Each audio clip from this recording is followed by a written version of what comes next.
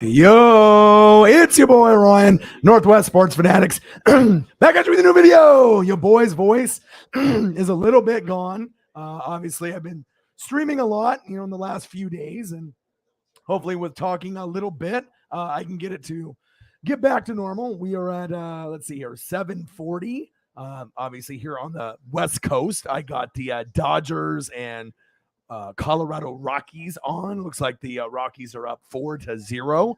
I got the Orioles up 2-0. Probably have to drink a little bit of this Monster and a few beers. And it's been extremely hot today in the 90s. Like I said, long stream last night was about 7 hours. So we're going to be going over a lot of different topics. We'll talk about NFL, Paisley getting her cone off her head, and she's back to normal, being her crazy self. We'll talk about Holly Hundo's artwork. We'll talk about the Mariners and the Angels brawl. We'll talk about the results from AEW, NJPW, Forbidden Door. So we'll be going over a lot of those things. So hopefully I can get my voice back. It's going to be a little bit raspy. I mean, like I said, I've been grinding every day for 5, 6, 7, 8 hours. So bear with me for the first 5 minutes or so while I take a couple sips, and hopefully that'll help.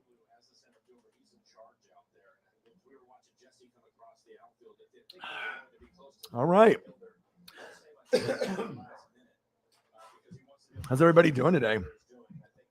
All right. So I got Dodgers down 4-0 to the Rockies.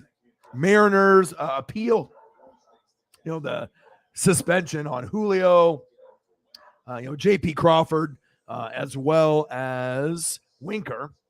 So Winker was supposed to be suspended for 7 games. Okay. And then J.P. Crawford, 5 games. Julio, 2 games, but they appealed it. So, yeah, good news. So we'll go over quite a few things. So obviously we know this is the Paisley Pup. I got some Coronas, so I'll have to start drinking those. Maybe I'll make my raspiness go away a little bit. You can hear Paisley just fucking barking like hell in the background. And obviously you guys know, I love her to death. She's been wearing the cone for, roughly 2 weeks. We took her to the vet on Friday, and then they said you have to have it on for another 4 or 5 days. We finally get the cone off today, but then, she's been really wild and really, really crazy. Okay. And I have one pair of authentic stunner shades. So I used to have Prada ones a long time ago, but I've had these Burberry shades that, I usually will wear. I've had them for 20 years. And I went to go shave and shower, before the show, just to kind of wake up and everything. Right. They were sitting on top of my table, on my, in the bedroom. And my girlfriend said they were on the floor. So I'm like, oh, great. So I get them handed to me, and she literally bit the lenses. Right. So she has teeth mark in the lenses. The bolts popped out, and now they're broken. So, $400 stunner shades, just destroyed. So I guess that's what what you get when you end up having a puppy. But I wasn't looking. I mean, even though they're older, I still kept them in good shape, to have $300-400 stunner shades for 15, 20 years. I wasn't too thrilled, obviously, with them being broken. I ended up taking a selfie with her, and I'll actually post that here at some point, either today or tomorrow. I was like, all right, if you're going to ruin my glasses, I'm going to get at least a stunner shade selfie with Paisley wearing them. But yeah, definitely wasn't too thrilling. So obviously when I end up making a little bit more money down the road, I'll have to go buy another pair, and hopefully I won't have her bite them and ruin them. If you ended up hanging out with me yesterday, obviously we went over Nashville, got delayed. We did 7 hours, the Ally 400 Nashville Super Speedway. And then once the rain went away, then we were able to, get into the winner's circle. And then it was delayed for a couple hours. I ended up buying AEW in the meantime, but congratulations, Chase Elliott. Congratulations, Colorado Avalanche. I got that one correct as well in 6. So I feel good about that. Forbidden Door. So I ended up spending the money, and, it was $50. It definitely was well worth it. It was a great pay-per-view. Like I said, with no CM Punk, okay, no Kenny Omega, okay, so no CM Punk, no Kenny Omega, no MJF, no Bryan Danielson, Okay, no Joe, Samoa Joe, and it still ended up being like a 9 out of 10 or a 10 out of 10. Obviously, if you can see with the thumbnail, Moxley ended up getting the interim belt until CM Punk can get back. Why is Paisley going so crazy outside right now? She's screaming. But we did get Claudio, a.k.a. Cesaro, in the building. And then obviously that's great to see. And obviously he's part of the Blackpool Combat Club, which is awesome. He's got some new merch. And we got Claudio Castagnoli is in All Elite now. So that's pretty sweet. I'm just hoping my voice can come back because obviously it's a little raspy. Paisley! What is going on with her? All right. And then obviously we talked about the brawl with the Mariners and the Angels as well. Hold on a second. I got to go out here. One sec.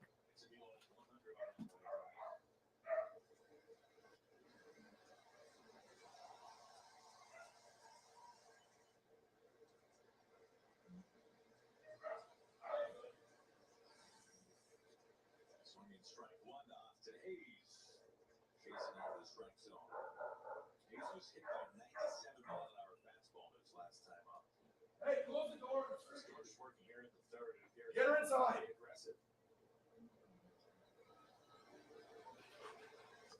All right. All right, I'm back. It's like barking at some other dog out there.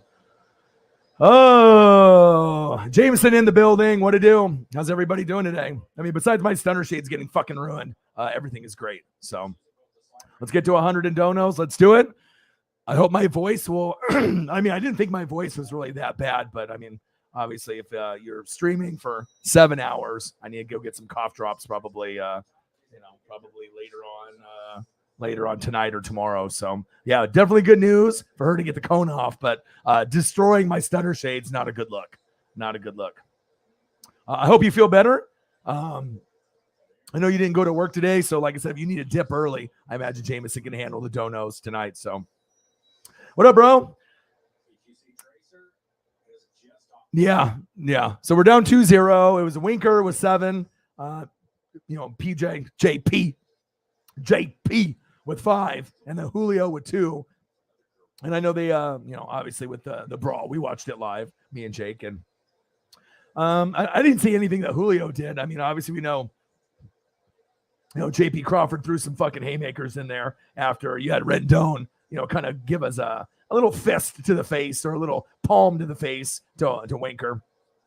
And then there was a good story about a lady that ended up getting pizza that went viral for a Winker when he was in the dugout. And then they ended up tipping the driver that did the delivery. And now they have these little pins with the pizza and everything. So, I mean, the Mariners are pretty cool. They're, they're always trying to, find ways to be able to make a situation a little bit better. But that woman was really cool. She ended up being, I think she's a Mariner fan, I think in Seattle, I would assume, or in Washington, but ended up sending pizza into the Angels clubhouse once he got ejected. And he was just sitting in there, probably by himself or with a couple of the other guys, and the manager. So they were able to at least, have some pizza and hang out. So that's cool. And then, and then you got Angels fans that were talking shit or whatever and whatnot. But hey, you know what I'm saying? I think it's a nice gesture. And Winker ended up getting a nice little standing O and a nice little applause. But we'll see. I mean, we're going to be playing the Orioles and the A's for like the next 8, 9, 10 games. So both teams blow like us. So, I mean, we definitely need Winker. We need Julio. And we need JP Crawford. So, but they're appealing. So we'll see what happens if it gets reduced. It is what it is. But yeah, we'll definitely go over that. So lots of things that have happened, obviously, since last night. And, 7 hours, my voice is definitely a little raspy and gone. And we did the race, and then it went delayed, and then it got delayed again, and then again. But then we ended up getting Chase Elliott in victory lane, which is dope. I always want to be able to promote the fans on the channel as well. Obviously, Holly Hundo with her great art. As you can see, the likenesses are fantastic. Keep doing your thing. The pay-per-view was fantastic. I think it was a 9 or a 10. I mean, I was really into it all the way through, so that was awesome. We got to see a debut of Cesaro, a.k.a. Claudio. So congratulations of joining AEW. Now we get another star coming to the mix. That's exciting there. And obviously we know with Mox, he ended up winning the interim championship, bloody faced and all. Love it. And then obviously we talked a little bit about this brawl that happened here as well. So I got plenty of pictures for all the topics that we go over. Damn it. Damn. Come on, Kirby. They just fucking went for another knock. 3-0 to the fucking Orioles. Get the fuck out of here. But it is Mental Health Monday. And like I said, Paisley ended up getting her cone off today, but her Path of Destruction, which would be like a WWE or AEW pay-per-view name, obviously getting this cone off. My stunner shades are ruined. I'm not happy about that, but, I'm glad that, she's able to live her best life, and we're going to go on an early walk tomorrow morning, maybe like 7 a.m. And like I said, her wound is still healing. It's a little pink, and she was licking, herself and, her legs and her arm and her wound. And so I just want to make sure it doesn't open up, but it's nice to be able to have her back to normal. Just don't destroy the stunner shades. That would be good. I need those. So now I got to buy a new one, but I don't have money for them. So it is what it is. So what to do, man? I'm watching the game right now. 3-0 Orioles. I got the Dodgers on as well. I'm just gonna keep grinding it out and keep. Oh my God, another homer! Jesus, my God, another one. Rauschman, the catcher. Fuck. 4-0. What is going on here, Jake? I know Kirby's not that bad. I know he's young and he's a prospect, but fuck. Yeah. And obviously you had the manager, ended up getting like 10 games. I think that's the most they said that they've ever had a manager get. And a lot of their, pitching coaches and, their little bitch boys that they got there on the sidelines and whatnot. So, the guy had it in his hand and he dropped it. Damn. Imagine having it right in your hand and then you just can't close your fist because it's just too much power. And I think the other guy got it that was next to him. Dude, go after it. If it's in your hand, go scrap for it. That's what I do when I go to the game. My goodness.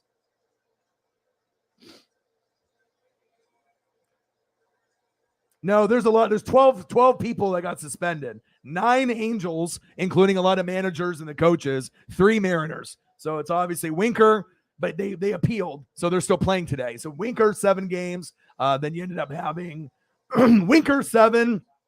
J.P. Crawford, 5. Julio, 2. I don't even know why Julio's in the mix. J.P. Crawford, he ended up punching after Winker got hit in the face by Rendon like this, right? And then they started brawling. A bunch of these little bitch-ass coaches, first base coach and all these. I mean, we have the whole, thing here. I can bring it up because Sarah sent it to me, and I have a couple other people that have sent it to me as well. But let me bring up the little thing here, and we'll go over the, you guys can see some of the names and whatnot. Jameson. So hold up a sec here. I just got to rename the file. Angels are bitches. Okay, that's the file name. All right, hold up. Sarah, again, the dono game started. Bang, bang, bang. And I know that you're not feeling too well, so thank you so much. And hopefully my voice will get better. I didn't realize it was going to be like this, but I guess if I have been streaming every day for like 2-3 weeks, when you go 7 hours, shit happens, right? I'm always going to be grinding and hustling, and hopefully we'll get some more people in the room and we'll hang out. And I'll probably be grinding, until midnight or until 12:30. So we'll be going for a long time tonight. Just hope my voice gets better as the stream goes on. But usually in the very beginning, I'm not really talking a lot. I'm just like kind of reading and whatnot. But yeah, definitely need cough drops from the grocery store tomorrow for sure, since I've just been going like a madman. Let me see. Angels are bitches. Here we go. I found the file for you. The Angels are bitches file. All right. Let's take the banner down. All right. So this, let's see, 1, 2, 3, 4, 5, 6, 7, 8, 9, 10, 11. So it's all right there. So you can look at this right here, and this kind of goes over for the discipline.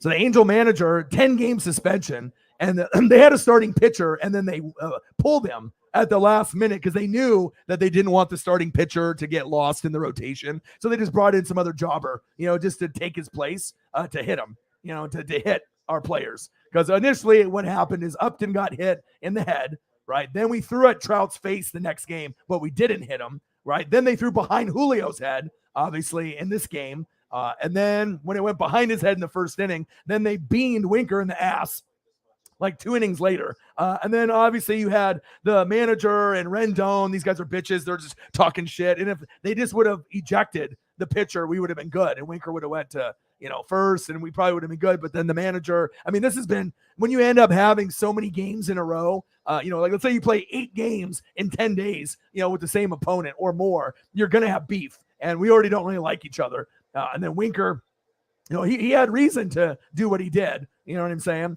So he had 7-game suspension, but he appealed. Rendon's fucking injured. Like, what the fuck are you doing, dude? You know what I mean? So he went in there trying to talk shit, and then he ended up giving a little palm to the face. And then he ended up getting a 5-game suspension, but he's already injured. So it's not like he's going to have to wait till afterwards after he returns from the injured list. Assistant pitching coach, Dom Chitty, get the fuck out of here. All right. JP Crawford got 5 games. I don't know. He definitely got some blows in, which he should.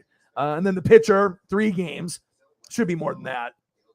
And then Angels pitcher, another Angels pitcher, another bench coach, an interpreter, fuck out of here, catching coach. Like, why the fuck are these guys involved? You're coaches, and you're supposed to be able to hold the players back, not punch and kick guys, right? Julio got 2. I didn't see anything that Julio really did. He was in the scrap, but obviously JP Crawford should be suspended because he threw some fucking bombs and he landed a few good ones, right? And then Winker was the main one, but I would just take out the Julio, maybe hopefully get Crawford reduced a little bit, and Winker as well. But that was on them. That was pretty much on them. And I don't know if you guys saw it live, but I ended up watching it live before I was going to end up doing NASCAR and everything else. And it was a scrum because after he got hit in the ass, Winker, they went at each other, and we're talking 15 on 15, 20 on 20. Then it stopped for about a minute. Then they went out on third base, and then they started fighting again. And then when it looked like it was about to calm down, then one of the Angels players threw a cooler with water, which didn't even hit anybody, trying to instigate. Winker wanted to beat his ass or whatever. So crazy times, you know what I mean? I don't see too many brawls, in baseball, especially with the Mariners. But we obviously don't like each other. We don't like the Astros. Rangers and A's, we don't really have as much beef with them, but definitely the Astros and the Angels are our top foes. So, shit happens. So we'll get more into that as well. But again, Forbidden Door, awesome. Moxley, obviously ended up, getting all bloody, baby. I love it. It's only going to be temporary, but, when CM Punk comes back. But the crazy thing for me is that AEW Forbidden Door, okay, I spent $50 because the NASCAR thing got, it was rained out, thunder and lightning. So I was like, okay, do I get it or not? And then we had a couple people in the room that were buying it too. So I was like, fuck it. All right, let's just do it. I don't usually like to spend $50 on a pay-per-view, but this one had no CM Punk. Okay. This one had no Kenny Omega. This one had no Samoa Joe. This one didn't have MJF.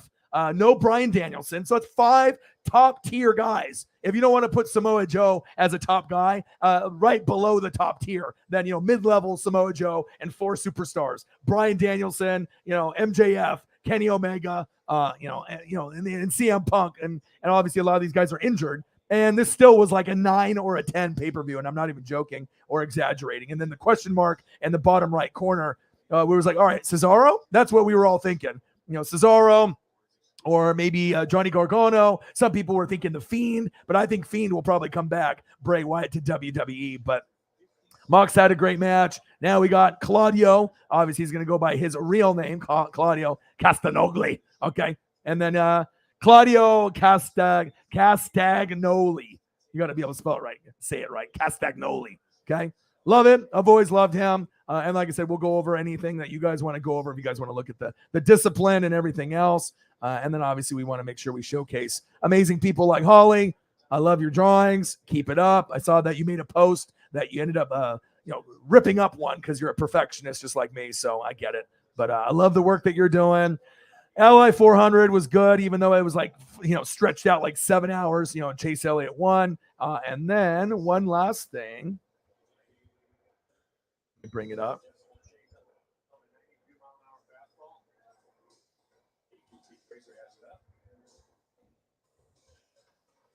I go get a beer here too. Hopefully my voice gets a little bit better.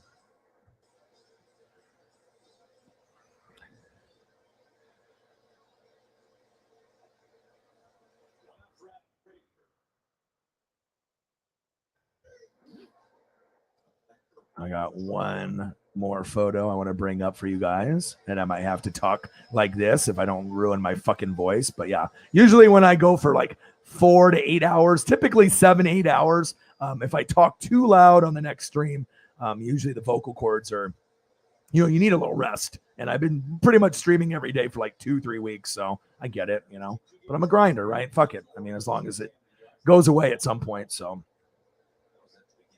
where are you? I have to give another congratulations out. There you go. All right, so congratulations to Chase Elliott. He is the most popular driver. I love Napa. I think obviously we know he's the best of the best. I mean, he's very, very popular. Will he be my favorite driver? Maybe. I mean, I don't really think I'll claim an NHL team. Final score: Rockies 4, Dodgers 0. Boo! Fuck. I know my dad's not happy about that. But I do love Napa. I always like Michael Waltrip, and Dale Jr.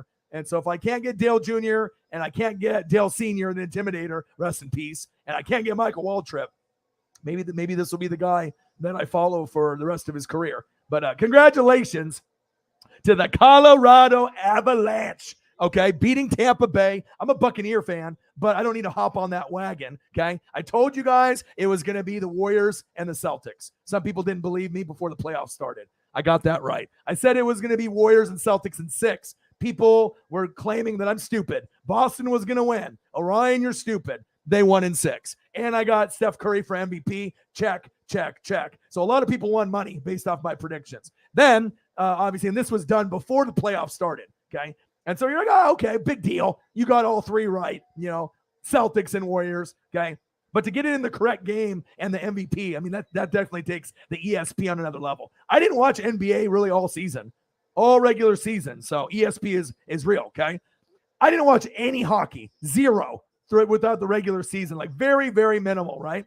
I was like, it's going to be Colorado and Tampa Bay. Colorado is going to win in 6. After, you saw game 4, and they were up 3-1. It looked like it was going to be Colorado in 5. But then I got this weird feeling when me and Sarah were watching it early. I said, I don't think they're going to win it. I feel weird about it. I had this gut feeling. I was like, it's going to be 3-2. Tampa's going to win game 5, and then it's going to go to 6, and they're going to win. And lo and behold, the game ended up being 3-2 exactly in game 5. Tampa won, so it didn't end in 5. Colorado ended up winning it in 6. And another prediction under the belt. So for anyone that doesn't want to believe that the ESP is real, I'm not going to get scores right or necessarily the game that they win the championship right or the MVP right all the time, because normally I won't even bring it up, unless I'm really confident. Okay. But I got that one right too. So congratulations to everyone that won money off my predictions.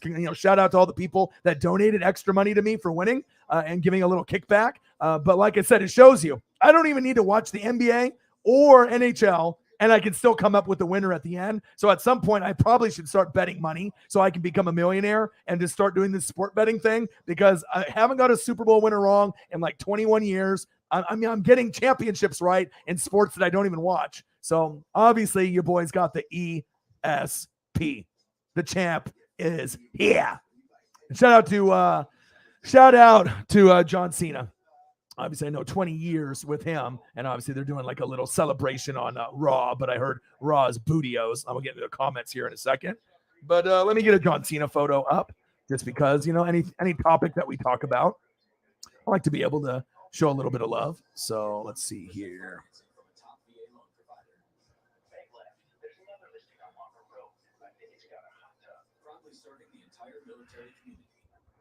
Hustle, loyalty, and respect.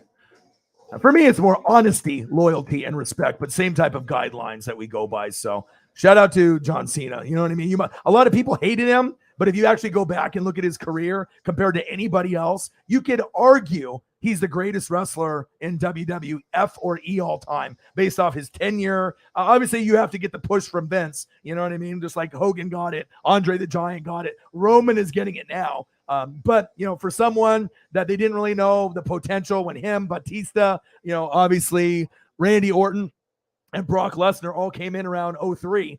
He definitely started off with a bang. And I think he represented the company the best with all the Make-A-Wish Foundation things that he's done for the kids. I've never seen someone care about people other than himself more than him. So yeah, he did get a big push, but he was a great ambassador. And even though he was like the face, throughout pretty much his whole career, except the beginning when he did the word life, right? When he ended up doing that, I wish that he was that character, later on. Like if he did NWO, like maybe around 2012, 2013, this is the, Cena Nation and all that, like being the face, that's cool. But if he would have just went heel, like maybe 10 years ago, and then it was like the NWO leader like Hogan, I mean, it could have really broke the wrestling world, just like with the NWO. And obviously, you guys know that's my favorite. And if you're NWO, you already know what it is. If you're NWO, you are NWO for life, brother. Oh, yeah. You know it.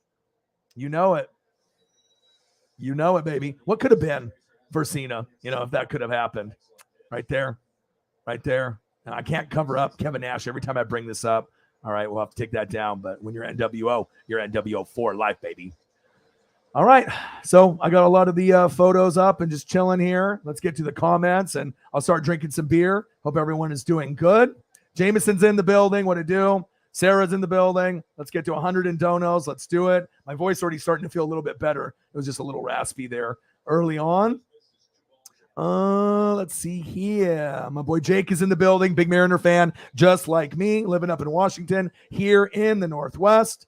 I agree. Yeah, you know what I mean? They don't like each other. They're going to talk shit. But I just thought it was kind of a bitch move, by all the coaches on the Angel side. And then, if we throw at Trout, remember, you hit Upton in the head first. You know what I mean? You guys have been jawing back and forth. But if you didn't hit Upton in the fucking head and he was, on the ground for 5 minutes, we wouldn't have thrown at Trout's head. And then you decided to go back and forth, throw at Julio, and then throw, obviously, at Winker's ass. And then everything went downhill from there. $1.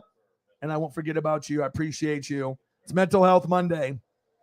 Appreciate you very, very much. Bang, bang. $1. And anybody that says that $1 doesn't matter, it's very false. Everything matters. So Mental Health Monday, anyone has any issues, anything that they want to talk about, please do. Like I said, I'm going to be here for a long time. So let's see here. All right, $1. Air Whiting said hats off to John Cena. I actually have some John Cena merch from a long time ago when I went to a show. A long time ago. I actually have purple wristbands, purple headband, wristbands, and towel. I still got that. I still have the wristbands in the plastic. I've never even worn them or taken them out. So I knew it would be a collector item down the road. Yeah, Claudio, it's great, dude. And I pretty much thought that was going to be the wrestler that was going to come out. So amazing. And like I said, with the Blackpool Combat Club, obviously with the wrestlers that you have, pretty fucking amazing. And then I have another photo that I can send over.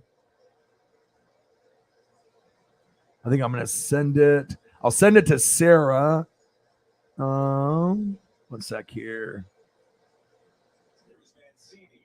And that way I can pull it up on the screen because it's a pretty sweet photo. So give me a second here. But Sarah said Raw was really booty after the first hour or so. But I got a cool photo here that I want to pull up and bring on the show. So one sec. Still hot as shit over here in Oregon. Still like 93 degrees. Okay, here it is.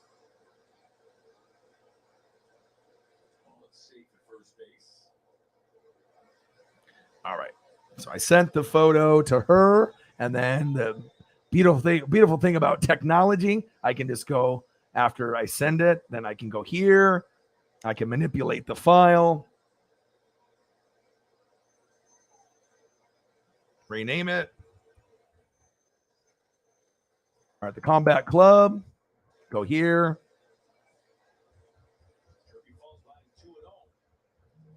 But this is probably, out of all the factions that are out, I really liked Undisputed Era a lot. You know what I mean? I like the Shield a lot. Those were my two favorite. And then obviously the Elite. I like the Inner Circle. But now, as you're looking at this, Wheeler Yuta, right? He's kind of like the interim guy, the protege, the guy that they're trying to bring up. Right, you got William Regal as a manager. You got, obviously Claudio, aka Cesaro, Moxley, and then the only guy that's missing is Bryan Danielson. That's fire. I mean, I like all those guys, even Regal. So pretty excited to see where that goes.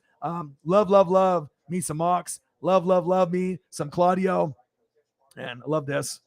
Get bloody, y'all. Get bloody. You got to make sure you represent thoroughly. You know who you are. Let's see here. I'm scrolling down here. YouTube GM in the building. What to do?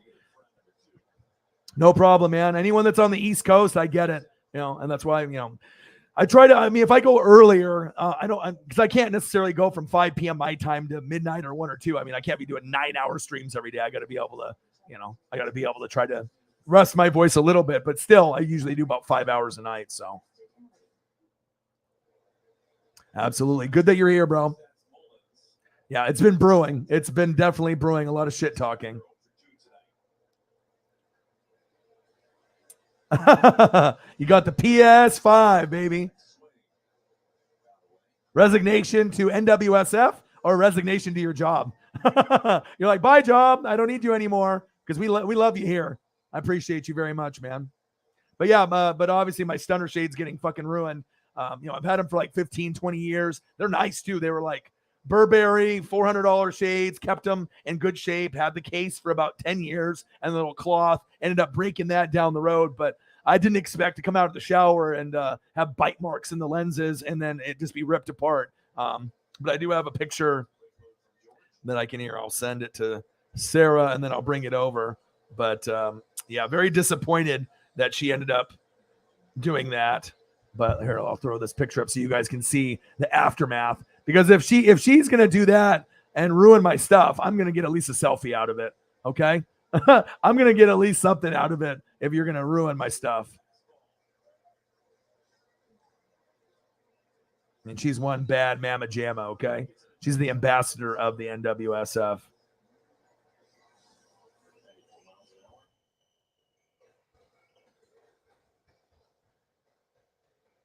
Paisley Pup, Stunner Shades. That's the file.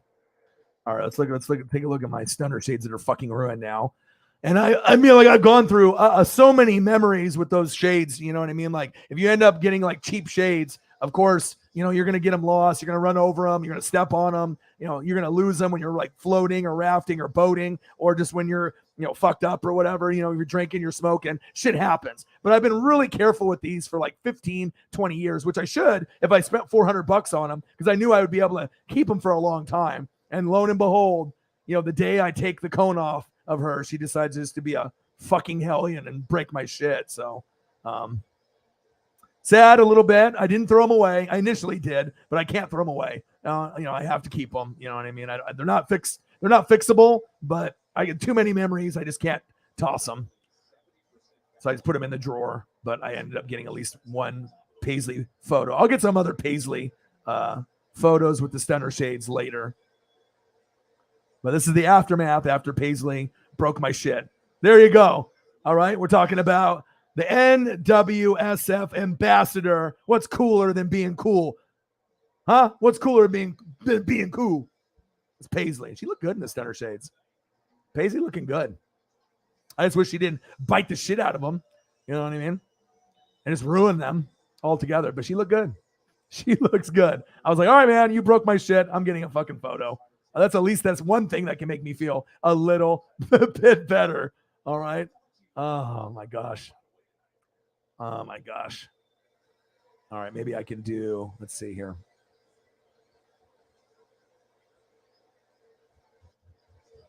I can maybe make it my logo. Let's see if it'll work for today's show specifically. So you broke my shit. Thanks, Paisley. But I am happy that she, I am happy, that she is not in the cone anymore. So let's see if this works. Oh, hey, Paisley Pup with the Stunner Shades. All right. We'll be NWSF, but I guess, hey, I would rather have Paisley be like this, but we'll do Paisley with some Stunner Shades today.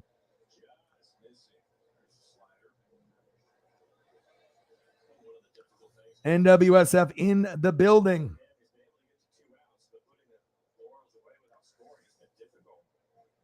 You tempted to sell it. Oh, you haven't even got it yet. Okay.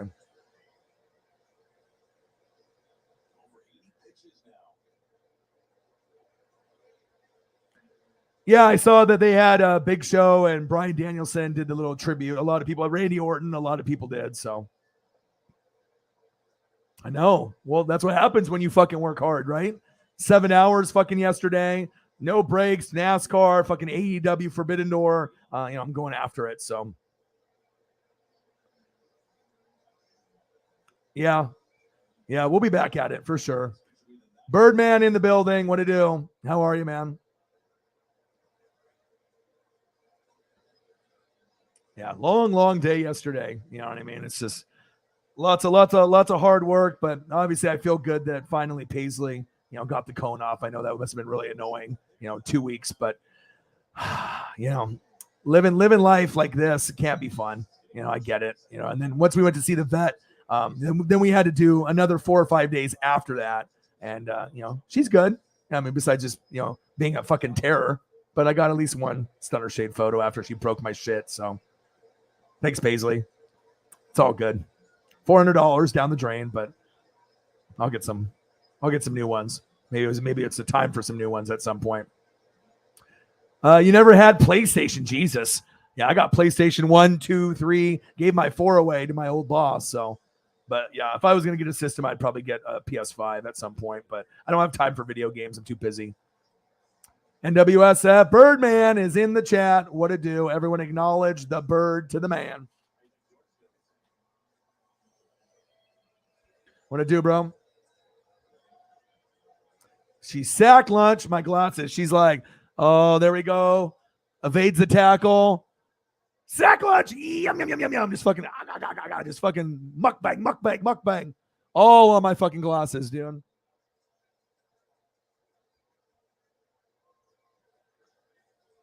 Yeah, but your boy's here. I'm just grinding it out.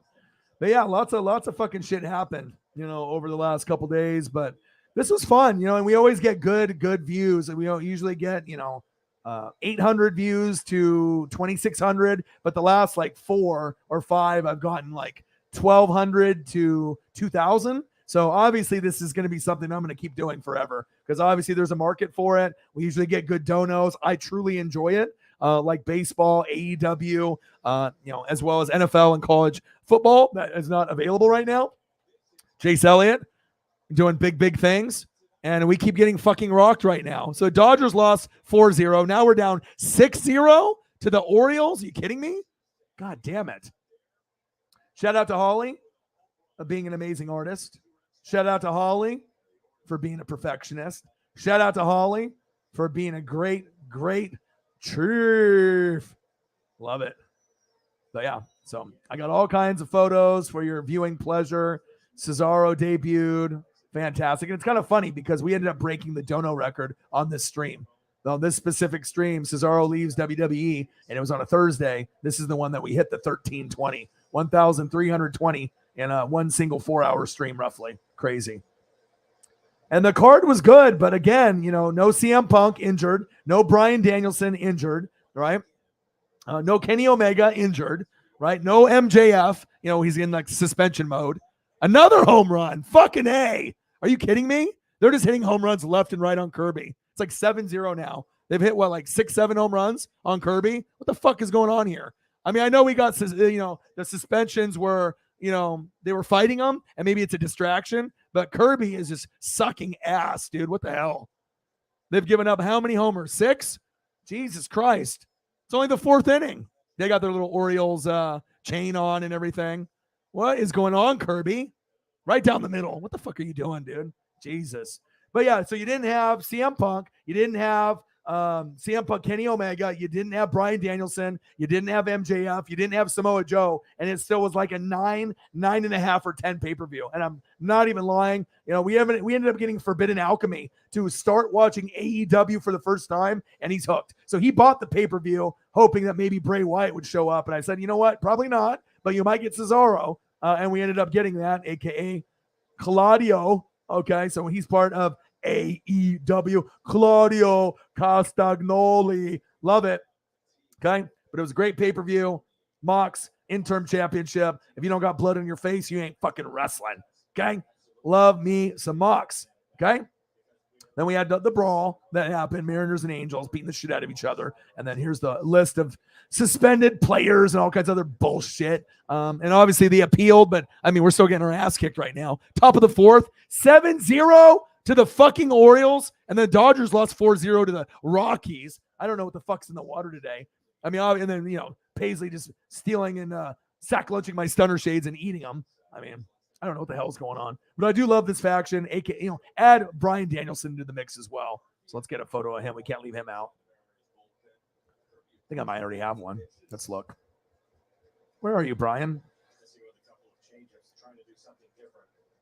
Dude, I got a good one of you, though. Oh, I do. So it's pretty much all these guys and him. Love him. And it was cool because me and Sarah saw an interview, obviously, with Moxley. And this is after, he's bloody and he's sitting there talking to the media. And he actually said that, like, Bryan Danielson, to him, is the best wrestler.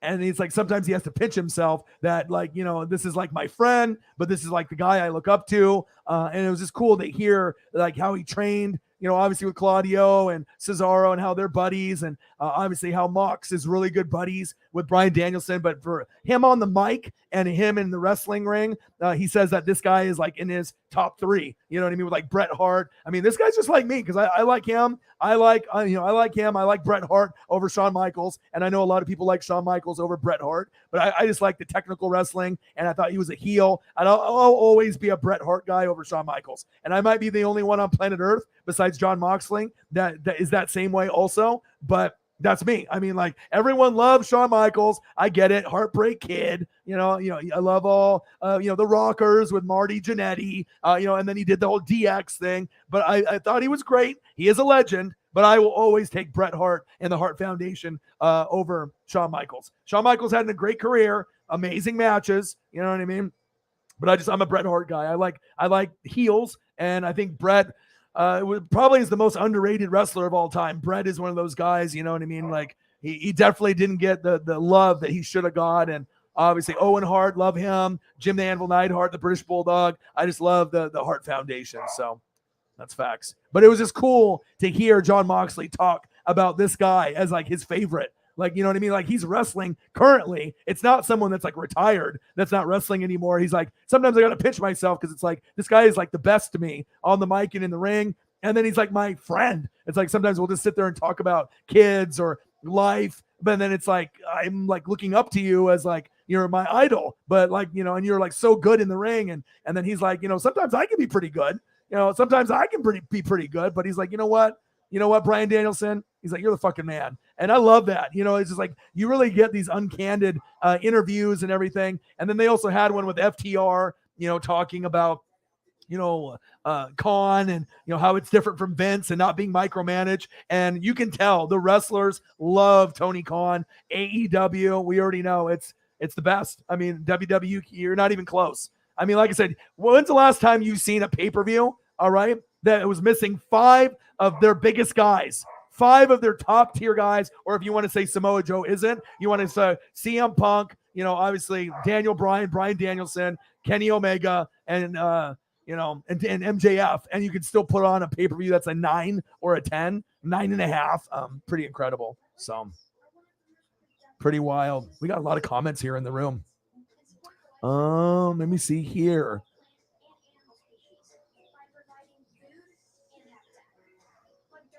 All right, one sec. I got to check on Paisley real quick. And yeah, so she broke my shit. She broke my stunner shades. Not happy about that, but we'll see where it goes. But at least she's free from the cone. So I'm really happy about that. So here, just give me 1 second. It's Mental Health Monday. Give me one moment, and I'll be right back. I gotta go grab a beer too.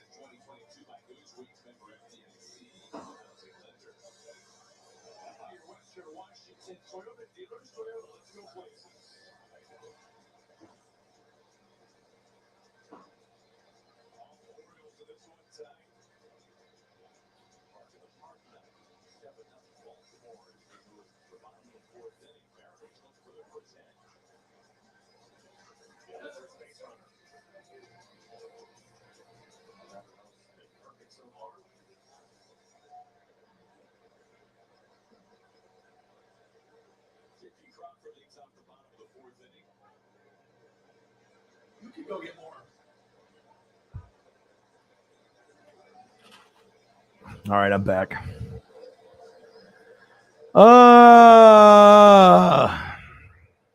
Appreciate you getting us started off to a good note. My voice is a little bit gone, but hopefully it gets a little bit better. But, 7-hour stream will do that to you. All right, let's get caught up here. Birdman is in the building. Jameson is in the building. What to do? Let's see here. Yeah. I had to get a picture. Obviously, after she was ruined all my stuff, but she looks good. I just, $400 glasses down the drain that I've had for like 15 years, though. Not too happy about that.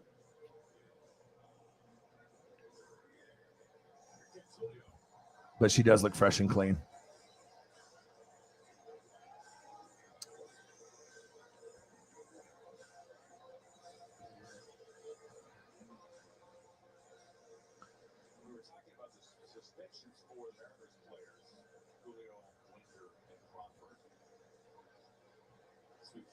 Crystal in the building. What to do? How are you? But I've had the glasses for so long. I've never had her do anything like that. So yeah, it is what it is. Appreciate you. Fly, Eagles fly with the Hayes family. Holly Hundo in the building. What to do? So what was the tweet that I saw? Is Tommy working out at the gym down the road from your house? Is that what you saw? Someone saw him?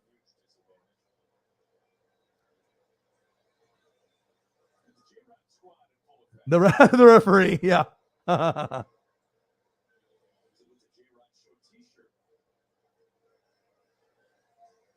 Bret Hart in his prime versus Moxley. Who you got? Bret Hart. I mean, Moxley's my favorite, like one of my top guys, but Bret Hart's intensity, and you know what I mean? And he gave away Stunner Shades away to kids, before it was like a cool thing to give something away, which was, imagine getting those plastic Bret Hart Stunner Shades. I would have just died if I would have got that as a kid.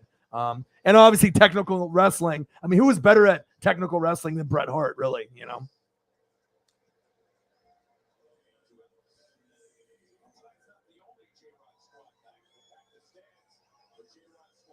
Nation 100K, 20 years. Yeah, WWE is not really good anymore, but I can still shout out John Cena for, doing big things and having a long, long career for sure.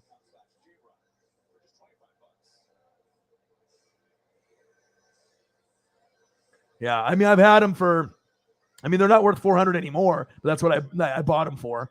I've had them for about 15 years, and coming, after I took a shower and shaved, and girlfriend handed them to me, and she bit them like on the lenses and just like ripped the metal part that holds the lenses in, and so they're not wearable anymore, really. So I guess down the road I will have to find a way to, purchase another pair and hide them from her, so that way she doesn't get into them. So, but hey, she looks good. I have to make the best of the situation with everything going on. And shout out to you for obviously being an amazing artist. And what was the one that you ended up ripping up? Was it the Tommy Townsend? I imagine it was. I imagine you were so much of a perfectionist. You probably were just like pissed, and then you ripped it up, and it was probably better than what you thought, but then it was too late. You probably just like, and just, you Gronk spiked it, so. Yeah, but the more I was thinking about it, those rough drafts and whatnot, you might want to keep those for yourself in that book. I want to be able to, get you some pencils and get you some stuff, you know what I mean? But obviously I got a lot of bills and shit I got to take care of too. That's why I'm fucking grinding so hard. But yeah, at some point, maybe a finished product maybe I can, get something done there, and then I can, in exchange for the artwork, I can get you some pencils and some paper and some donos on your end. So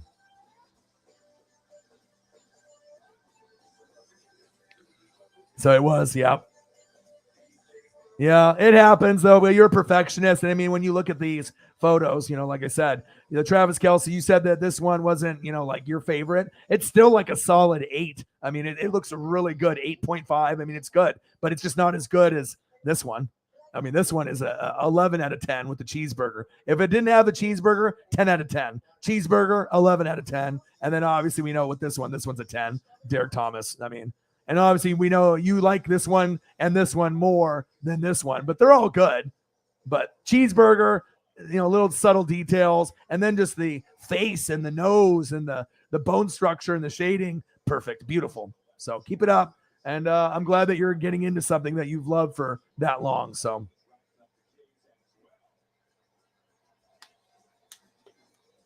God, I can't believe the Mariners are just getting rocked right now.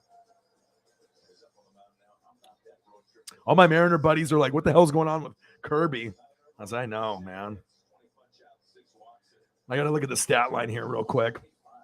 But I hope everyone had a fantastic weekend. It's Mental Health Monday. Anything that you guys want to go over, please do. Paisley is my pup, and sometimes she breaks shit, and I miss her. We're going to go on a walk tomorrow morning at 7 a.m. I'm excited to be able to exercise with her again instead of walking in the neighborhood with a leash with no dog. And then obviously, she's healthy, she's happy, and obviously sometimes too happy because she's like, oh dog, let me sack lunch your stunner shades that you've had for 15 years that you love. So I guess we can't put anything on the little table on the nightstand. So I mean, I guess she's at the point now where she just wants to break my stuff. But at least I got a nice little stunner shade photo with my pup. And then obviously grinded it out. Did some wrestling. Congratulations to the Colorado Avalanche. I got that correct too. They won in 6. Got the Warriors and Celtics in 6. So I know a lot of people won money off the betting. So it makes me think, man, maybe I should.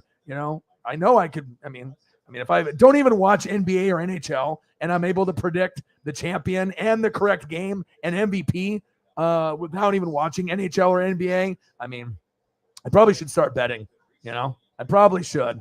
And then obviously Claudio, a.k.a. Cesaro. We've been waiting to see where he was going to go after WWE. I paid $50 last night for the Forbidden Door, and it wasn't a disappointment. It was absolutely fantastic. Forbidden Alchemy came in. He's never watched AEW. I told him, give it a chance, brother. It's way better than WWE, and he loved it, so he's hooked now. And so we ended up watching it together. Fantastic. Air Whitey watched it as well. Then we had the baseball fight with the Mariners and the Angels, a big scrap. All the Mariner players appealed, but it didn't help, and now we're down 7-0, so we'll see where it goes. And then obviously with the Ally 400 was the initial stream, and then it got, lightning, thunder, rain, got canceled out for like hours. So then I ordered the pay-per-view, but then when it came back, 2 to 3 hour delay, then Chase Elliott, the most popular driver, Napa know-how. All right, he ended up winning. And now we have Paisley coming in here in the computer room. And she felt guilty too, because when I yelled at her, she kind of got down on the floor with the puppy eyes. I think she knew what she did. So.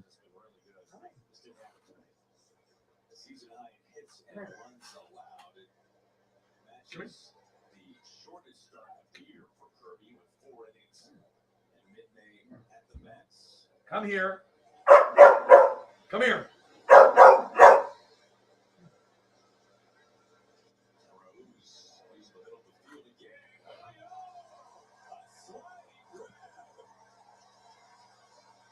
Now she's barking at me. It's like, if anyone should be barking, woof, woof, woof, should be me.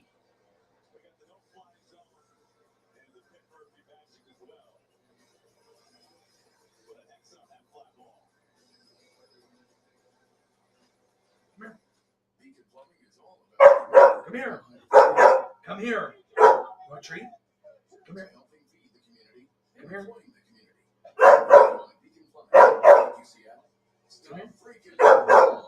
Paisley.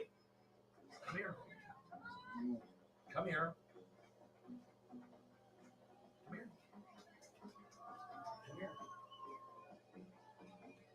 I'll get her on screen at some point.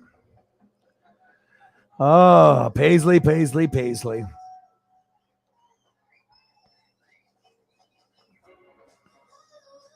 Couldn't stand it. Yeah.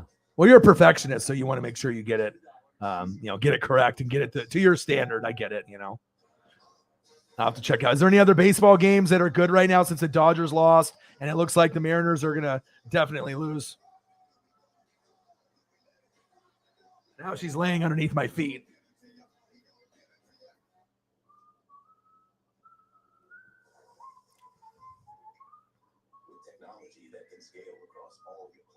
You'll get it right. He's got long hair, so it just depends if you're doing it with the helmet on or the helmet off. So I assume you're trying to do it with the helmet off, and you're doing like portrait style for everyone. So that's going to be tough because you're going to have to get his eye shape and the long hair, and or you're doing it in Chiefs or Florida Gator. It would be cool to see one in Florida Gator and Chiefs. So I'm not sure if you've thought about that or not. I mean, shit, you could do Boone High School, you could do Florida Gators, and then you could do Chiefs. You could do all three at some point. She's free. But now she knows that she's guilty. Guy in the Mariners game, I guess they have a pet night. Everyone has their dogs in the crowd in Seattle. That's kind of cool. I could bring Paisley up there. But she's free. Yeah, you like them? Good. I mean, I always try to take care of people when they take care of me. That's good to hear. Yeah, she's vocal. Holly Hundo, bang, bang, bang, $4. Jameson Meza, $2.99. Thank you, guys. I appreciate you. Appreciate you very, very much. Bang, bang. Jameson Meza, bang, bang. Holly Hundo. Thank you guys so much.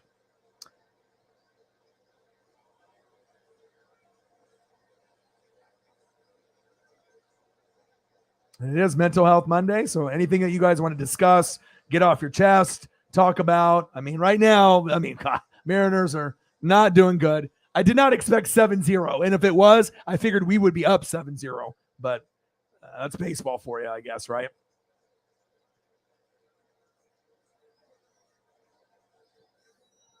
Yeah, you guys did. You super stickered at the same time. You guys are connected at the hip. And then Sarah with another one. And everyone's doing a super sticker. Thank you. Appreciate you guys. Bang, bang, bang, bang, bang, bang, bang.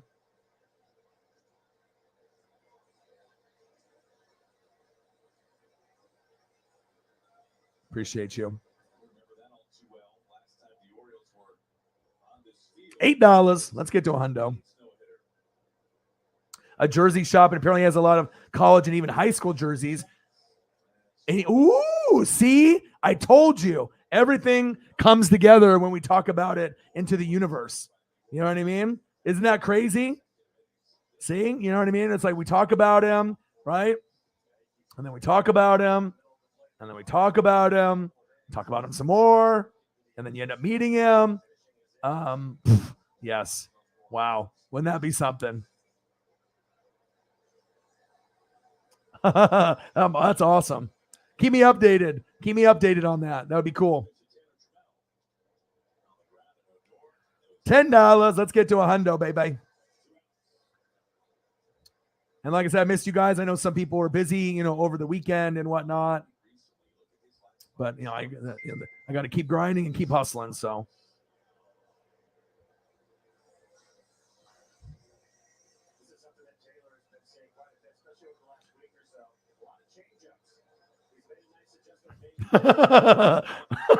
My buddy just sent me a message, Brett. Then when I go to the Ducks games and the Blazer games, he said being high at home is so funny. He's like, I feel like a sim, like in in the Sims, that video game from back in the day where you'd control the characters and you have to make sure that you change their clothes or go to work or go to the bathroom or they get pissed off and then they get sick and die or they end up losing their job or they pee themselves. You have to manage the characters. So he says being high at home is so funny. I feel like a sim in the sim game. He's like, I started cooking, then I started washing dishes. Now I'm just standing in a corner. Oh, that's so funny. My guy. Fucking A. That's good. I've been there. That's funny stuff.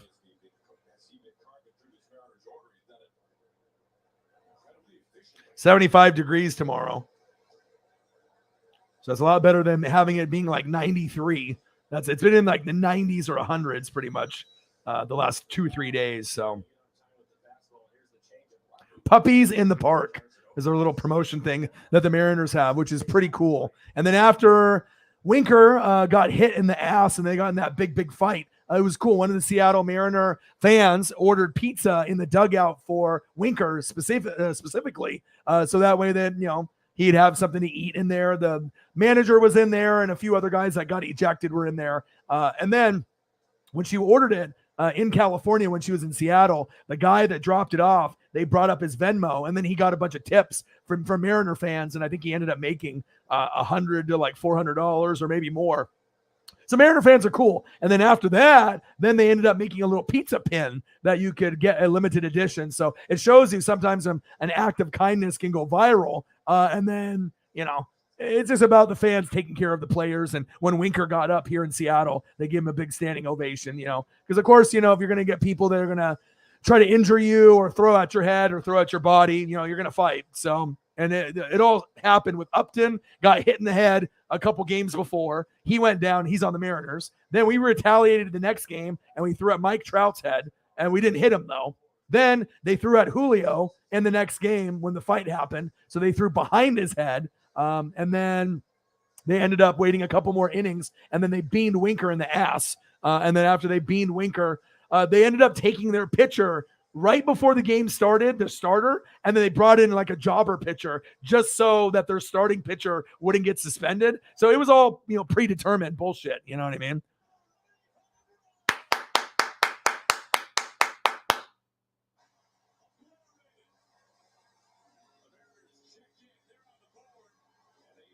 Cal with the homer. Let's go. We're down 7-1. I mean, we're going to lose more than likely, but your boy has to work quick. But yeah, so Angels and the Mariners don't like each other. If you go on YouTube or if you saw it live, you can watch the fight. It was pretty brutal. I mean, like I said, it was like 15, 20 guys, including coaches and the managers getting into it.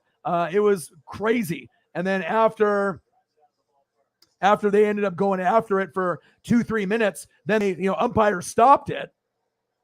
Shout out to my boy Cal with the single. Homa, the dinger, 7-1. I see you. And then obviously once they stopped it after like a minute, then or two, after they were scrapping, throwing punches and stepping on each other and getting crazy, then it happened again on third base because the emotions are high. And then after everything was done, one of the Angels players threw a cooler with water bottles and, just dumb shit like that. Shout out to my boy Cal. There we go.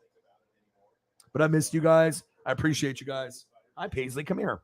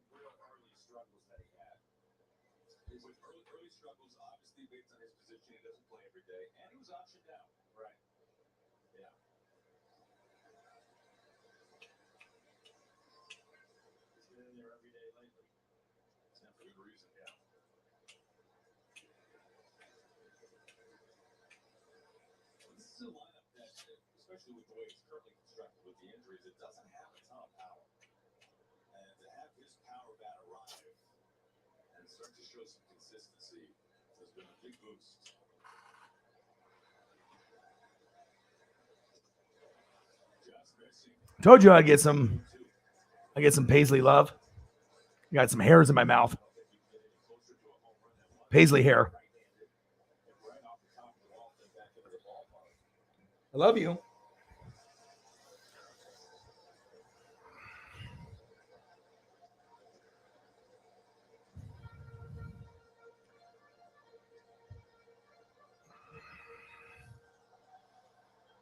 Let me check. No, nothing yet on the Cash App, but I assume we'll get some before the day is done. Let's see here. Gators gear, that'd be sweet. I mean, even if it's like a Gator jersey and then they make it, like they take it to a seamstress, or like a place where they can sew the name in, for Townsend, you know what I mean? Maybe get the appropriate patches and stuff. So, because sometimes they'll have just like the blank standard jersey, you know what I mean? And then they can just kind of make it, depending on what the numbers are, and most college jerseys don't have the names on the back too. So, but yeah, we'll see. Even if you got one that didn't have his name on the back, still be cool if you could find it. Yeah. So that's why it happened. And the funny thing is that after the fight happened, because I haven't seen a fight like that in a while, but they've been playing each other like 8 times in 10 days, and they don't like each other like the Astros. We have beef with a lot of these teams in the division. But it all started of hitting Upton in the head on our team. He went down for like 5 minutes, and he got hit in the batting helmet. They threw at his head. We weren't happy. We threw at Trout's head, but we didn't hit him the next game. And then they threw behind Julio's head in the first, like when he got up in the first inning. And then everyone was like, what's going on here? So then they issued a warning, said, what are you doing? You can't throw it behind his head. That was dirty. And then like 2 innings later, Winker, I'll throw up a photo here. And so you can see. But then Winker gets up, and then before the game started, they pulled the starting pitcher right before, because they knew that they were going to do this, and they didn't want their star pitcher to get suspended. So they just brought in some jobber pitcher that would do the job, So it was all calculated and stuff. Pretty cheap, if you ask me.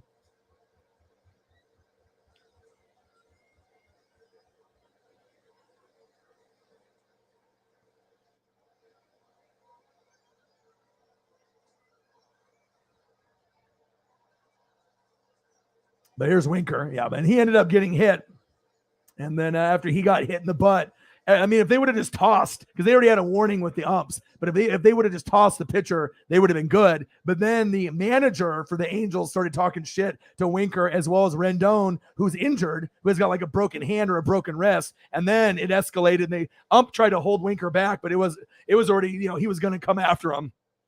And then, and then the rest of it kind of ended in madness. So crazy times these last couple days of sports, though, for sure. Yeah, it was wild.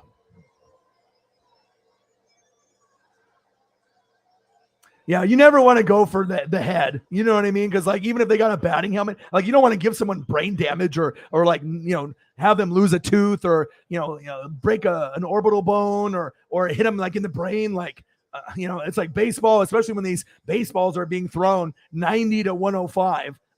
So yeah, she's a cutie. She loves destroying dad's stuff. Yeah, I can't. Even with a batting helmet on, that vibration of getting hit in the head with the helmet, I bet that can't feel good. Because like I said, when Upton got hit, he was on the ground for 5 minutes. Like he wasn't moving. He was just like knocked out. So I was like, oh, shit. So no, you didn't. You did. Did you message him? You should message and ask where he got it. Or if he got it actually at the Gator team store.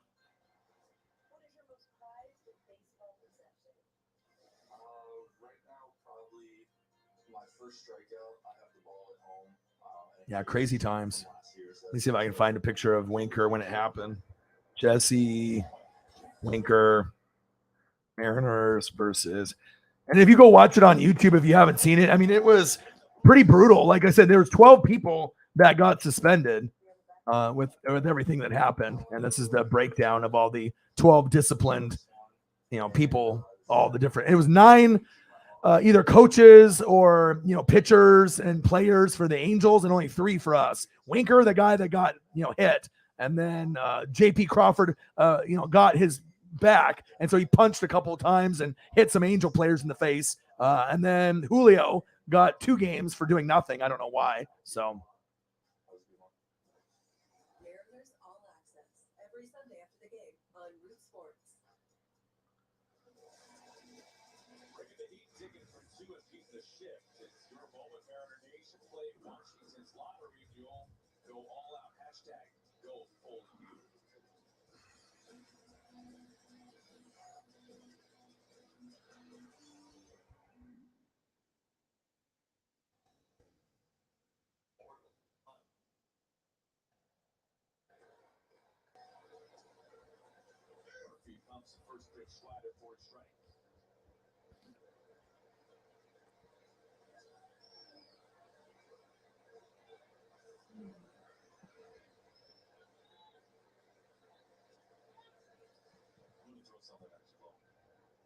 All right, so you got this photo when they're scrapping. I mean, if you see how many guys are in there. I mean, the umps are in there, the managers are in there, the pitchers are in there, the bench guys are in there. You know, the guys from the bullpen and the outfield went in there. I mean, it's a scrum. I mean, look, I mean, the people are punching, kicking, stomping. I mean, look at it. It's like everyone is out there. It was fucking crazy. And I even saw a video of someone that was right on the net that showed it right in front of him, right on the net. It was pretty wild. I think it was like on Instagram or Twitter. I was like, oh my God, what a crazy view. Yeah, I definitely would reach out to that guy for sure and see. Yeah. He ended up playing the next game or whatever. So, I mean, I think he passed concussion protocol, but he wasn't doing too good, at least initially. He went to a Chiefs game at the Broncos and wearing the Townsend Gator jersey. People thought he was a Broncos fan, so wearing the blue and orange. Oh, wow. 5th home run for the Orioles. They just hit another one. 8-1. My God.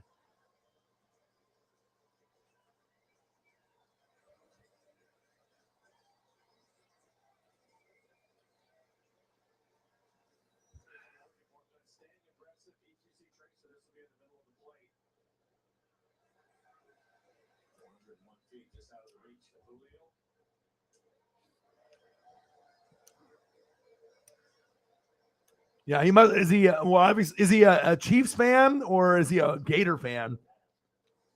Probably Chiefs fan. Dude, I've never seen a crappy team hit so many homers, but I guess they would say that about us when we do good.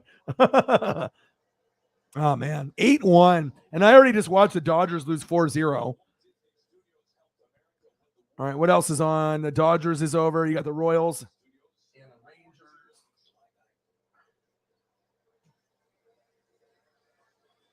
Now Paisley's by my feet, knocking over the lighting, but hanging out with Dad.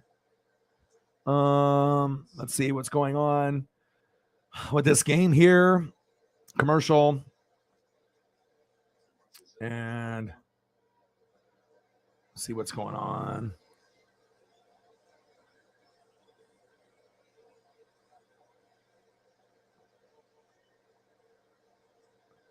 I'll take a quick peek to see what games are still going on to watch something else. And we got wrestling, a little bit of baseball. Hope everyone had a good weekend. And we're just grinding it out, hanging out. Kyrie says he's returning to the Nets. I don't really care. 12 banned for the Brawl. The manager for the Angels got 10 games. And that's the most that a manager's ever gotten. Like, what are you doing scrapping out there and talking shit and instigating? So, let's see. Adrian Peterson, Le'Veon Bell are going to box. I guess that's what's in sports news now. That's kind of, I don't know.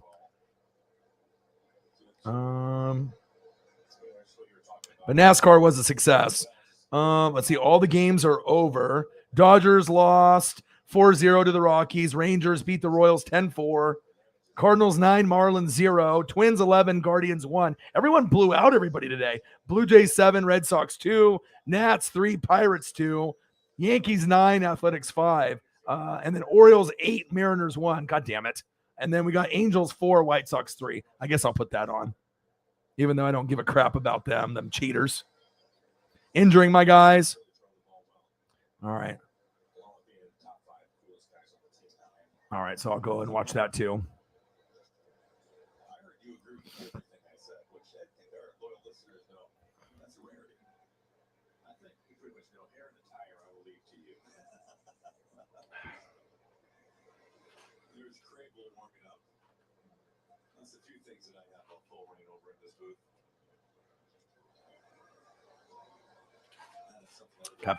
Paisley's like right underneath me, like underneath the computer, like long way, like this. So there's like computer wires. So hopefully she doesn't turn anything off, but she's laying down like this. So her whole body is like underneath my chair, going underneath the computer and all the tables and shit that I have. So she's relaxed. She's hanging out with Dad. But, you know, she's back. She's back and she's better than ever. Apparently, too cool for dad. She's laying. Thank you for getting that. Wild, wild, wild weekend in wrestling and in sports. Shout out to John Cena, 20 years. Stanley Cup, if you bet money, you're welcome. Colorado in 6. Hopefully I'll be able to get some little kickbacks from some of my friends that bet money. I imagine quite a few of them did. And Cesaro in AEW. Moxley, love you. If you're a bloody mess, you know that the pay-per-view was great. I need to get this belt right here. The belt costs $800 though. So I don't have money for that right now. But if I do get a wrestling belt, this is the one I'm going to get. Because I'm not going to represent Vince McMahon in AEW or WWE. That's a lot of money. Because most of the wrestling belts for WWE are $400 or $500. $800's a lot. So this might be a while, down the road.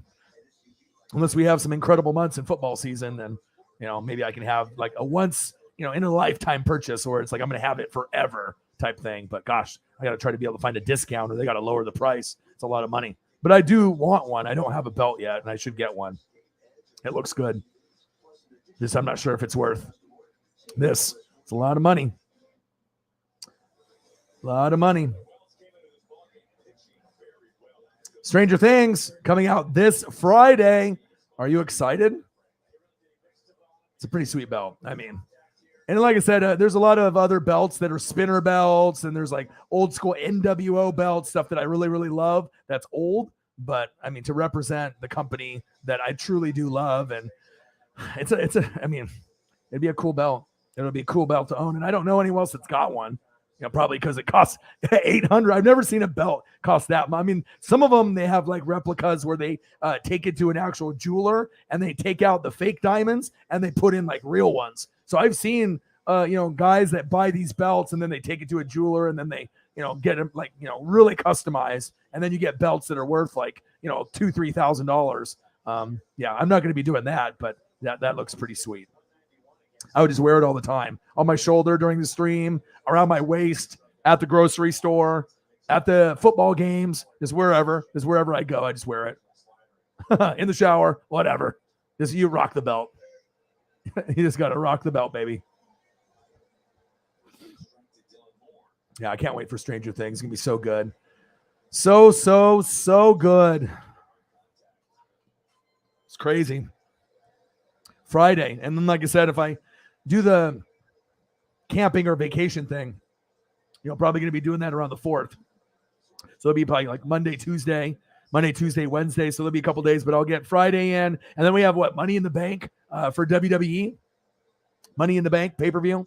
So that'll be on Sunday. So I'm still going to be grinding. My plan is every day. So, like I said, I got a lot of bills and a lot of things I need to take care of and everything. So, I just have to keep pushing, keep grinding as much as I can. Thank you, Holly. Appreciate you. We got our first Cash App dono from the one, the only, the GOAT, Holly Hundo. Thank you so much. Appreciate you. Appreciate you. Appreciate you. Appreciate you. I appreciate you. I appreciate you.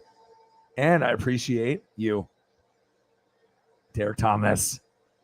That's you. Andy Reid. That's you. Travis Kelce. That's you. Appreciate you. And we can't forget about Tommy. Might as well. Let's talk it into existence, right?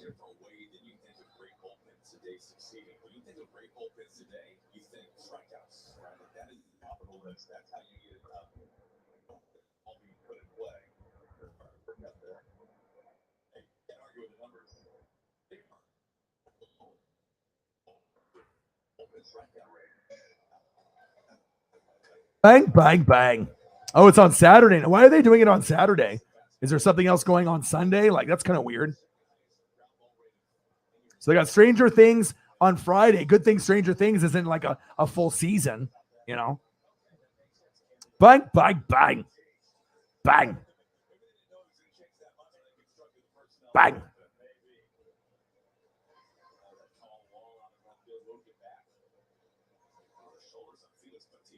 Bang, bang. Bang, bang. Bang, bang. Thank you so much.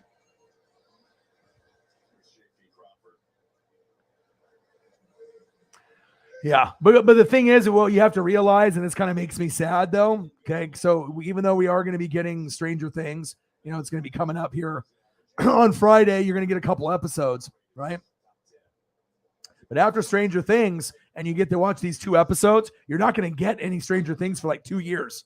I think it's going to be like 2 years before it comes out again, and then they're going to have one last season, and then it's over, which it really sucks. But the anticipation for obviously season 5 will be just crazy, but at least we get a dabble in a couple more episodes. So it's kind of cool that they did that. They did the few episodes, and then we get the last 2. So for all the fans that love it as much as I do, so.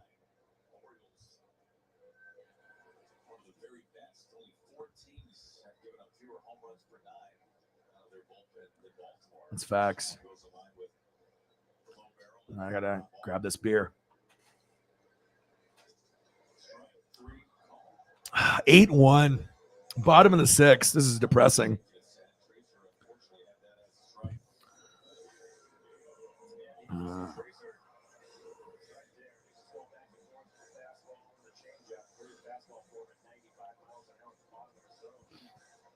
All right, we got Angels 4, Sox 3, top of the 8th. And then we got Mariners still on.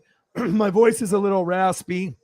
I apologize, but I mean, when you're doing long streams over 7 hours, I mean, shit like that happens. I mean, usually it'll take a little bit for my voice to come back, but I mean, obviously the pay-per-view last night started off doing this, and I was like, okay, it'll be over. And then it went into like a lightning, thunder delay. And I was like, oh my God, are they even going to continue the race? So then I ended up buying the pay-per-view, and it was great. And then right when the pay-per-view was getting close to ending, then they started the race back up. And then at least I got to see the winner, Chase Elliott. So it was good.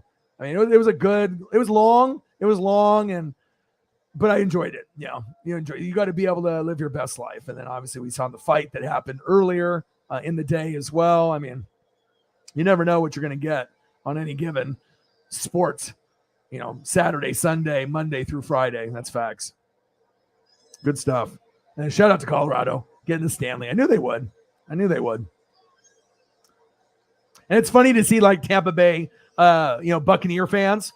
It's like, oh, the refs were so bad. It's like, you weren't going to win. I mean, dude, if I can figure out who's going to win, and I don't even watch hockey, it's like, you should have already known. You've already won 2. All right. This team is better than you. All right. They were the best team going into the year.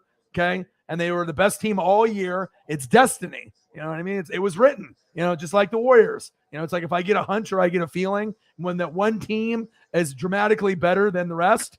I mean, not everyone can do it. Not everyone's got the ESP or whatever, but I mean, this is the first time in a while where I've hit it exactly right with game 6s with both. Julio, drop. Yes.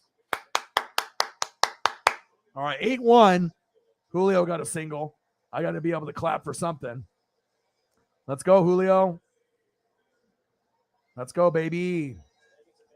Not a whole lot of things to be happy about, but at least Julio can get on the board. Let's go, my dude. How's the weather for you guys where you guys are staying? It's hot here in Oregon.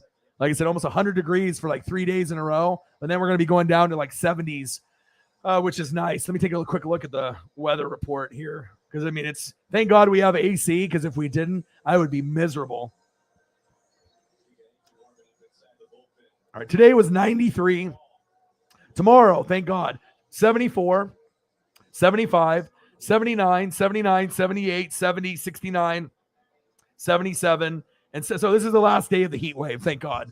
But these are like the 3 hottest days that we've had all year. So, and I don't know what's going on with Paisley. Maybe she's just cooped up energy, running around crazy, and stuff. But like after I looked at her wound, obviously she's licking, to clean herself and stuff. And it's like it's a little pink, maybe I don't want her to scratch or, because they said, that the cone could come off today. I just don't want, it's already been, I don't know, like 14 days or something like that.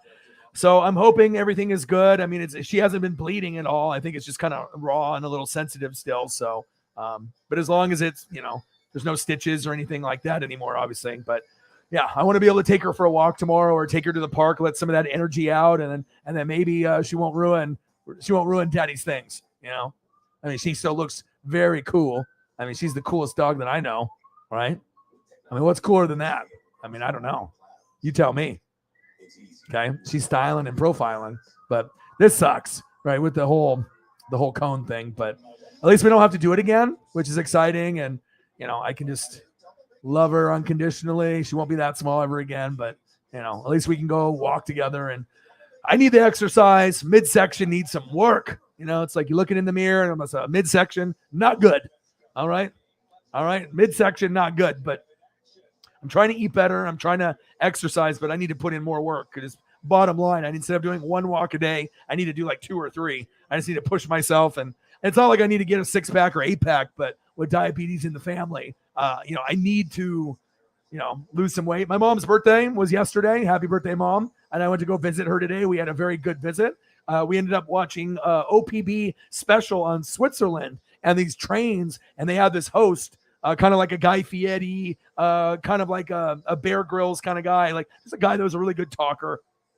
And then, he was going through as a host and going through the train system where you can go from like Switzerland to France to Germany. It's like all connected over there in Europe. And then you can take these trains where it's like supposed to be a 6-hour drive, but they have these it's not like a bullet train like in Japan, but it's very quick. And then you can end up sleeping in the train. It's got like, bedding and, everything and nice like chairs and whatnot. And then you take stops in different cities, go out like a cruise, do your thing. And then when they're ready to go, you get back in, sleep, and then you go to the next destination. But yeah, it was really cool. And we had some cake, had a little bit of food, and just, took a couple pictures. And yeah, it was a good visit.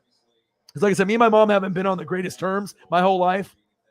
But obviously with the divorce with my dad years ago, obviously she took out a lot of her frustrations and her anger out on me. And obviously, she's never remarried or dated. She's a very traditional Japanese lady. And I know it was just because she was, in pain and, and that was just like her way of dealing with it because she didn't drink. She doesn't smoke cigarettes or smoke weed or do anything like that. So it was she didn't have any outlet, to release the stress. So she just yelled for like 8 hours a day for like 20 years of my life.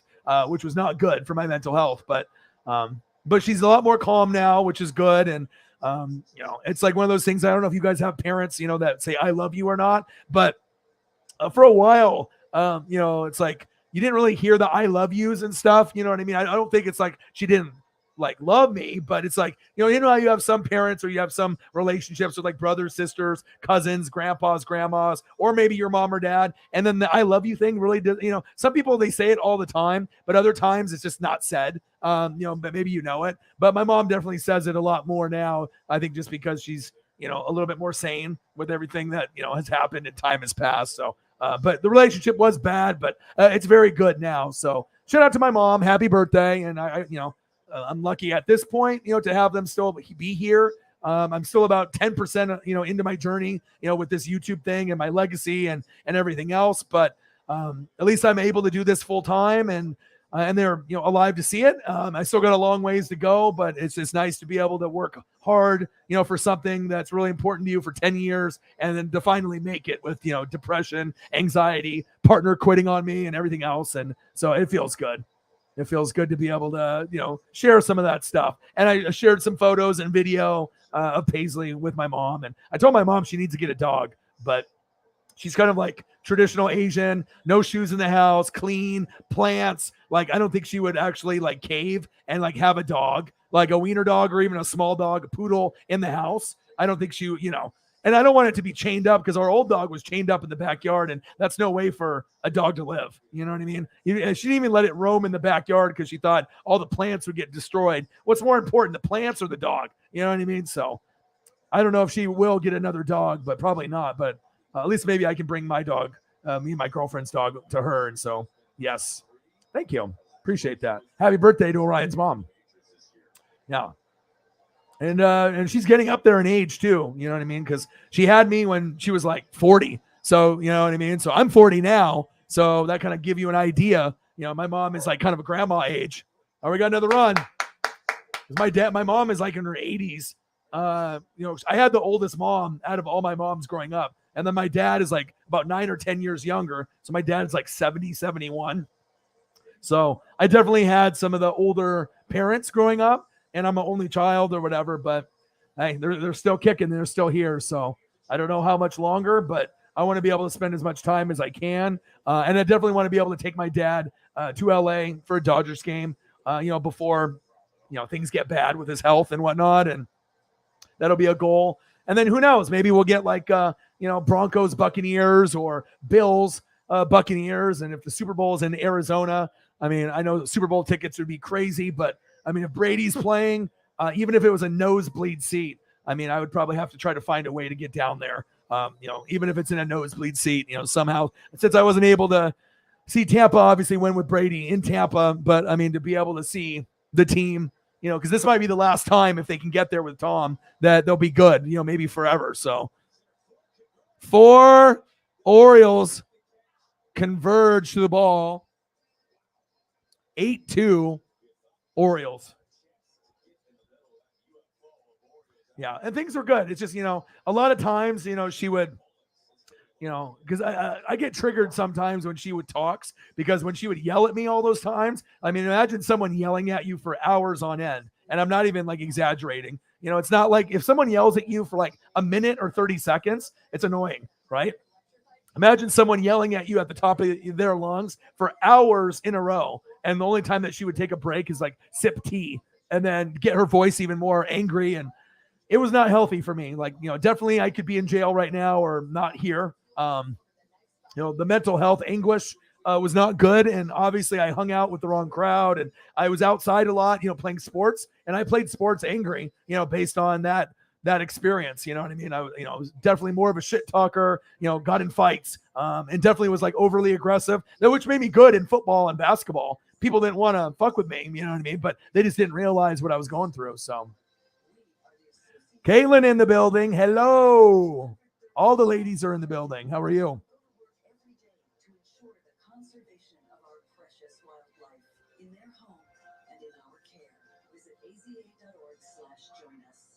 Not many people are encouraged to dirty up their work uniform on the daily. And most folks' job descriptions don't include learning to collect the minds of the entire Pacific Northwest. Yeah, we're doing good. It's Mental Health Monday. Okay. Caitlin was one of the first people to comment when I decided to show the picture with Paisley without the cone. Thank you so much. But now, just about an hour ago, I take a shower. Okay. And she ruined my center shades that I've had for like 15 years. $400 Burberry's that I've had for like 15 years. Like my one pair that I bought for a lot of money to hang on to for like, forever. And she bit the lenses. And then the top part where it's like metal that's holding the lenses, it's like the bolt came off, and yeah, they're fucked. Like, I mean, not happy about that, but I mean, maybe it's just time, to get new ones. So I was like, all right, well, you ruined my stunner shades. Let me get a cute picture of you, at least, at the very least. That's where my mind goes. So there's the coolest dog on planet Earth, the NWS F ambassador, Paisley Pup. Okay. Love her. Even when she breaks my shit. Okay. Did the Ally 400. There was lightning. There was thunder. There was all kinds of weather delays. Chase Elliott ended up winning the race. I did 7+ hours last night. And then after that, around, halfway through, I ended up ordering the pay-per-view, like I mentioned earlier. Fantastic. We ended up seeing Cesaro, a.k.a. Claudio, debut from WWE to AEW. Awesome. And when it's bloody and it's a mess, it's a great pay-per-view. Love it. Shout out to the Avalanche for winning the Stanley Cup. I got that one right. Winning in 6 games. Lots of people won money. So congratulations if you listen to your boy. John Cena, 20-year anniversary in WWE, which is on Raw. I'm not watching right now, but maybe I'll click over after the Mariner game is over, possibly. And we had a big brawl in baseball. Did you end up seeing any of that? Caitlin, I know you're overseas in like Scotland, but I don't know if you have you were probably on social media, but the brawl was crazy. And then these are all the people that got obviously ejected or suspended. 9 players or managers or coaches on the Angels. And then Julio, my favorite, 2 games, which they appealed. I don't even know why he got 2 games. He didn't even do anything. Okay. And then you ended up having Winker, who got beamed in the ass. They ended up giving him 7 because he ended up going after, the team. And then obviously JP Crawford threw some haymakers, obviously to defend Winker. And then the cool thing is after it all happened, we had this really cool fan from Seattle that bought pizza for them that were ejected, because this happened early, like in the 3rd inning. So she ordered pizza online from Seattle to the dugout specifically for Winker. He on social media got it, responded back, and then we even tipped the driver. There was a guy that does the deliveries there, I think like in Anaheim or wherever they're at, and they did a Venmo. So she put up his Venmo, the delivery driver, and then he ended up getting hundreds of dollars in tips from Mariner fans, which is very cool. And then this morning, they actually debuted a collectible pin with a little pizza box. And it's got Winker, I think, his name on it. So it shows you if you're, you do a kind thing on social media, sometimes it doesn't have to be on social media, but she wanted to reach out and just let him know, hey, I got this pizza, like one of the best places, nearby the stadium that has great pizza. I guess she's had it before. And then it went social media viral, and now they're doing like this little pin, giveaway thing or whatever. So pretty cool, and then obviously the delivery guy, he's a foreign guy. He ended up getting hundreds of dollars in tips. And then he was just like so grateful. And there's this big thread on Twitter. So shout out to the Mariner fans. Even when shit goes wrong, we take care of our players, and we even, go above and beyond. I thought that was the coolest thing. I mean, to be able to think of the players, and they're going to be sitting in there for 6 innings, and they're just going to be, just like playing cards or on their phone or showering, dressing. So the manager for the Mariners got ejected, Scott Service, JP Crawford. They had like 4 or 5 guys that were just sitting in there probably doing nothing. So for them to eat pizza and get a little love from the Mariner fans I thought was very cool. And then when he went up to bat, they appealed the suspension. So this was 2 games for Julio. And then obviously Winker had 7. And then JP Crawford had 5, but they said, bullshit, we're going to appeal. So they're playing today, but we're still getting our ass kicked 8-2 right now. So it is what it is. But Julio didn't even do anything. But, obviously my boy JP Crawford, he definitely threw some haymakers to, defend Winker, which is cool. You want to make sure that if your guy is getting, either beat up or someone's doing something cheap, that you got guys on the team that got your back, regardless if you're going to get suspended or not. So I thought that was a good sign of togetherness, even when shit was going crazy. So, but this is the guy right here that threw some haymakers after Winker, ended up getting kind of mugged. He came in there and threw some haymakers. So shout out to JP stepping up.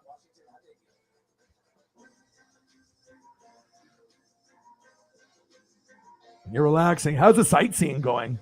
I imagine you were super excited, probably tired too. How's the food? How's the castles? How's the views?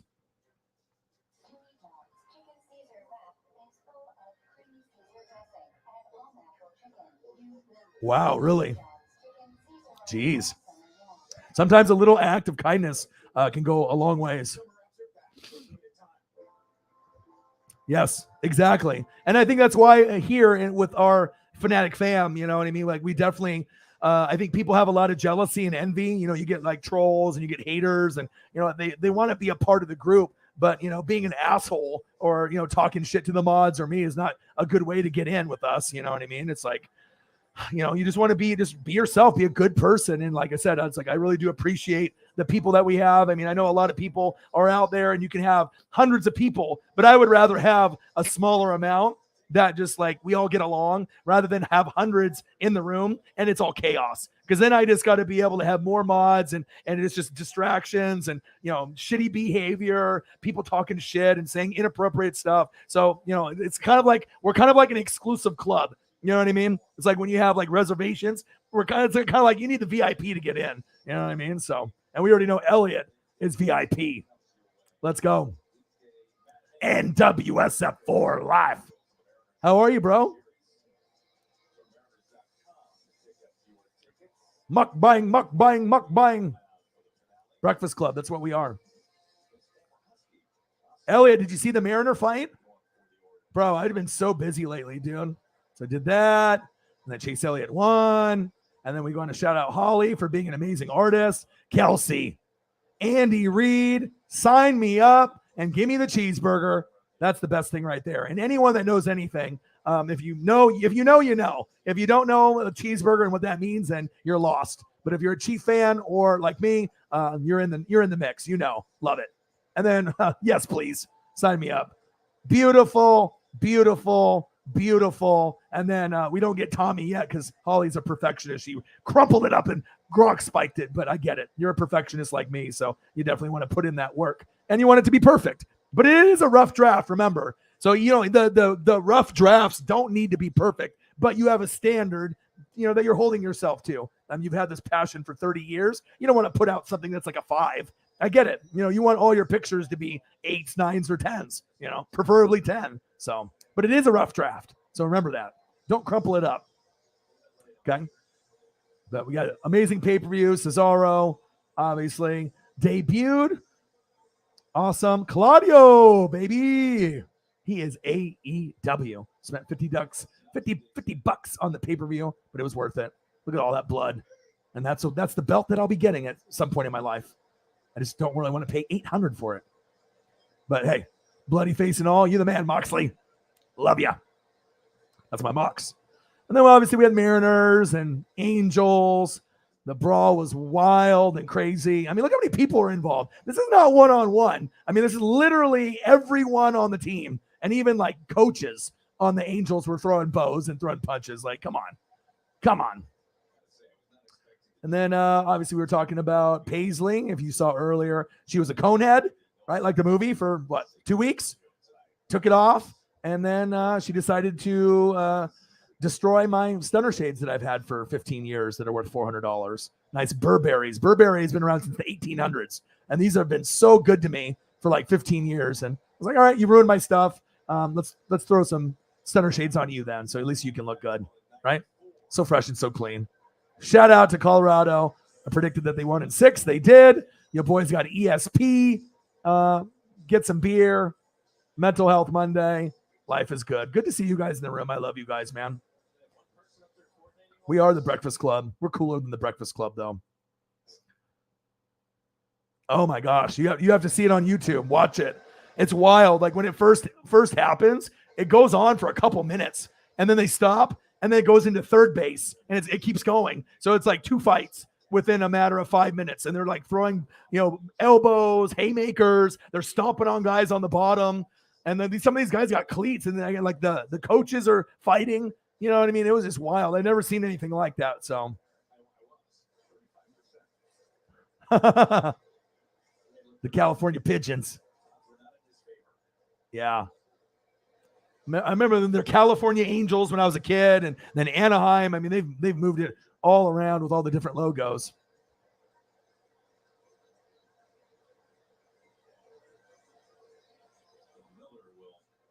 See? Breakfast Club. We're all synced together in our brain waves, Elliot, no Breakfast Club, no Scarface, no Goodfellas. We spell cheek. We need to get you in line. It's my boy Pep Elliott. I got to make sure I do a proper meet and greet for everyone that comes in the room. It's like at some point I'm going to have a picture associated to everyone in the room that comes in. I pretty much do. Pep Elliott, my boy. How was your weekend? How's everything going with you right now? Everything good? Pep, my boy.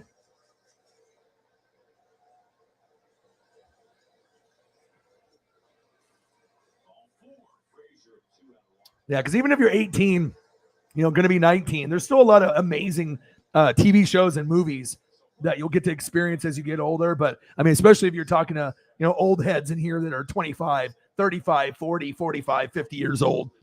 We kind of know what the good shit is. So yes, highly recommend it. And Elliot says, I would highly recommend pepperoni pizza to Holly.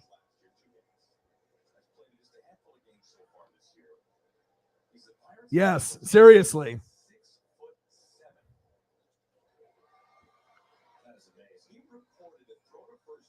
Pep.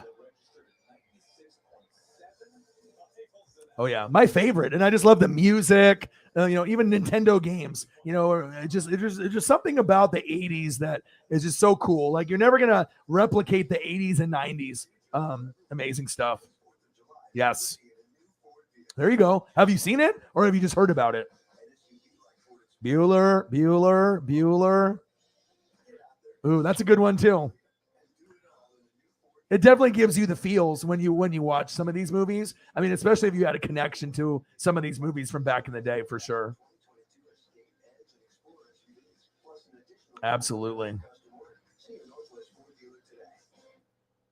Good old Paisley. She's like, you know what, dog. It's like, you're my dad and all, but I've been wearing this cone for fucking like 2 weeks. I'm just gonna break yo shit. Please don't break my shit, Paisley. She's, I do what I want. But I can't wait. I went for a walk this morning at 7 a.m. So I literally woke up at 7 a.m. and went for a walk. And that definitely takes some dedication, when you're not really awake yet to, exercise and what, because I just knew it was going to be like 93, 94 today. But this will be the first walk in 2 weeks that we get to go together. It's much better than me walking alone with a leash with no dog attached. You should see the looks I get. Not good. But there's my boo. She was in here earlier giving me some kisses. And when I yelled at her, she definitely gave I fucked up, I mean, she's never done anything like that. I mean, she chews blankets and stuff and rips out the stuffing in our comforters and, bites the pillows and the pillowcases. I mean, she's ruined a lot of things, but I mean, it's my puppy, so I get it. But gosh, not my shades though. Please, not these. It's not like I can wear those little cheap ones that have the little fake diamonds, like the 7-Eleven shades that have the little things. Here, like the cheap ones, they have the little like fake little diamond things like right here, the like black ones, like the standard $5-10 black sunglasses. I mean, I got those, but they're not stunner shades that like actually have good polarized lenses or that look cool. But I mean, they lasted 15 years, 20 years. So most stunner shades, I would assume that most people, when they get them, they last a couple years and something happens. But I'm really protective of my jersey collection and things like stunner shades, especially if I'm going to be spending $400, 15 years ago. I didn't expect it to last a year, and I wanted it to last my whole life. But maybe they're Paisley stunner shades now, since she bit right into the lens too. There's like teeth marks on it. I'm like, what are you doing? But she looks good. Shit happens, right? Can't be mad. I can be mad, but I mean, I guess everything happens for a reason. She's like, you know what? That shit is old, dog. Time for you to upgrade. So.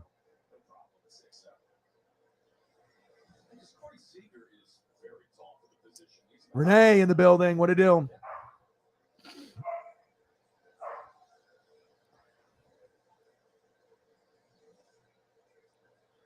$200 Ray-Bans, that sucks. It's nice to actually invest in some nice glasses, because I used to do cheap ones for a long time when I was younger. But then, once you actually go to like Sunglass Hut or you go somewhere and they have nice ones, you can really see what the nice ones are about. And if you get a nice pair of white or black or whatever colored ones you get, I mean, they have a nice case. You can clean them, and you just got to take care of them.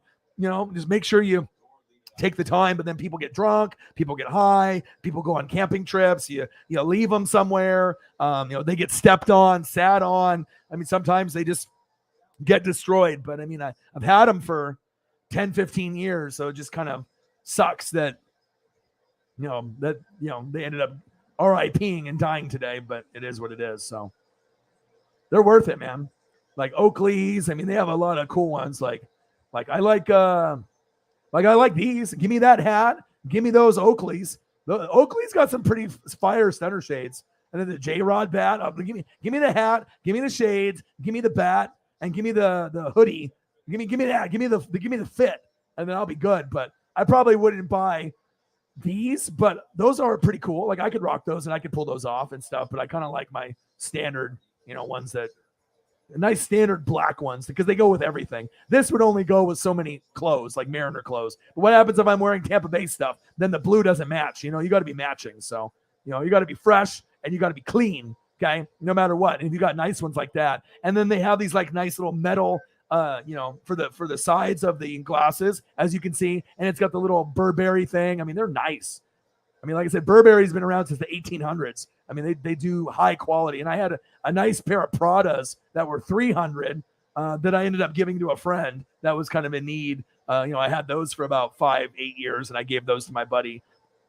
But yeah, those are the only two that I've really spent a lot of money on. Pradas that were like those, but not as cool, and they were 300, and then those ones were like 4. But yeah, good investment. I mean, they lasted a long time. So yeah, Karma. Yeah, you got to bring them inside. You can never leave them in the car. Armani's.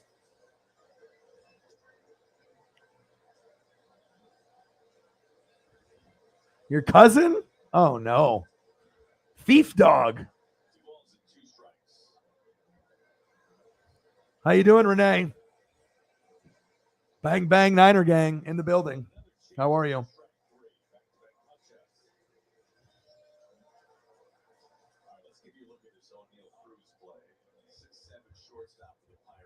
Eight 2, top of the 8th.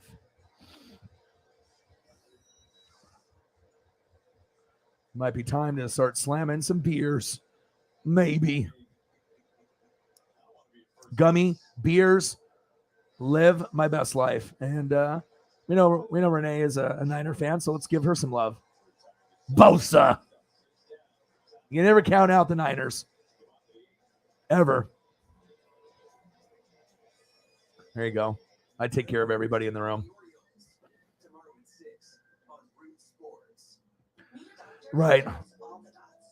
But if you get nice ones, you can't compare to the cheap ones. I mean, once you actually have, it's like a Mitchell and Ness jersey. Once you get a Mitchell and Ness jersey or a high-end jersey that costs like $300 or $400, your other jerseys, they don't compare. You know what I mean? Like you get a jersey that's authentic, it weighs you down. It weighs like the same weight as like 3 regular jerseys, the stitching, like you just feel like a rapper.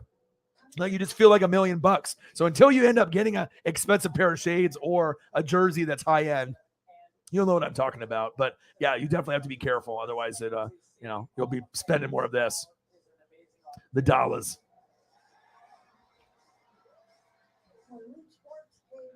But I hope everyone had a fantastic weekend. Everything's been pretty good. I mean, like I said, I got to see my dad within the last couple weeks. My mom's birthday was yesterday, and so I got to hang out with her because she knew I was going to be doing a long stream. We had a nice little lunch, had a little cake. We watched OPB together because my mom's old, doesn't know how to use a computer or a phone, but we ended up spending some nice time together. Just like a family, just like Stranger Things, And we watched this nice program with these guys kind of touring Switzerland and France and Germany. It was actually really interesting. I was like, Mom, what are we watching? Are you watching something like that I can watch? And she turned it on, and I'm like, okay, what is this? And then I was like, oh, okay, this is something I actually would watch. So shout out to my mom for having some taste. Just like Holly Hundo. I see you. This one's great. And this one is too. Phenomenal. And this one's not bad. This is like an 8, 8.5. This is an 11 out of 10. And this is a 10 out of 10. And this one gets an 11 because of the cheeseburger. Your attention to detail on that's scary. It's so good. I can only imagine what the final product would look like. This one too. And even this one, because I know you'd improve it. Awesome.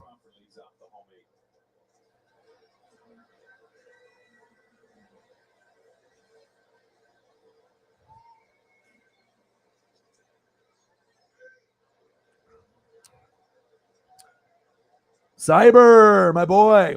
How are you? What's good, bro? You're in here early today. Awesome to see you. I figured you wouldn't be here until like midnight. But yeah, I should have bet on this. I mean, especially when I did. And if I would have bet before the playoffs started, can you imagine how much I would have won? I mean, fuck. Same thing with the Warriors and Celtics. I mean, when I say it, it happens. I mean, I don't know how many times I have to prove myself. You know what I mean? But to get both of them correct in 6 games, that's pretty special even for me. I mean, I normally don't do that. I can get the winner for sure, but correct details is even creepy for me. So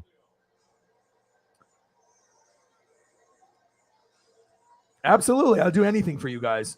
You guys support me, and I'm going to support you guys, especially if you have talent. And, and I imagine it gave you some more motivation and encouragement. They're like, yeah, you know what? I am fucking good. You know what I mean? I do enjoy this. This has been in my blood for 30 years. Let's get back into it. And you're not going to do it for money because that's not you. You just want to do it for the joy. But your shit is good enough to purchase. And not many people can say that your art is good enough to be paid with a lot of dollars. And the dollars don't have to go towards other stuff. You can just, jerseys or vacations. You can just use it to upgrade your tools, pencils and paper, and keep the dream moving. It's awesome. I mean, I imagine I'll end up, and then we could even do, maybe some kind of fundraiser at some point for some animal, humane society or pet adoption, or mental health. I mean, there'll be maybe some things that I can auction off, or maybe you can auction off something, with Chief fans are on the channel, maybe during football season. And, if you're willing to do something like that, and maybe we could do a little fundraiser, maybe one of your drawings and maybe one of my collectible toys from my personal collection. And the winner can get the photo and then get like something epic out of my collection. And we can raise some money, to the winner and send them some cool gifts, signed by, by us or something with us. And then we can help out pets or mental health. I think that'd be cool. Because those are going to be the two things that I'm going to focus on for the rest of my life. When we're doing the channel, humane society, pet adoption, something to do with pets and making sure that they're, in good terms with good families. And then obviously mental health. Those will be the two things that we do the most. But we'll still do like cancer and St. Jude and other stuff as well, because that shit is important to me too. Fall. Oh, he dove and caught it. Wow. Orioles are just killing it. End of the 8th. How did he jump it? He Supermaned it and he caught it. Wow. Jeez. Orioles are just doing everything tonight. Absolutely. Anytime. And I'll continue to do it every show. I mean, we got to talk shit into existence. And if we get newbies coming in, because you've seen the response that you got on Twitter. I mean, I don't know if you really post them on Instagram or Facebook, but I mean, the results and the feedback has been very good. And especially for the Andy Reid and the Derek Thomas, because those ones are better than the Travis Kelce. You even said it yourself. So, and it's not like the Kelsey's bad. It's just that the Andy Reid and the Derek Thomas are better. So you're not. So what you need to do now is, since you feel like you're in the Tommy one, you move on and you go to a different player like Mahomes. That's what you do. Or you go old school Christian Okoye. You know what I mean? You go, Hinkstram, you go old school. You know what I mean? You'll do like a Christian Okoye. But if it was me, you could go to Honey Badger. You could do Honey Badger. You go that route, or Mahomes. You know what I mean? Just go down the pecking order. Or maybe you go Creed Humphrey. You know what I mean? Like, you know what I'm saying? Or maybe you do, something like, you felt like you didn't get, the one correct with Tommy, but then you could also go like here, you could always go Butker. You know what I mean? Where, you love special teams. You know what I mean? So, there'll be different ways. You could always do an action shot like this. You know what I mean? You could do a portrait. You're good. So you can do anything. It's just a matter of what you want to do. You know what I mean? But like, you could do this. You could either do a portrait style or an action shot. I mean, whatever you would do would be amazing. You know what I mean? So, but doing like a Mahomes and moving off Tommy for maybe a little bit and then just going to the quarterback, I would go here next. This is where I would go. You know what I mean? And then you can always go back to Tommy. So that way you don't get frustrated. Sound like a plan? High five. O-Dog, Holy Hundo, high five. Good idea. Mahomes, boom, boom, boom. It is written. Even Kelsey likes it. He's like, oh, yeah, that is a good idea. You, the woman. Great idea. Kelsey approves.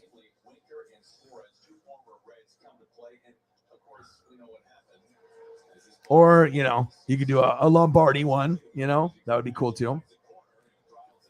Or Tony Gonzalez, you could do that. Remember, you could do Tony Gonzalez passing the torch with Kelsey. You could do something like that. So it doesn't have to be portrait, but you could always go old school Tony Gonzalez also. See, I'm giving you all kinds of ideas. I'm an idea guy. So.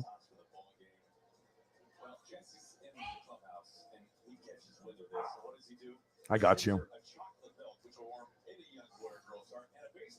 Yeah. How long do those take you to complete? And these are just rough drafts. They're not the final product. Only 30? Shut up. Really?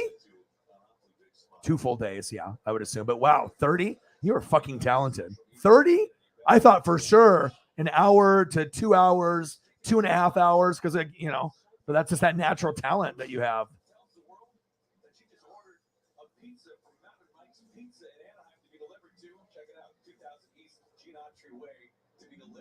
You do? Really? Yeah, I would love to be able to do something in, Kansas City, Oregon, California, just for places that I get the support from. And then we can figure out, different types of things to help. So the animals don't get euthanized and we can find homes, especially if people have lost a dog or a cat. And then I can get a new cat or dog, into their life. I think that would be really beneficial, paying for dog food or cat food, a little cat playhouse, shots, toys. Like there's a lot of things that you could do besides saving the actual dog at like the shelters and like the Humane Society, being able to put, the proper pets in the right homes and getting the proper food and toys and maintenance stuff, I think would be very cool and original. But I definitely want to do that on this channel for sure.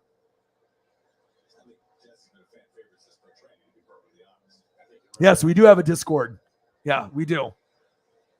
So we have a Wrestling Fanatics one for the wrestling fans, but most people just do the NWSF family. And we have a general one and a sports one that you can do for the channel itself. So the general one is what most people have. So if someone wants to do the link, you can post photos of cats at your work, jerseys, tickets, toys, collectibles. I mean, whatever you want to post that, share with the group, we'd love to have you on there. So if someone could drop the link for Renee, that would be great. That we do. Yes, of course. Yes, please do. You want to? You can send it to me on Twitter, and I can put it on the screen. You know what I mean? So just send it to me in a message on Twitter if you got it, and then I can transfer the file from Twitter, and I can put it on here. Absolutely. You don't even have to ask. Just send it to me, and I'll put it on there. I mean, I didn't even ask your permission to put on the pictures that you did. I'm like, all right, I'm going to shout her out and show off her amazing stuff like I did it, Absolutely. We already know you're talented, so. Yep. You cared too much and you'll come back to it. You'll get some more ideas. And maybe instead of just doing a portrait, maybe do one with his helmet on, with his hair flowing so you can see his face. Maybe switch it up. You know what I mean? Maybe instead of just doing all the portraits with the faces, maybe try one with the helmet on. You know what I mean? Just you got to be able to switch it up. Action shot, cool pose. You know what I mean? People are going to love whatever you do, period. So, yep. But, it's like with me, I'm going to give you ideas, support, talk you up. You know what I mean? That's what I do with like my friend Brooks. I give him ideas. He's the mastermind, just like you are. I'll just give you suggestions. Okay. Like when I do it with make a beat with him, I'm like, okay, a bell here. All right. A little bit lower tone here, a snap here, maybe a little bass line here, and we kind of go back and forth. And then we find that right sound and we bob our heads and we start vibing. And then, I can give you some ideas and then boom. But yeah, I definitely would move off from Tommy. I would try to do like 1 or 2 other ones, maybe a Mahomes, maybe a Harrison Butker, maybe a Tony Gonzalez, maybe a Honey Badger, and then we go back to him once you get your confidence back with the Tommy and maybe change the idea that you originally had instead of portrait. You can always go back and do a Tommy portrait, right? But that's going to be the one that's going to mean the most to you. So you can't get too, worked up. You know what I mean? You can maybe do a different one, a one with a helmet on, or maybe switch it up and do a Gator one. And then go back to the Chief one, unless that's what you did. So thank you. That's what we do here, right? We support each other, genuinely. You know what I mean? Where are the goats? Oh, yeah, there you are. $10. Let's go. Tommy likes it. I mean, you could do Boone. You could do Florida. And that would be kind of, it would be really cool. I just got an idea, okay? So at some point, once you get it down, you should do one that has all 3 in one like, drawing. Tommy in high school, Tommy in Florida, and then Tommy in the pros. Like boom, boom, boom. You know what I mean? Like if you did high school Tommy, and then obviously what he looked like here, right? Short hair. Then you do Florida Gator Tommy, and then you do Chief Tommy. I'd like the progression, of like, it's like as you're getting older and you're maturing as a man and a football player. So it's like, boom, high school, college, pro. Like they have starting lineup figures that kind of do that. Like I'll show you. Here, I'll show you a picture because I have this Joe Montana one, and I'm an idea guy, but you can always go back to that. But let me show you.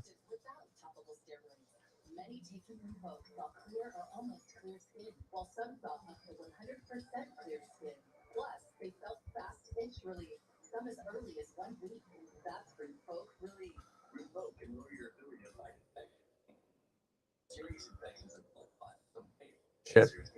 My phone is open. I'm an idea guy. So, anyone that needs ideas for things, you know where to go right here.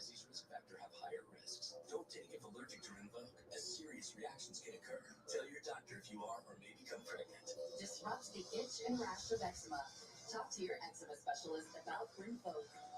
Learn how AbbVie can help you save. Google Pixel 6. What if your phone? I own this. What if it fixed them too? The amazing magic eraser on Google Pixel 6. This will give you some inspiration too. And this came out in the 90s, right before they quit doing the starting lineups. But it's very, very cool. Because obviously I'm a figure guy, so I look for the good stuff. And I got this at a card shop, years ago. You see? So it's a freeze frame, starting lineup, 1998. So it's got Joe Montana at Notre Dame. He's about to throw the football, right? And then he threw the football, Niners, and it's got the helmets down below. And then boom, hands up with the Chiefs because he just got the touchdown. You see this? High school, right? Florida Gators, college, pro. You could do something, a progression thing like that. And I think fans would love that. So just to give you a little inspiration, but and these things are cool. They do like Ken Griffey Jr. This one is cool that I own because I liked it because it had Notre Dame, it had Niners, and it had Chiefs. That's the whole purpose of me buying it. I was like, ooh, this is cool. It's one of my favorites of all time. And it's got 3 different poses, 3 different figures. I was like, this is the coolest thing ever. See, that's where my brain goes.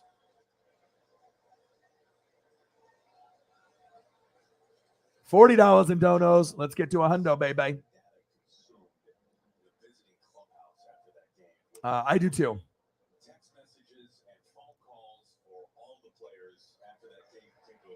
That's awesome. Extraterrestrial. You watch Ancient Aliens? Me and Full Chief and a few of us will talk about it sometimes on the stream. But yeah, I actually watched some stuff today. That's coincidence that you're bringing that up. I actually watched some of that stuff. I think we're all connected brainwave wise, Okay.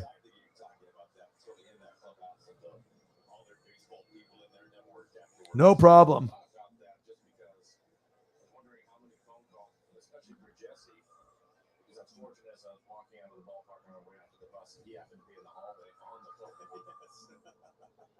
You're back. Yeah, send me some stuff. I can put it on the screen for sure.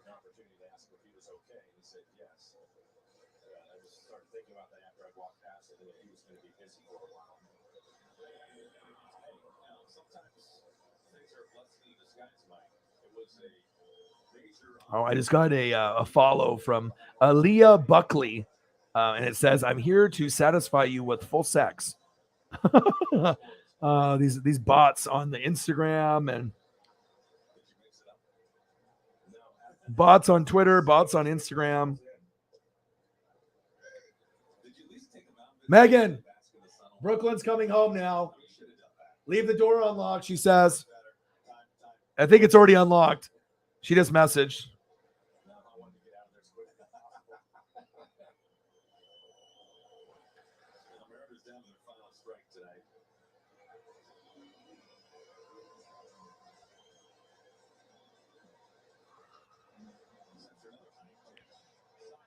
Yeah, that's what I was thinking.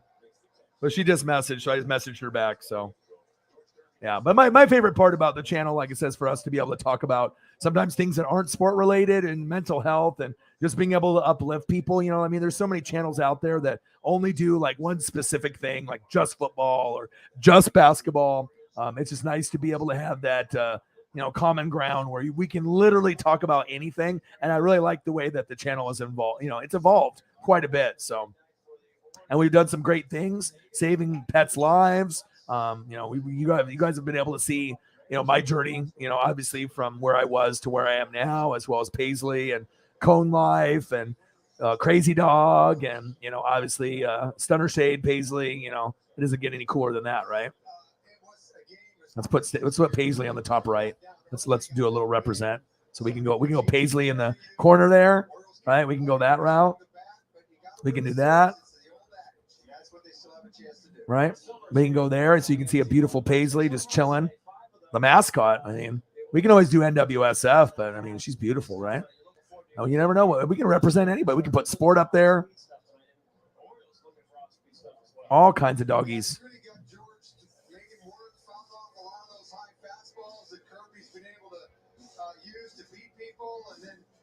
Stunner Shade Paisley.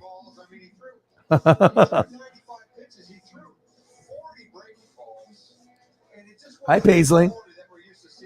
Paisley's so fresh and so clean. Hi. I put you on YouTube. You're famous. They love you. You're pretty. You're pretty. You're pretty. You're pretty.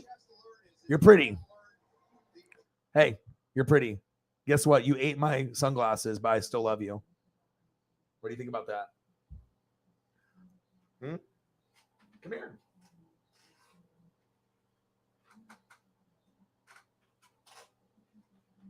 I love you. I love you. I love you. I love you. I love you. I love you. I love you. I love you.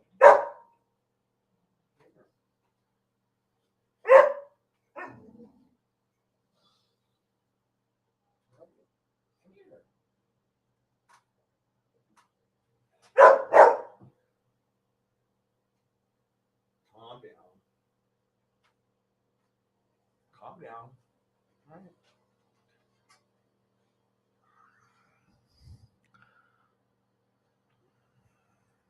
This dog is vocal. Oh my God, that would be crazy. Huh? That's a good idea.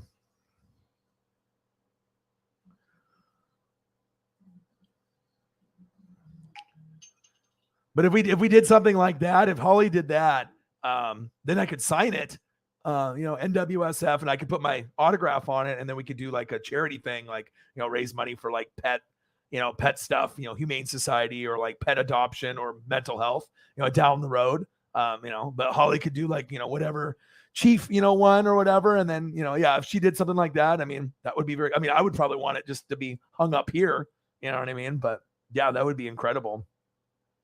But it would have, if it could be one thing where it's like, I'm doing a stream or whatever, but it would be cool to do like where I'm dressed up at like a duck game. You know what I mean?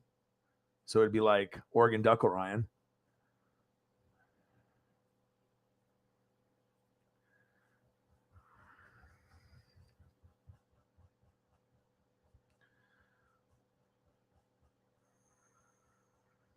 But that would be crazy.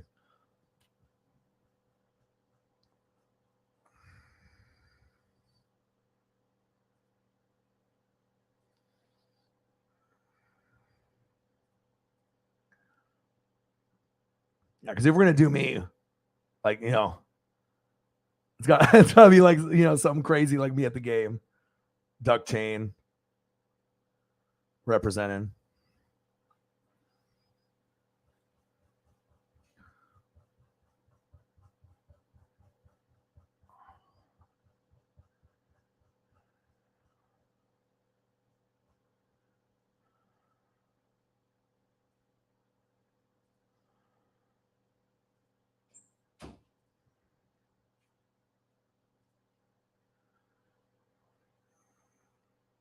That's where I'm, living my best life. Sitting at the front row. Living my best life.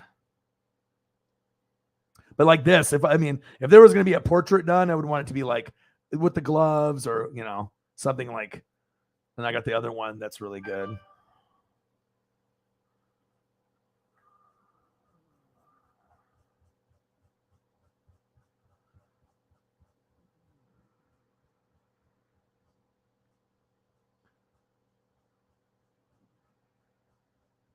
God, I can't wait to go walk with Paisley tomorrow morning.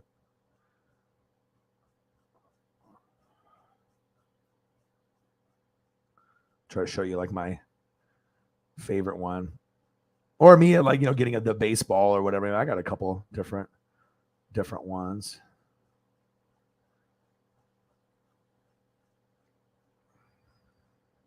I'll show you like I think my favorite one.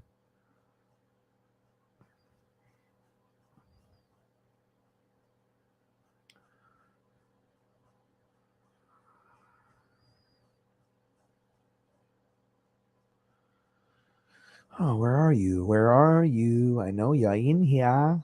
I know you're in here.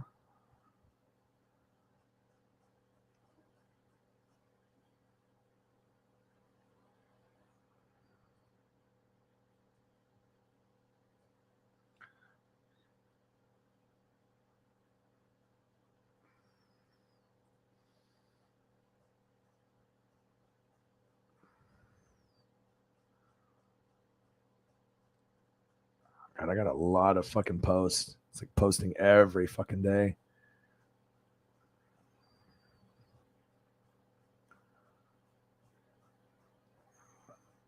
Or even doing like a Paisley one. That would be cool. I know you did like cats and dogs,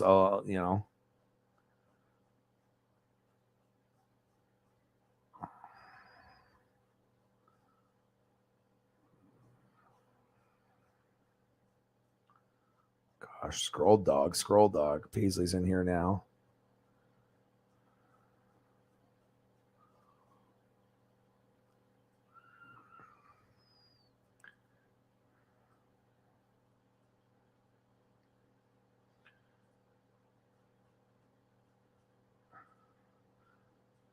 This one is probably my favorite one though. Because this is the one that's on like goducks.com, and this is the one that's through Collegiate Art Designs, and this is probably my favorite duck photo besides the other one. So that one is tight. I like that one a lot. And then this one is my favorite because this is the one that I got on TV, through Go Ducks, through the actual Ducks website, through the football team, through Pac-12 Network. This is my favorite one right here. It's like magazines, TV. This is the one that's probably the most like famous one. And this is the one where you see me on TV and stuff, like where people would screenshot it when they saw me at the game.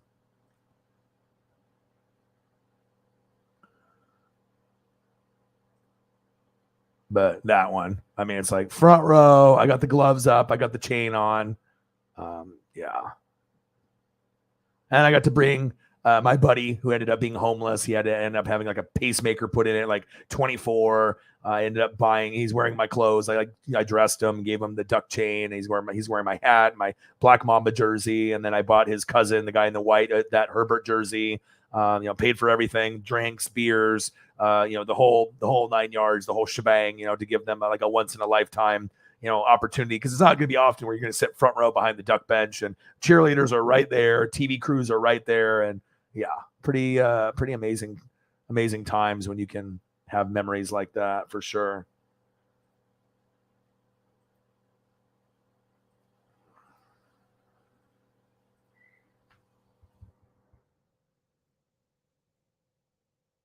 I'll show you one with Brett who called. Let's see.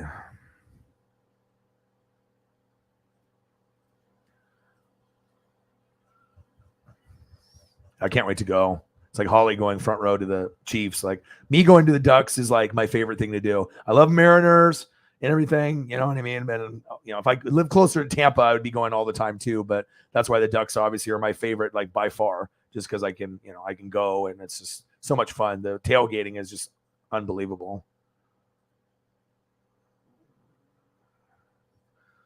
And then here's another, I paid for the girlfriend and my buddy, and then my buddy Joey. And then this is front row on the, the end zone, like right there on the 5-yard line, like right, 5-yard line, end zone, like right there. And this is on the visitor side versus Arizona State with N'Keal Harry when he was on there. So Obviously, he was a great wide receiver for Arizona State, kind of like Odell Beckham, but he got hurt and he's on the Patriots. But yeah, I mean, I'm always trying to be able to spread the love and, have a good time and have some good memories. But that one and then the other one are probably the ones that are my favorite ones.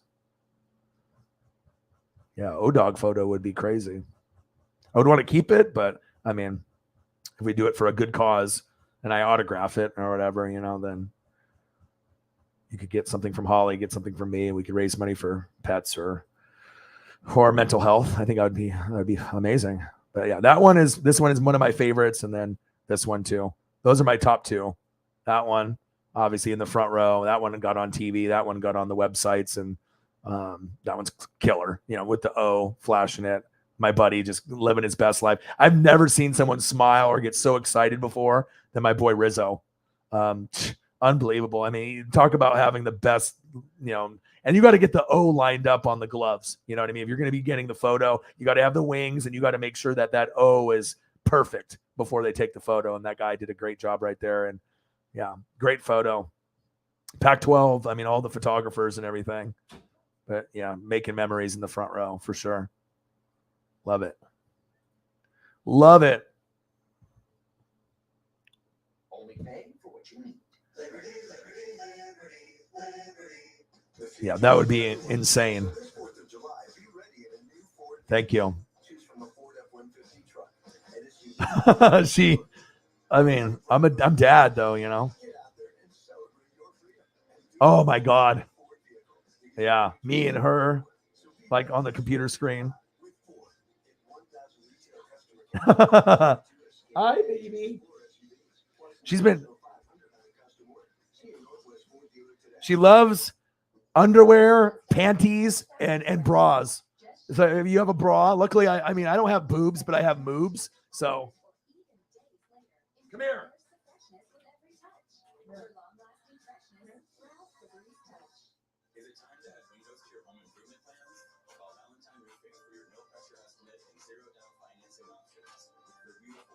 All right, she's coming. Look out.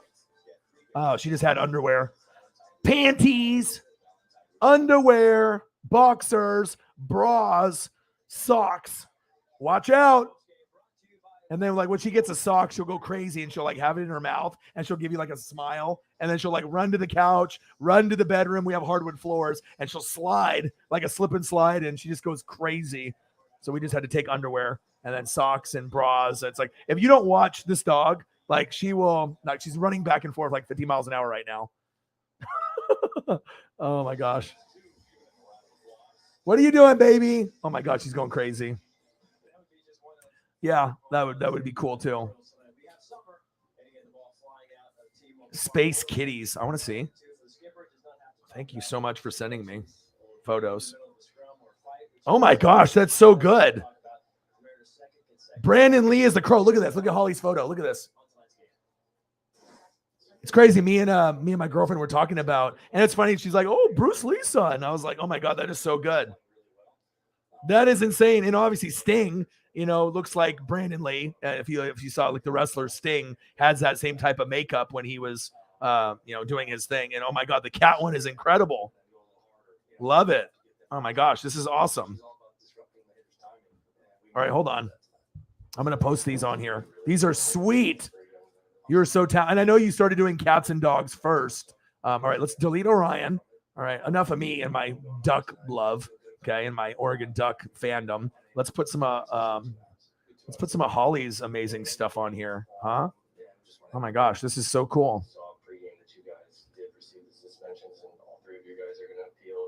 Oh my gosh, I'm living my best life right now. This is so cool. The technology to be able to, if you know what you're doing on the internets and the interwebs, kitties. I put Holly's art kitties. Paisley, calm down, you silly girl. All right, hold up here. I love showcasing you guys because, like I said, you guys are such a big part of this channel. I don't think you're going to ever see another channel have this kind of, like full-fledged interaction But you guys, like I said, that's why I like to be able to showcase your guys' comments and your cool things that you guys do, because we're a fam. I mean, it's not just me, you know what I mean, and my stuff and my pictures and my, it's us, you know what I mean. That's really what it is, to be able to showcase you guys too. I might be the originator, with the CEO. I might be the boss, but you guys are, just as important to this channel's growth than me. So, oh my gosh, I got to take my banner down. Hold on, so we can actually get the full. Yes. Even Paisley in the corner is excited. She's like, "Ooh, kitties, love that." I could definitely see that hanging up in like a dentist office, or like something that you even said it was like something there. My gosh, I love this. Okay, and let's do the other one. The benefits of technology. If you know technology, you can make shit happen. And then you guys are going to flip when you see this one. My God. I mean, kitties is one thing and pets, but you're really good with like portraits. Like that, you excel. Like your cat and your dog stuff is going to be great, but I think your portraits take it, like human faces. Gosh, you are incredible at that. Like you're awesome at the cats and the dogs and stuff, but I think your portraits are on a whole nother level. More detail when you do faces than like a cat or a dog, you know what I mean? My gosh, I'm just like in heaven right now. And I love art and I love drawings and stuff. And yeah, your stuff is awesome. And like I said, I'm honest. I'm not biased, and I'm honest about everything. If your artwork sucked, people would tell you, or if it needs work, they wouldn't want to hurt your feelings. But I mean, if your artwork wasn't good, people, maybe everyone else would lie to you, but I would definitely be like, it's okay. It definitely needs a little bit of, touch up work here or there. I mean, I'm not going to lie and be like, oh my God, your shit is awesome. And it just is like not good. You don't want to give someone false hope. But when something is good, like great, like people would pay money for it, that's what you have. You have this natural talent. And like I said, and just the fact that you are who you are, on top of it being great, you have no problem having people, want to be able to show off your stuff and hang up your art in their house. Like, are you guys ready for this? This is Bruce Lee's son, Brandon Lee. And I'm going to pull up a photo first, because this is so good. I have to give you a proper introduction on how you do this. Okay. Oh, I found the perfect two. You're going to love.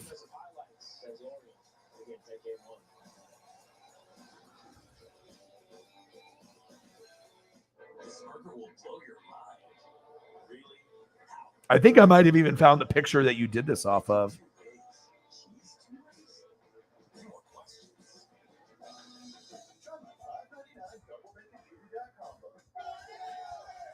This is creepy.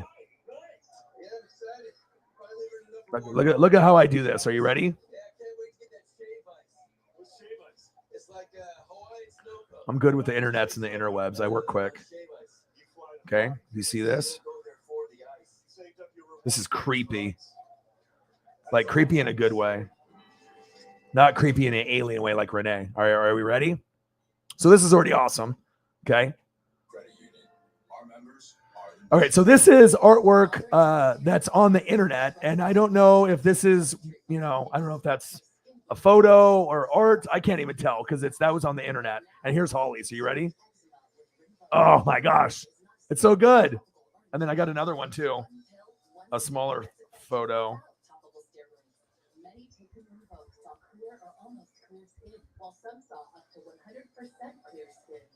But this is Holly's art right here. Holly's art. And then I'm not sure if that's what you took it off of, but I just found that and I was like, ooh, that's close. And I got another photo here. Yeah, you're very talented. Be proud of your stuff. It's incredible. I wish I could draw like that. I mean, if I could draw and I could cook, yeah.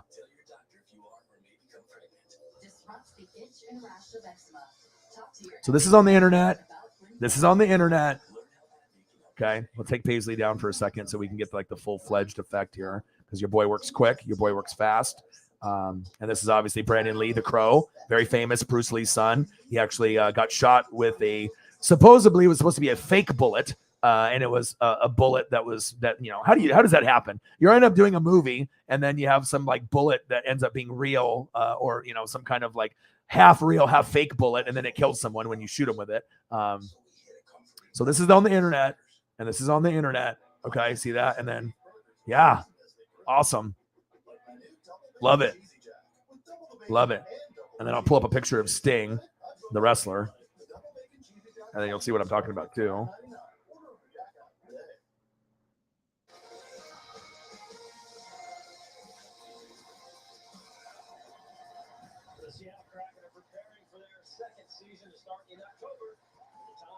Tickets is now.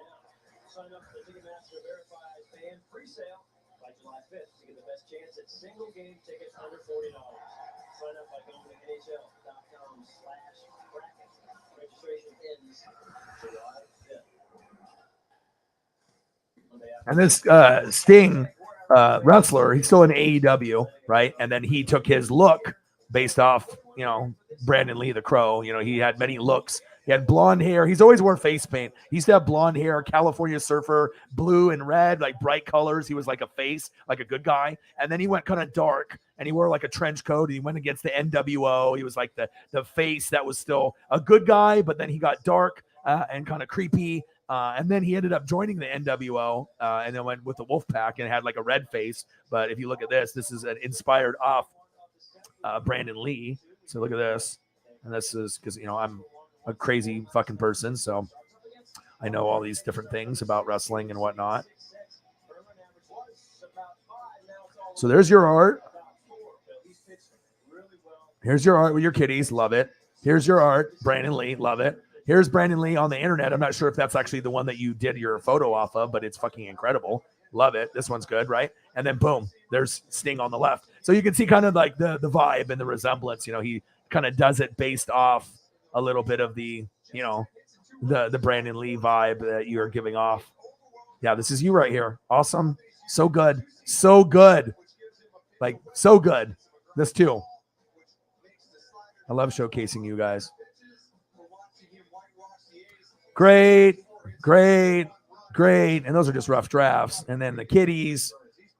Yeah. I'm like a hype man. You know what I mean? Like seriously, I'm an idea and a hype man. Like if a company needs a breath of fresh air or like they need a hype man, I mean, you can hit me up. I mean, I'm saying like I'm the biggest hype man on planet Earth. As we hear who let the dogs out because the dogs are on the field park night. Let's get down to I'm going through the comments and all scrolling down. So one sec here. Space kitties. George Kirby got his first major league win against these Baltimore Orioles. And tonight, I don't have to tell you, it was just an off night for him. $40. Scotland, she says, is amazing. I bet it is. Struggle like this at the major league level, especially with putting guys away. Yes, I'm glad that you're enjoying it as well. He said, listen, I did a good job. JT's with jokes now. What branch of the military do horses join? The Navy. Oh my gosh. That would be Scottsdale, Arizona, not Scotland. JT. Oh my gosh.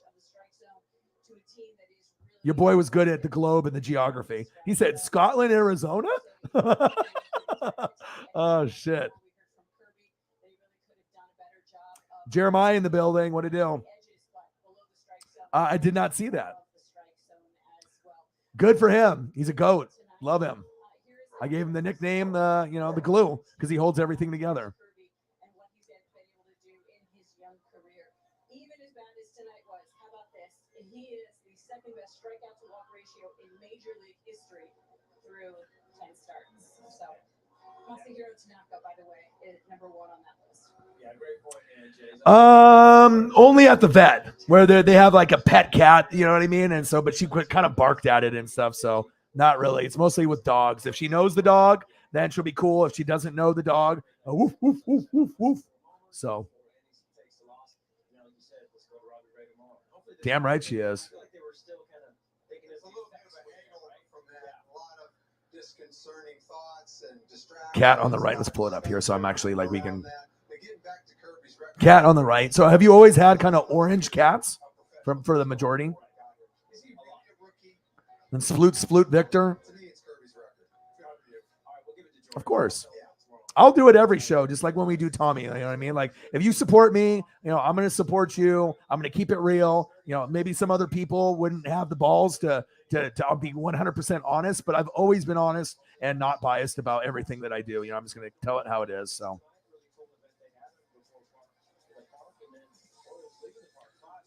but if this is the one that you used, I mean, very good. Yeah, your attention to detail is awesome. And plus, I can teach you a little, thing or here or there too, if you weren't familiar with, like Sting.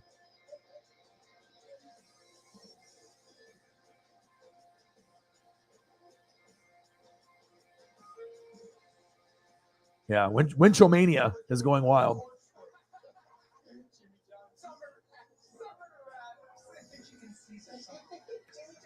Two gray cats now and one orange one. Orange one is Victor, Sploot.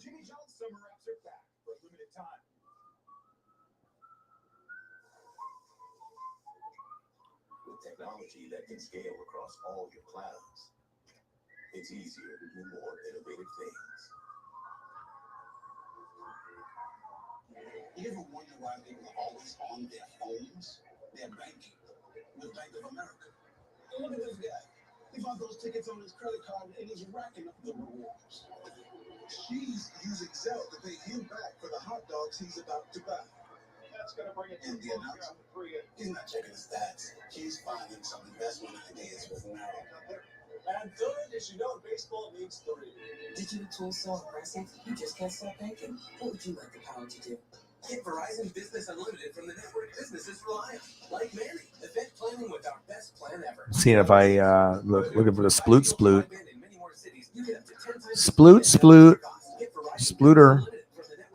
Splooter Magruder. So is Heritage Distilling with its newest award-winning flavor whiskey, Cocoa Bomb.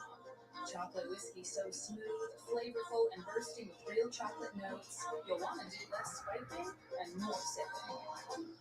Healthy wetlands lead to healthy communities. And Ducks Unlimited is the world's leader in wetlands conservation. Wetlands are one of the most productive ecosystems on the planet and support the life cycle needs of 40% of all plant and animal species by providing food and habitat. But Ducks Unlimited's wetlands conservation work also benefits you in so many ways. Wetlands improve water quality by trapping sediments, filtering pollutants, and replenishing aquifers, so you can enjoy clean water. Wetlands also act like sponges that store and slowly release floodwaters to protect you from flooding and reduce coastal erosion. Wetlands regulate, capture, and store greenhouse gases to help stabilize climate conditions and strengthen our ecosystems. And wetlands provide recreational opportunities, so you can enjoy outdoor activities like hunting, fishing, birdwatching, hiking, and kayaking. Learn more at ducks.org. Mariners Pre-K, brought to you by Disney's new Mimosa Hard Seltzer, now available at a retailer near you. Due to the length of the previous program, we now join the following program already in progress.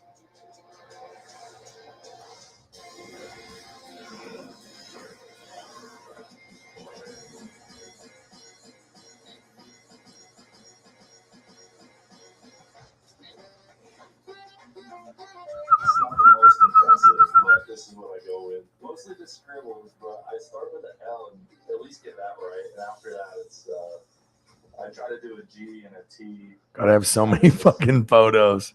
Gosh, jeez, Louise. LGGT. They used to be longer. And I got to a point where I tried to make The Winchell factor. Winchell mania. It's like Hulkamania. Sploot. She's always splooting. Brought to you by Bill Corum's Puyallup Nissan and proves that Logan Gilbert was ready for the moment in Boston. A little sploot. A little sploot here. A little sploot there.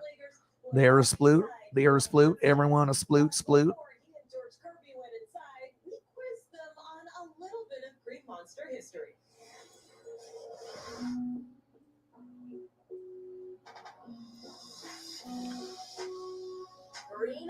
Monster trivia. This is part of the original ballpark, right? The wall. The ballpark was constructed in 1912, but it was not painted green until. Let me pull up my sploot file. Take a guess. 19. Let's look at sploot. I was looking for it, and I was like, I know I have it. I know I got the sploot. 1947.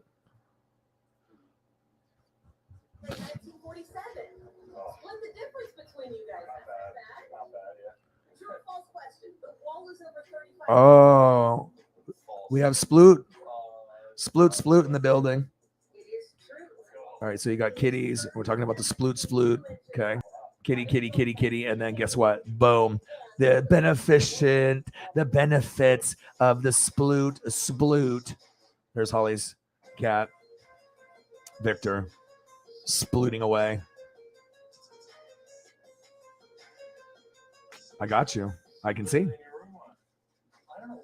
Here a sploot, there a sploot, everywhere a sploot. We have so much fun here.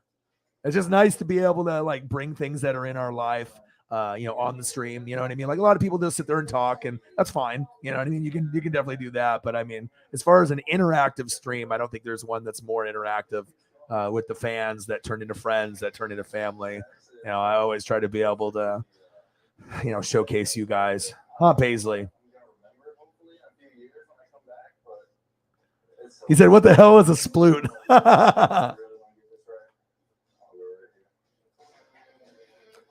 All right, no problem. Get some sleep. So this one you did for an animal. Let's go through here. You just sent me this thing here. So this one, get some rest, Sarah. All right, so this one you did for animal charity, and a vet in Arizona bought it. It's called Trinity of Felinity, and it has my 3 former cats. Sadly, none of them are still alive, but you have new ones now, so you always have that. And this is one of my faves, Brandon Lee as the Crow. Yeah, awesome. Do you have any of these framed? I know it's like you don't want to be like, oh, look at me and my art, and you just have like all your art framed and you just look at it. But shit, I would. You know what I mean? If you're this good, you know what I mean? Obviously, this has been bought, but I mean, taking pride in your art and having it hung up in your house. I mean, it doesn't mean that you're like some kind of narcissist or like crazy or whatever. But geez, I mean, if I could draw like this, I mean, I would have it all over. I'd have like a room dedicated to all the art, That shit is like, for me, when I have like starting lineups and I have toys and I can look at them and it makes me happy. Like, you want to be able to surround yourself around stuff that makes you happy. And I would imagine looking at things make you happy, And as much as I want this and as much as I want this, and your drawings, I think you should keep it. I think you should keep it in the book. Don't rip it out of the pages and just keep grinding on the booklet. And then at some point you're going to have like 50 and you're going to be able to, go through them. And if you sell the final products and, you don't have them anymore, you'll have that, as you get older. And I think that'll be like one of your like prized possessions. It'll be like a coveted item, like your brainstorming booklet. I think that, as much as I want that, I think maybe a final product one, we can work on something like that. But I think that this should be stuck and stay, saved in that binder, that little binder that you have with all your, don't rip it out. I want to have it, but I think it's going to mean more to you down the road. Just having them all together, that's what I would do. Keep the family together with all the photos.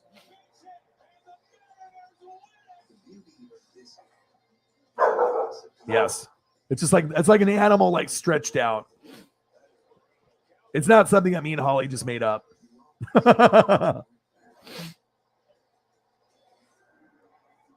Yeah. Paisley does it for sure. Sploot. I'm good, dude. How are you? How's your mental health? How's everything going? You're still working at the same job? Life is good? I mean, I've seen like a whole different you, compared to like 2, 3, 4 weeks ago. And I don't want to say like I'm the reason why things have been better for you. I think you've found ways to, make things better in your life. But I think that we can definitely help with your mental health and things are a little bit better. But yeah, you're always special to me, bro. And like I said, I understand the ups and the downs. And you are loved. People like you here. People love you. We want to be able to interact with you. And like I said, we all go through tough times, and this is going to be a good place for mental health and just fun times. And Oh, you got to get it framed. You got to. Really expensive. How big are the cat one that you sold and the Brandon Lee one? Good to hear, man. Is it that time? It's only 10:25 here. Is it ribs? Are we going through the food already? Are you getting hungry? Is that what we're doing? Are we doing food photos now? I think I might need to go get a beer though, or a gummy maybe. Love this art. Love it. Love it. Love it. Love it. I almost said love it and change it to liver it. So let's not do that. Love it.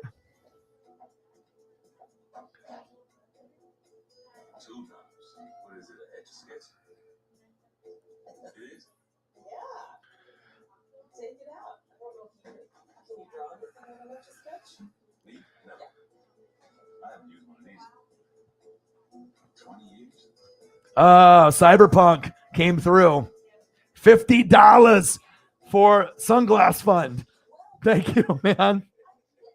I mean, when you have a pet, and they look good in the stunner shades too, but yeah, I definitely will have to get some at some point. And once I do, I'll save up and I'll get an expensive pair, probably like 200 to 400, but then I got to make sure Paisley's nowhere near them, put them in the case, put them up above somewhere. Thank you so much. We got a 50 from our boy Cyberpunk for the sunglasses fund. Thank you so much. And then we also got another 20 from Holly Hundo. Thank you guys. You guys are amazing fucking people. Appreciate you guys.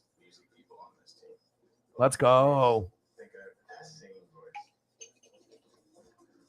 Let's go. Let's go. Mr. Williams is one he wants to get in on it too. He said ribs. All right, let's go back to the ribs and I'll start giving everyone the love that they deserve. Where did you go, Ribbies? Ribbies, splooting. There we go. All right, let's give some appropriate appreciation back and gratitude.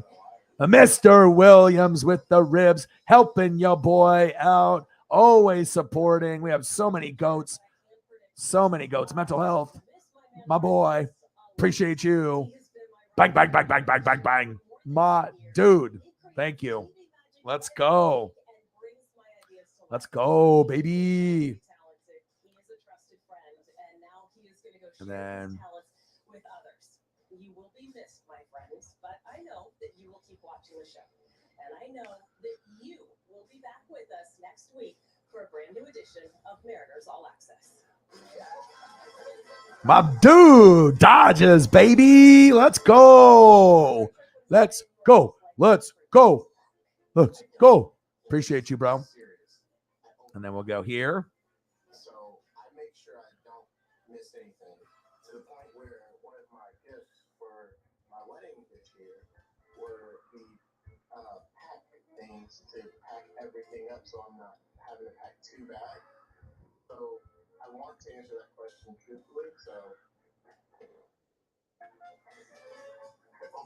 Bang, bang, bang, bang, bang, bang.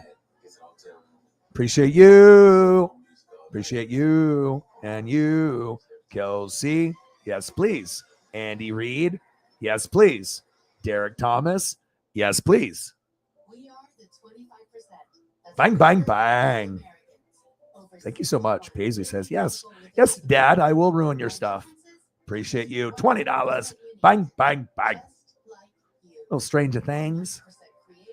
A little Andy. A little love for Holly and Cyber. Where the goats at? There they are. Living my goat life.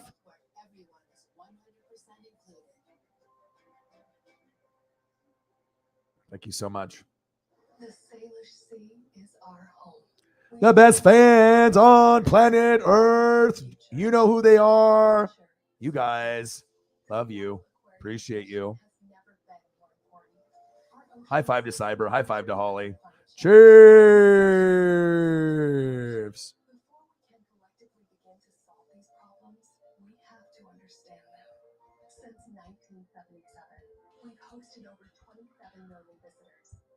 So, Jameson's already taken over. I didn't even have to ask. There we go. There is one world and one ocean, and we're dedicated to protecting it. But we need your help. Donations are more than a drop in the $50. Let's go. A resilient Seattle Aquarium today, and a future for generations to come. Support the Seattle Aquarium today. Cyber Punk 53, $50 dono on the Cash App. Bang bang for the Stunner Shades Fund.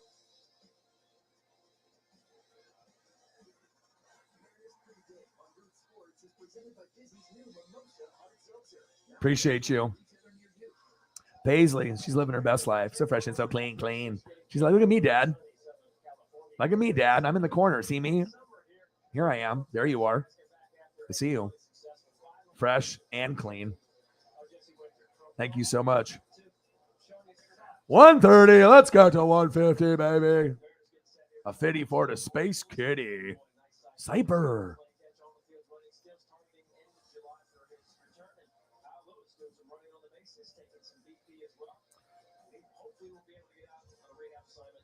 Cyber.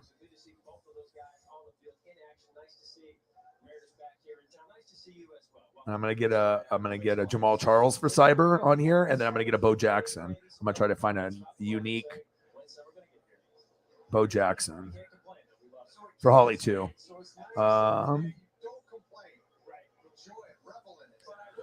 Let's go, Jamal Charles. Holly Hundo, Cyber, Mr. Williams, all three of you often imitated, never duplicated. That's what it's really important. You know what I mean? Like, you know, if I can uplift and, you know, we can have fun, you know what I mean? And I can help you guys, you know, because I'll be honest, you know what I mean? Like, I get excited when I find stuff that's new, you know what I mean? So like when I can post and I can find some HD stuff that's just exciting to me, and then I can give you guys some of the visuals. You might not be into AEW, you know, you might not care, but it's just cool to give you. I'll give you guys like all the news on and keep you up to speed. So if you're too busy doing other things, I can get you the baseball stuff. I can get you up to date, you know, with what's going on in wrestling and baseball, basketball, football. And then we can also support each other that, you know, when you have amazing things like that. And I'm actually looking forward to having you guys on the show, Cyber, you know, as well as Holly Hundo, and then other people on the show too. You know what I mean? Like I said, if you have a computer, you know, and you want to be able to hang out with me, I think it would be cool. I think people would really love that. But, you know, to be able to be an advocate for mental health, I'm not perfect. I make mistakes. I fuck up. I've gone and done stupid shit in my life. You know what I mean? I've had some, you know, really, really rough times. But I think all of us, you know, go through it, and we're fighters. You get knocked down, but you get up again, right? Just like that song. Used to play it in Madden all the time. You're never gonna keep me down. I get knocked down, but then I get it up again. I'm never gonna keep me down. You know what it is. Huh, Paisley? She's like, yeah, I just chomped the shit out of your glasses, Dad. Appreciate you guys. But I love being able just to, you know, go through things and share my personality with you guys, because it's really what it comes down to. It's like I'm not gonna put up just anything. You know, it's gonna be special. And I can give recommendations, and then hopefully, you know, if you guys, you know, have a chance, then you can enjoy things, you know, whether it be Ozark, if you've never really got into it, or True Blood, or, you know, Game of Thrones, or Dexter, you know, or Tommy Wanwingy. You know, we haven't seen Tommy in a while. I love Tommy Boy. You know, I just like to be able to showcase the things that I love, including you guys. It's just I knew I would be able to get to a point where I'd have a community and friends like this, but it's like almost overwhelming where you guys are like, you know, it's everything that I've ever wanted. You know what I mean? Just to be able to, like, we all live across the country, but we all understand each other, and we're all fans of different things, but we also are fans of similar things too. And it's awesome. It really is. Chiefs. All right, let me find a Bo Jackson for Holly and for Cyber. Let's look at Jamal for now. Let's find a Bo.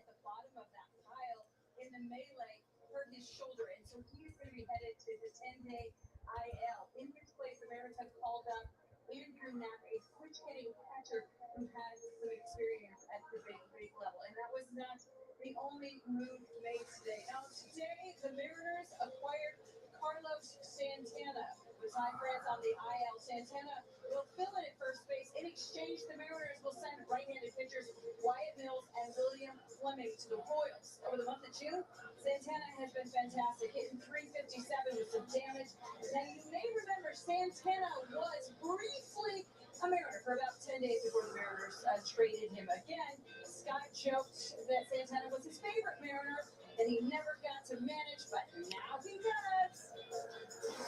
Well, first of all, I'm excited to get Carlos Santana. I think it's going to be a great fit for our ball club. Obviously, he's his 12th year in the league. Carlos Santana coming to the Mariners, baby. Control the strike zone, and hopefully he can help us out in the short term and the long term.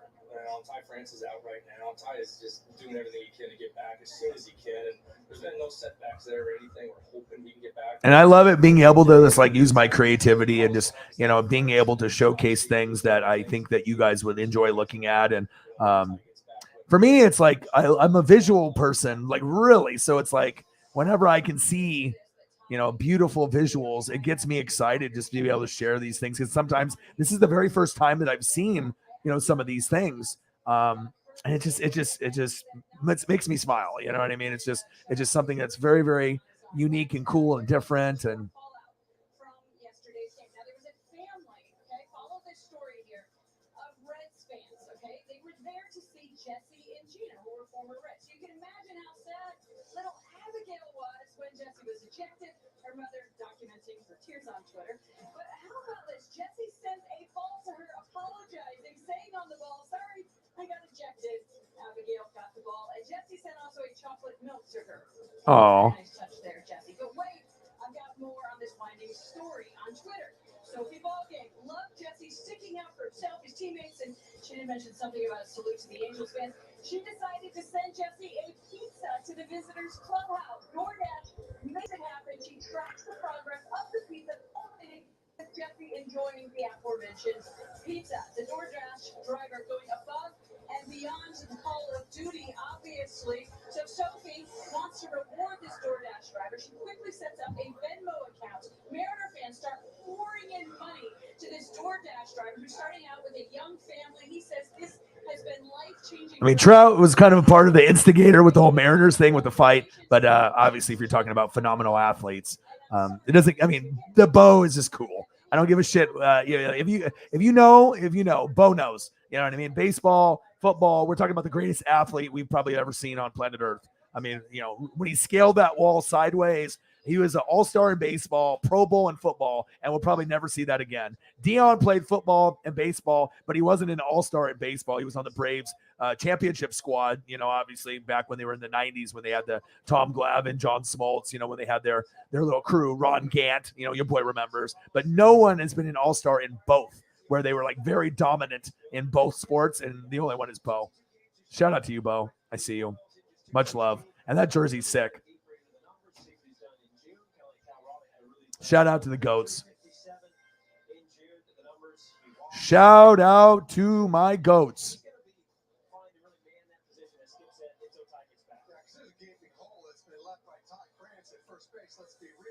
Appreciate you. $20 from Holly Hundo. Cyber with a 50. 180, baby. 20 more to 200. Oh, yeah. I'll bring her back now. She's right here in front of me, laying in front of me. She's there. There she is. These are real positive things for the club, and he's $1.5 million. That's all it costs him, which is good. Yeah. I mean, any time a show ends, it's usually like Game of Thrones, True Blood. Like there's going to be a lot of, yeah, the guitar player. We got him. That's what my Mariners buddy said too. They said the same exact thing. Yes, I think we all are. Yeah. I mean, a lot of shows get that way where you love it, and then it gets to the end and you're like, what the fuck? You know what I mean? Like even like my favorite shows, okay? Check it out. So my favorite shows, obviously we know Ozark is in like my top 6, but okay. This show, you know, let's get Jason not covered up because we don't want Holly to get upset because we know Jason and his abs. All right, we got to make sure we have his handsome face shown. All right, so boom, True Blood. This is probably my favorite show, honestly. Like I love it. It's just a vibe about it. Okay, it's great. Game of Thrones didn't end the way that people wanted either. Dexter didn't end the way that we wanted, and then they did a reboot, and I haven't seen the episodes yet of the second, coming of Dexter, where they made like another 5 to 10 episodes, after he was like a lumberjack in Oregon and he like disappeared or whatever. So a lot of these shows definitely didn't maybe end, the way that you wanted. And obviously you got Breaking Bad, and you have the spinoffs. And like I said, we're going to have Better Call Saul. And that's a good one, too. If you guys have never seen Better Call Saul, I would recommend it. It is good. I can add that to the list.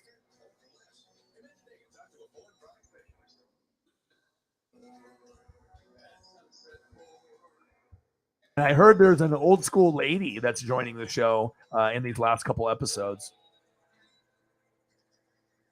Or if you have legal trouble, better call Saul.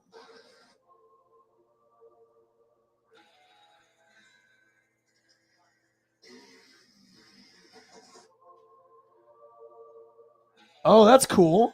Where did Brooklyn get that for you? Oh, it's hers. You just put it on. That's neat. Oh, that's cool. Yeah. Yeah. I think Carol Burnett or someone old school is joining the show for the last season. And it obviously has some of the characters that were on the show. Let's see here.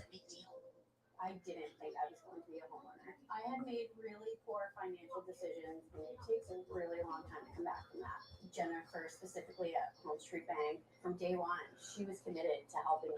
They were Better Call Saul, baby. That's a good one too. Like I said, me and the girlfriend, we started watching it, and I was like, I didn't know what to expect, because obviously he's like that kind of lawyer that's kind of creepy. Like he, started off as a good guy, but you didn't really see it, the good side of him, and that's what the Saul. And that's not even his name. So as you actually watch the show, he actually goes by a different name before he becomes Better Call Saul, and you'll see the relationship that he has with his brother and other people in the show. And then he starts working with like criminals, to be able to get paid and make a living. But he started off good and then started being kind of shady. But it's a nice spinoff, and you see characters from Breaking Bad in Better Call Saul.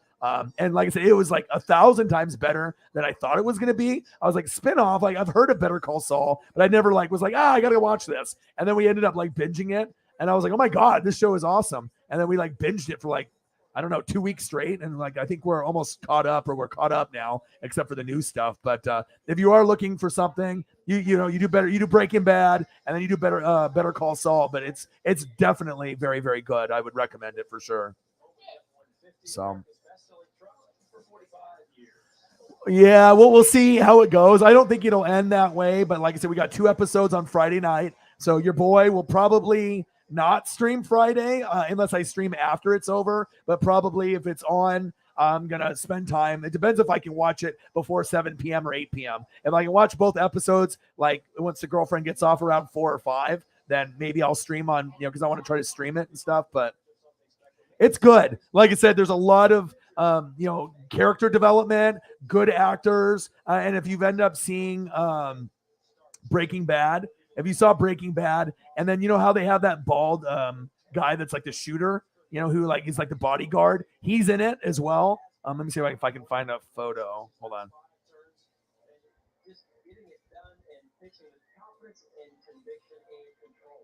A very unique combination of a guy that throws 96 with a 4-pitch compliment that are all really good, and then to have that some artwork. Control, it just doesn't happen. It's very much it's just very, very unique, and to see him keep getting better and growing with his talent. I think this guy's a number one in the making. I know we talk a lot. But they have that bald older guy that ends up being like the hitman, and he's like kind of like the bodyguard where he'll protect and make sure that things don't go wrong in Breaking Bad and whatnot. And so you see him as one of the main characters there in Breaking Bad, and then he's one of the main characters in this, where they follow him and the lawyer. And I'll show you a picture, and you'll be like, oh, this guy. And this is an artwork drawing. This is not Walter White, okay?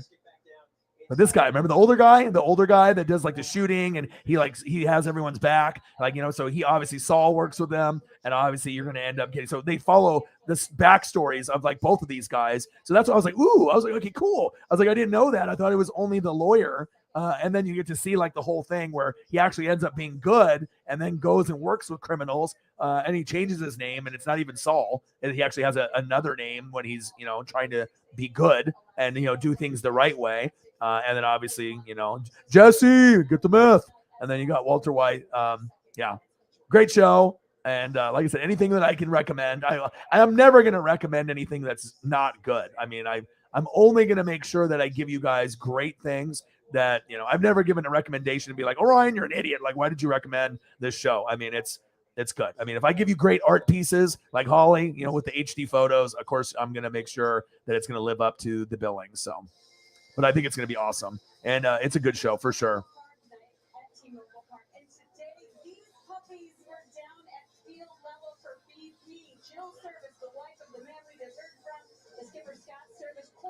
Do you need me to count it?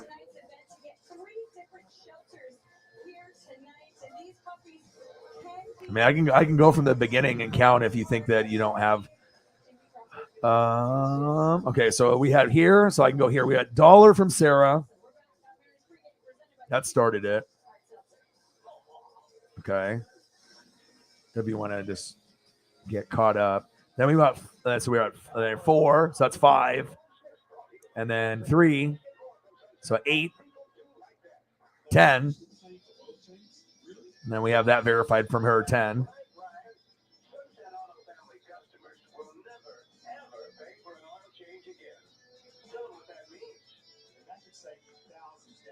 And then there, 30 from the Holly's 20. So we're 30, and she wrote it down.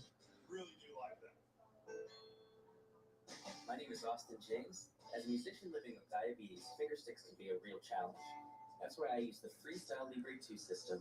The painless 1-second scan. That way we don't get the number wrong if you want to just get that correct. A1C from 8.2 to 6.7. Take the mystery out of managing your diabetes and lower your A1C. Now you know. Try it for free at Freestyle Libre. 30. And then 10. So that's 40. So that's correct. So when she was still here. So that's correct. How'd we do it? Simple. We took it fresh out of a Domino's oven. We put it in a and she's still here. 40. Put that bag in a Domino's car. Drove that car to Stacy's house. Rang her doorbell. Delivered her pizza. Then we kind of did nothing all night. Came back in the morning and used her leftovers to get this perfect shot. Say what? You made a Domino's commercial with my leftovers? Can you clean up this kitchen? And then she went to sleep, right? That was at 10:21. That was like, what, 20 minutes ago? So we were at 40. Enjoy one tonight, love one tomorrow. If I could be. Okay, 60. So we weren't at 110. I was going to say. So that's 60. 80. 130. Yep, 130. Yeah, 130, not 180, 130.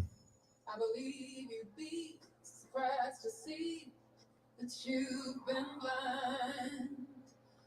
Yeah, it's 130. You got it. You got it, bro. Yeah, we're good. See, you doubted yourself. We're good. The other, you went 180 and stuff, and then just like counting 50s twice. I mean, Cyberpunk and Holly usually do 50, 50, 50, 50, 50, 50, 50 for the space kitty. But yeah, you're good. 130.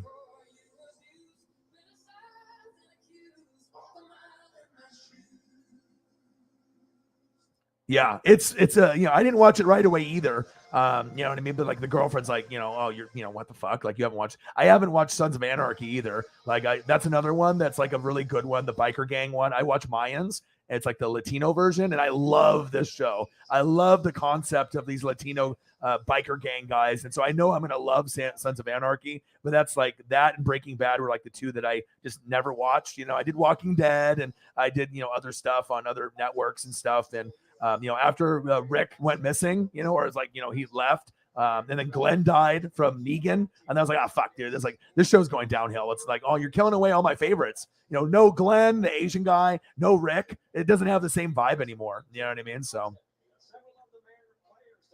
but that's just a couple examples.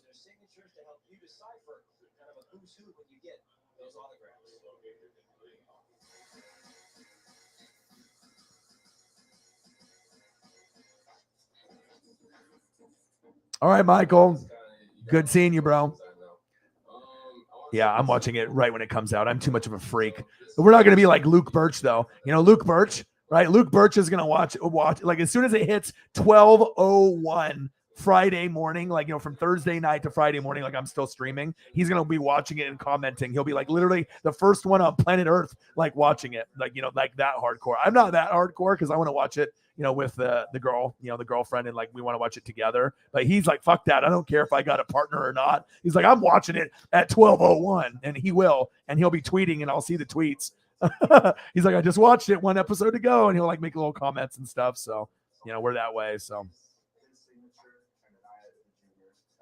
Yes, you want to watch it in order. So you have to watch Breaking Bad in entirely, like all the way through, and then Better Call Saul after. Yeah, you want to do Breaking Bad all the way through. And that's a great one too. And then obviously there's quite a few seasons. It takes a long time to go through it. But Breaking Bad is so good. It's very binge-worthy, very good, very entertaining. And Better Call Saul is a spinoff, but it's actually better than people think. Like, it's very good. And I'm very picky with shows. I'm not going to just recommend anything. Like, if the show is just like, I'm not going to recommend it. It has to be like, it has to wow me. Like, I have to get a wow factor from it. So.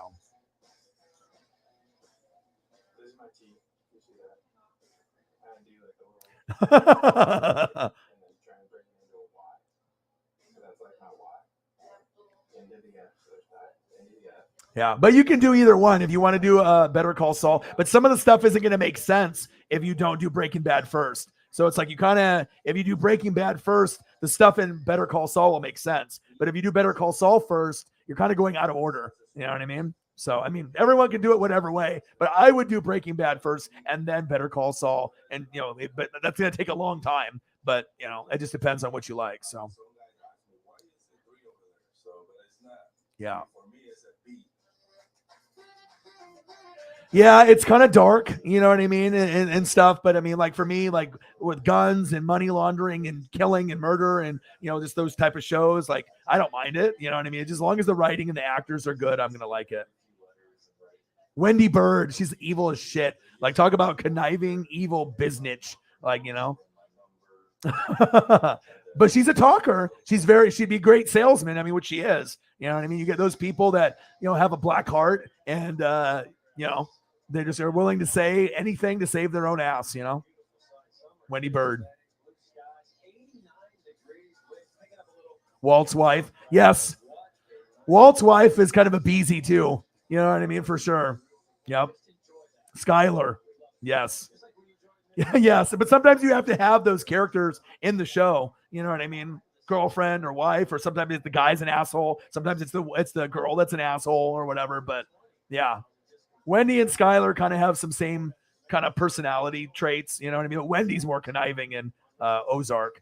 You know, Skylar is, you know, she just doesn't understand, you know, what's going on and everything. I actually like in Breaking Bad, the son. The son is very likable. You know what I mean? He's like disabled and he's kind of has like a lisp. He's like special needs, but he's super funny. Like, you know, you can really fall in love with some of the characters definitely on the show for sure. But Walter White's son, the son is, he definitely, and then obviously the you know, the guy that's a DEA agent, the brother-in-law, he's great. He's great in the show, the brother-in-law. I'm like, oh my God, that might be like one of the best characters too in the whole show for sure. It's like FBI. He's like looking for Heisenberg. Yeah, not many people do, but you have to have those type of characters, you know. They both play good actresses, Skylar and Wendy, for sure, in both shows.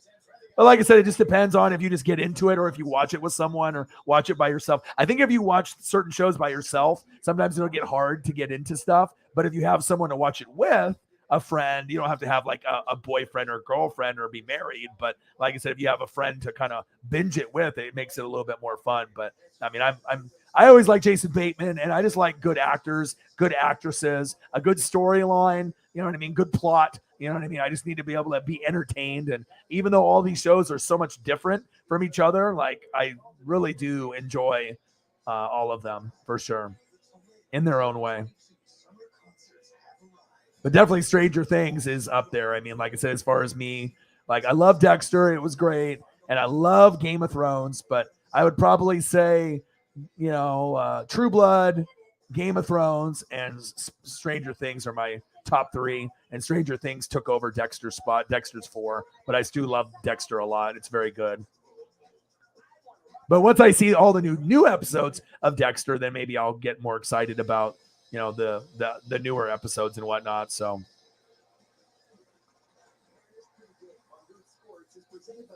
he's like, do you like Wendy's? Yeah. The lemonade, dude. Wendy's lemonade. 265, give or take a few. And off to a nice start for the Royals. He's won his last 3 turns. It'll be the first time he'll be facing the Mariners. We'll take a look at that with our pitching matchup tonight. More specifically, our EQC pitching matchup. A couple of young righties. Wells, you see his numbers there. Nice job. George Kirby making his 10th start. 2-2, 3-1-2. Let's talk more about Mr. Kirby. It's your local Ford dealers. Keys to the game for Mr. Kruger here is going to be on Kirby, and I like the spin for outs type of thing. I like this, right? Y'all speed we're going for tonight? Yeah, I think when we saw Kirby arrive here, it was a lot of fastballs. He's still got a great fastball.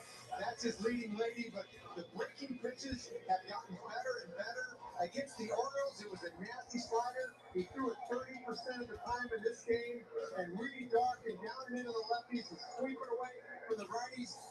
8 strikeouts in this game against the Orioles. This is a very aggressive swinging team.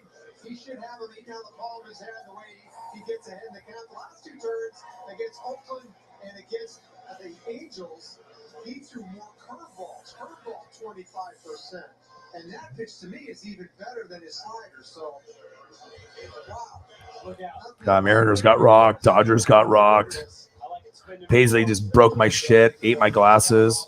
Huh, Paisley? Are you in here now? She's watching. She's keeping guard of the room.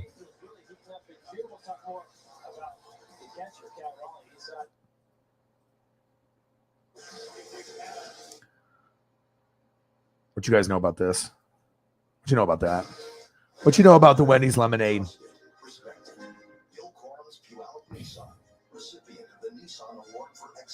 There you go. Michael in the building. Good luck on that.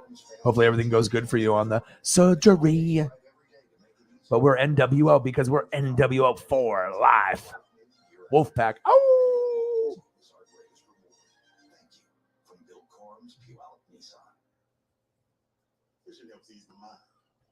Kind of like having Liberty Mutual. They customize your car insurance so you only pay for what you need.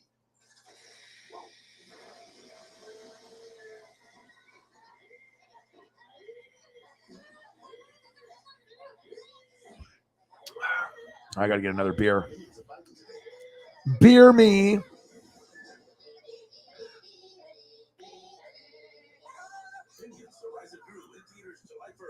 All right, you guys stare at Wendy's lemonade for a little bit while I go get another beer. Oh, we got some cash apps here. Or maybe they're the old ones. Oh, no, we got a new one. A couple new ones. Look at you guys. You guys are great. Let me see. What do we got? What do we got here? Oh, we got Mr. Williams, $37 for mental health. I love it. Thank you. Thank you. Thank you, brother.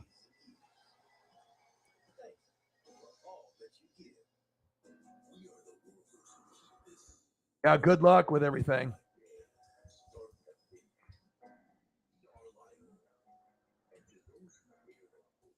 And it is Mental Health Monday.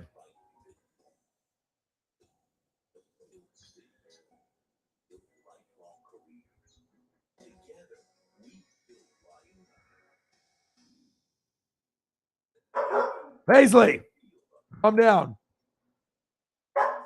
See a woof woof. Bang, bang, bang.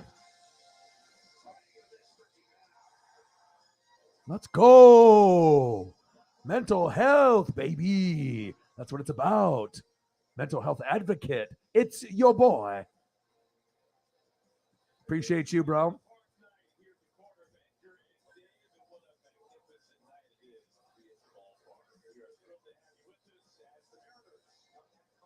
Bang, bang, bang, bang, bang.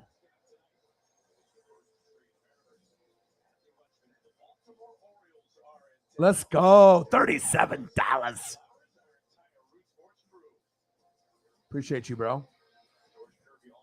Let me get you a photo.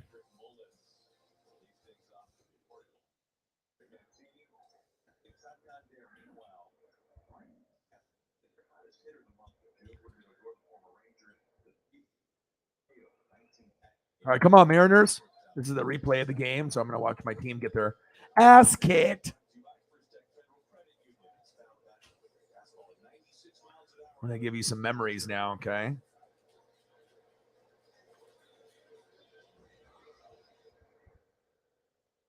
Gosh, Paisley is just going wild. I can't wait to take her on a walk. I might even take one late tonight with her, depending on if she's sleepy, or I'll do it tomorrow morning. I don't know. We'll see how long I stream. I'm going to keep grinding, though. I got a really cool one for you. I'm a Blazer fan, okay? But you know what? I will respect Los Angeles, just like the Dodgers love. And I got a really cool one. And you know what's really crappy? I don't have money yet to be able to buy Shepard's jersey, the Atlanta Braves one, or some T-shirts. But I found a couple newer and vintage shirts, but they didn't have your size, and I got pissed. I was like, "Fuck!" I finally found some stuff that I was like, "Ooh, this would be good," but I don't want to get it too big or too small, so I got to keep looking. But I promise I will come in the clutch, and I will make sure that even though you don't need it. I have to show my appreciation. If you end up getting this PS5, maybe I can get you a game or something. If I can't find the shirt or something, I want to take care of you. So I definitely, I have so much gratitude for the GOATs. It's, without you guys, there is no Doggy Dog and Paisley Girl.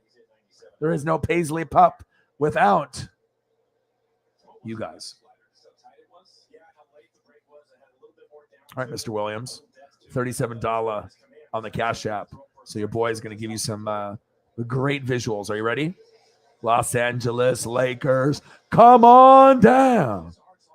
Ooh, Shaq and Kobe, and it's not 24 Kobe. It's 8 Kobe. So it's Kobe Bean Bryant. I love it. That one might stay. I got you, dude. I got one more since you're such an amazing person.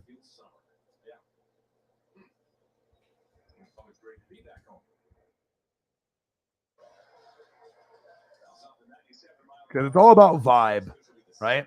It's about vibe and how things make you feel. Songs, make me feel a certain way, and photos do too. Video, obviously, but music and photos really capture the essence of life for me. And hopefully with this stream and obviously this show, it's been able to affect you guys in a positive way, and just the interaction and just think about how many photos that I've done since January. We have some ones that we keep that are very special, but it's always going to be something new no matter what. And I take a lot of pride in giving you the best of the best. No half-assing it. Only the greats. If you're a GOAT, you're going to get GOAT photos, okay? That one's pretty good, but I got one that's even better that you'll appreciate.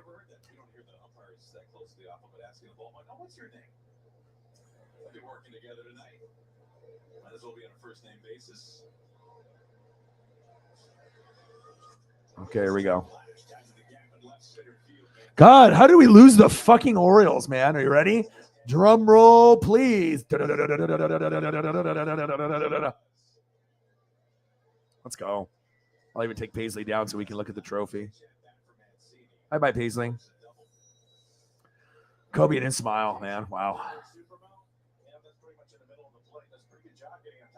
That's good stuff. And you know what? Even though Kobe was hated because he was so good, like Jordan, once he died, I think a lot of people were like, and even after he retired, I think people, Blazer fans, Sonics fans, every fan that just got their ass kicked by Kobe was like, wow, you know what? This guy is so phenomenal. It's the closest thing to this that you're going to get. Everyone's like, LeBron. No, okay? Jordan's the best ever, period, okay? If you watched him, you know. If you didn't watch them, then you'd have no idea. You know what I mean? We're talking about the guys that were the smoothest, that had the crazy work ethic, and there's a reason why certain guys are GOATs, okay? Kobe's a GOAT. Okay, Shaq was the most dominant, but Kobe was the second best, period. I mean, it's just, you got Jordan, you had Kobe. LeBron might be as the most all around, but they didn't have the Mamba mentality, okay? And if you want to have the Mamba mentality, you have to put in the work. And like I saw this interview with Julian Edelman, and he was, hanging around a lot of the retired brothers, and he said that even in February that they were doing 2-minute drill after the Super Bowl was over. You know what I mean? Whether they won or they lost. And then all the other players were calling him out saying he was a liar. He's like, no. I was like, why do you think Tom is the best? He's like, literally, it's February. Super Bowl just ended, and they're doing 2-minute drills, and they're working out.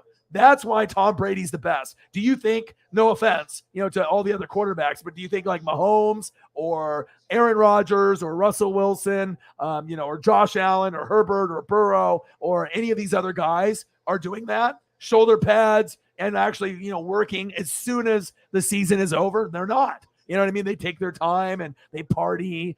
Some of them might end up doing some stuff. Like Mahomes seems like a guy that puts in a lot of work in the offseason. But like, let's say you won the Super Bowl, everyone's partying, they're doing their thing. You know what I mean? Or you didn't get there, boom. It's like you're grinding it out like you're still going. And that's why Brady's so good. It's like 365. You know what I mean? And there's certain guys, I think that he does some work. You can tell certain guys that have the work ethic. But if you want to be GOATs, you have to be able to put in the time and put in that energy. But that story was crazy. I was like, and they didn't believe him. He's like, no, dude, I'm serious. Like, he did it with Wes Welker. He did it with me. They were going over routes and different route trees. And then it definitely helped them win Super Bowls. So if you have the dedication to be, the season's over in February, it doesn't start, until August. And then you have your training camp and preseason. But if you're like, okay, we just won the Super Bowl, the next day you're fucking at his house in the backyard running routes. Like, who does that? Tom Brady is. And that's why Tom is the best. So whether you hate him, or you love him, you know what I mean? His work ethic by far is the best. And that's why he's the GOAT, because he ends up working harder than anybody else. And I take a lot of pride in my work ethic based off guys like this. You know what I mean? Because you get a lot of guys that are talented, but how many are willing to work and put in streams like me for 4 to 8 hours, to read for 4 to 8 hours every day? It's like 20 out of 24 hours. I'm dedicated to this. You know what I mean? So it's like, and I'm not Kobe Bryant and I'm not Michael Jordan. I'm not Tom Brady, but hey, hell, I'm trying to be on the YouTube scene. You know what I mean? But I thought that was really interesting, and it doesn't surprise me one bit. Appreciate you, bro. Pretty wild. It's like February, Super Bowl just over. Hey, fuck it, let's go after it. That's what you need to do, though, right? You know what I mean? If you've got to work harder than anybody else. When everyone else is sleeping, what are you doing? You know what I mean? I've seen shit where Tom won a Super Bowl and he's got fucking shoulder pads on and the helmet, and he's in the fucking sand doing drills. And it's February, March. It's like, who does that? Tom Brady does. So is it any surprise? He's got that fire and that competitive nature, just like Kobe and just like Jordan. I've never seen anybody else that's got that Mamba mentality besides Kobe, right? Jordan. And we know he's here. And Tom Brady. And there's a reason why those are like the goated athletes, period.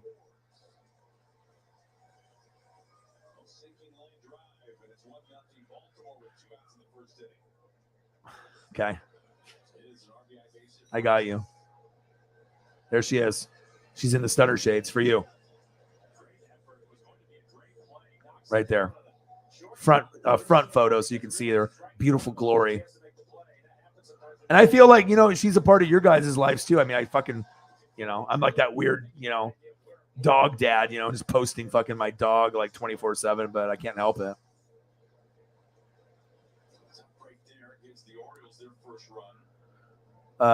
Is it child trafficking, like sex trafficking? That's horrible.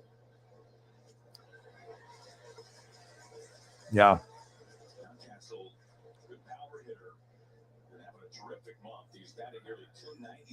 Immigration. Jeez.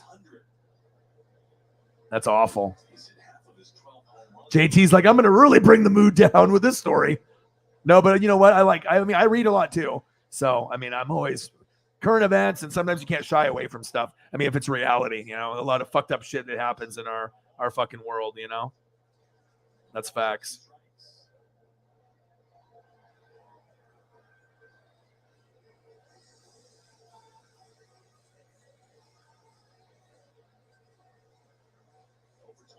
Yeah. But you know what I mean? Like these stories of you know, I don't know if you guys have read any Larry Bird books, but there's a reason why Larry Bird was as good as he was too. I've read many Larry Bird books, and what made Larry so competitive too. And Larry had the Mamba mentality back then, and he's white. You know what I mean? Like you had a lot of these brothers that were way more athletic. They could jump higher. They had better reach. But if you end up watching Bird back in the day, he'll always be one of my favorites, and not just because he's white. You know what I mean? But the black guys respected him, and you know, he was like, "Oh, if you got a white guy guarding me, it's like disrespectful." Like, you know, like Bird was like, you know, black athlete in a white body. Like I have never seen passes and a court awareness like Magic and Bird when they played. They played like a little John Stockton, Allen Iverson, Jason Kidd, Jason Williams, White Chocolate. Like if you look at all the guys that were like Jason Kidd, Steve Nash, like kind of fancy passers. But Bird and Magic were doing it in like a very, you know, 6'8", 6'9". It was just crazy. And they were fancier and they were more accurate. You know, I mean, you go back and watch, you know, Magic and Bird, but with Bird, God, I mean, his basketball IQ was something else, but he used to sneak into gyms when he was young and sleep in the gyms. You know what I mean? So that way that he could end up getting extra reps, because he said that if I'm not doing this, right? If I'm not doing this, someone else is. And that's all about, you know, that competitive nature. And look what happened. I mean, I get the most enjoyment of watching like Bird and Magic. I mean, I'm an old head, so it's like, of course, I love that stuff. But I mean, these young kids they're like Giannis and Embiid, and then they talk about, you know, Luka. I was like, you guys have no idea. I mean, we talk about, like, you know, Jordans and stuff like that, but you don't even really hear people talk about Bird and Magic anymore. It's like these guys were on a whole nother level. And you go back and watch highlights now of Giannis, Luka, you know, all these guys that are so good. Go back and watch Larry Bird highlights or Magic highlights tonight, and you'll be like, damn, these guys aren't that good. Like, Luka's a superstar, but he ain't no Larry Bird or Magic. You know what I mean? Giannis is great, but he ain't Larry Bird and he ain't Magic Johnson. I'm telling you, like, you either know or you know, or you don't. You know, either you've watched it live like I did and some of y'all, or you have no idea. You know what I mean? It's just the bottom line. Like, the guys that played back then were much better than the guys that are playing now in the 80s and 90s. It's just facts. I know some people don't want to believe it, but it's true. And when you watch the highlight reels, it gives you chills. Like, at least it does for me.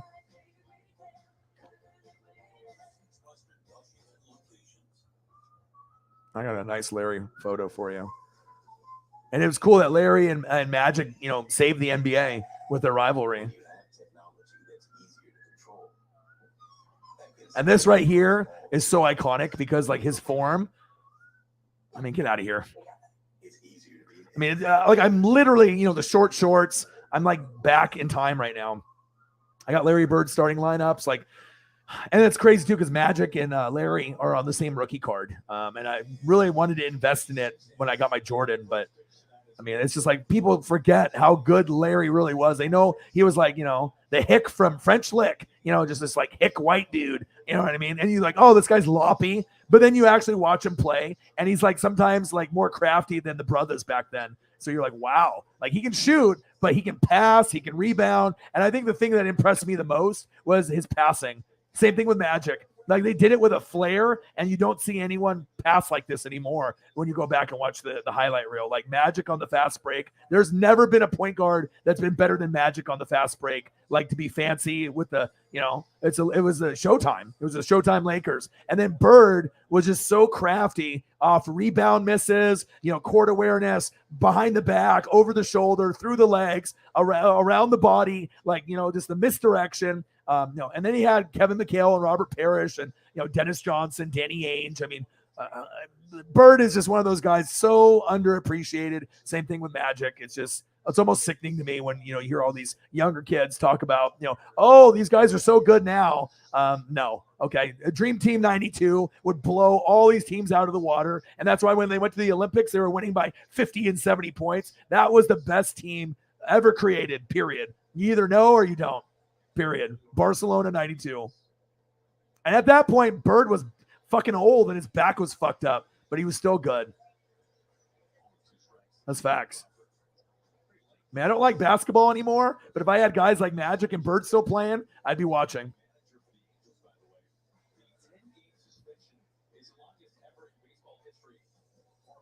Awesome photo. Either you know or you know. You either watched Mario Lemieux, you already watched, Wayne Gretzky, or you don't. You know what I mean? It's like you either know or you don't. You watched Barry Sanders play and Jerry Rice, you either know or you don't. You watch Dion play, you either know or you don't. It's like you either saw the greats, you saw Griffey play, or you didn't.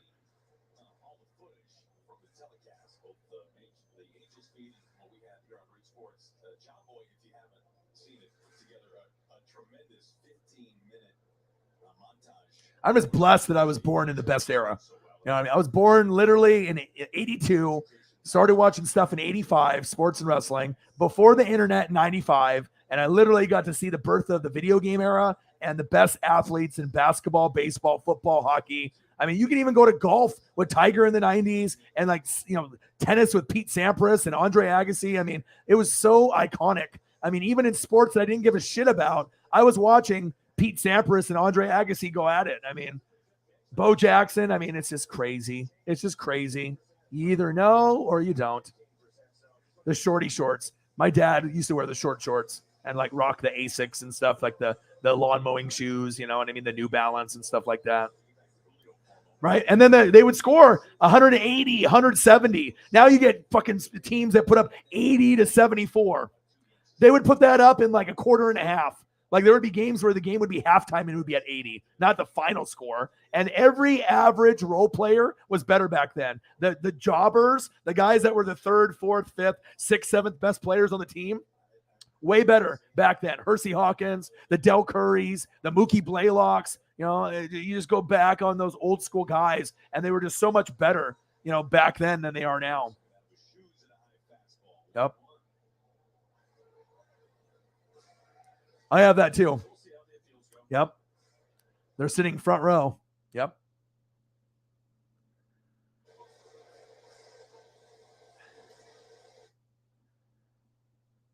I mean, if you just watch though, if you had to be there, you know what I'm saying? You just had to be there, man. Bird's better than Luka. I'm sorry. Luka's great, you know what I mean? But he's not Larry Bird. I mean, look at the championships and look at the way that Bird passes. Luka's a great passer too, but Luka is a poor man's Larry Bird, if you want to say it like that. You know what I mean? Because Luka looks like he's athletic. Bird doesn't. You know what I mean? But if you look at the passes that Bird made, and you're playing against better competition, you know what I mean? That's the thing. There's a lot of shit players that are playing now that don't play defense and they just shoot threes. Even centers are doing it. You know what I mean? And LeBron is great. He's the best all-around player ever. You know what I mean? But Magic played point guard at 6'9". Bird was a small forward. So LeBron is small forward. Magic is a point guard. So you can't really compare the two. If you're going to compare LeBron, you have to compare him to I don't know, Charles Barkley, I guess, or a Karl Malone-ish, even though he played power forward most of the time. I'm not sure if you can really compare LeBron to. I mean, he doesn't really match up to anybody. I mean, you can pretty much say he's the best small forward probably all the time, unless you want to go LeBron versus Bird. That's a better comparison because Magic is, to me, I've never seen a point guard better than Magic. And Bird and LeBron, I would take Bird, honestly. I think LeBron is great, but Bird had the clutch factor. I need the Mamba mentality to win a game, and LeBron has been to too many finals and hasn't come up clutch. Could be better at free throws, and a lot of the greats were good at free throws, and that could come up in the clutch. And I just think that LeBron is an incredibly gifted athlete. He's got good basketball IQ, the best all-around player ever. But when it comes down to the end of the game, who would you rather trust, LeBron or Jordan or Kobe or Bird? And it's very simple for me. You know what I mean? And look at the championships as well. So the Hersey Hawkins. I had the Grant Hill feelers. Yeah, LeBron is special. I mean, LeBron could play point guard, shooting guard, small forward, power forward, center. He's that good. You know what I'm saying? But the one characteristic that LeBron does not have is the Mamba mentality. You know what I mean? Like the guy that, works really, really hard. And like I said, just to get better at certain things, like if LeBron increased his free throw percentage to 90% or better, you know what I mean? Or if he was a better 3-point shooter, worked on other aspects of his game. I mean, he can rebound. He's a great passer. He can dunk. You know what I mean? But obviously, his post-out game could be better, but I just think, does LeBron make other teammates better all the time? The answer is no. You know what I mean? Most of the time he did, but sometimes he would want to be the man. But Bird and Magic didn't have to be. I'll give it to Worthy. I'll give it to Kareem. I'll give it to Byron Scott. Bird is like, fuck it. I'll give it to Robert Parrish. I'll give it to fucking Dennis Johnson. I'll give it to Ainge. I'll give it to, Kevin McHale. The egos weren't as like LeBron. You know what I mean? And it's like, and if it comes down to the very end, I would trust Magic and Bird more than I would trust LeBron. Because if LeBron was so good, he wouldn't have so many losses in the finals. And I know some of his teams were shitty, and he also had to join super teams, to be able to get the championships and whatnot. Bird and Magic didn't. So, a lot of these guys are like, they have no loyalty. Back in the day, you win and you lose. And, once the ship starts sinking, you don't leave. LeBron did. KD did. Magic and Bird, they did not. So that's why legacy for me, Jordan, Bird, Magic, so much better than these guys now, period. You know what I mean? So you either grew up with it or you didn't. That's facts. I mean, and like I said, I've won. That's why it used to be my number one. I used to love NBA and college hoops, like more than baseball, more than NFL, more than college football. It was like NBA, college hoops, and like wrestling. And then it just went downhill. You know what I mean? And obviously when guys go one and done in college hoops, boring. It's like, I can't even get invested in you. You're only here for a year. And then the NBA slowly got worse and worse. And the last time the NBA was good to me, it was the Kobe and the Shaq era, in the 90s and stuff. Kevin Garnett, Tim Duncan, you had Garnett in 95, Kobe in 96, 97, Tim Duncan, Shaq, obviously in 92. And then after that, it went downhill. And ever since it's been in like the 2000s to 2022, it's not the same. It's not as good. So, I mean, you either know or you don't. You know what I mean? There's just a lot of people, they have no idea. The younger generation has no fucking idea.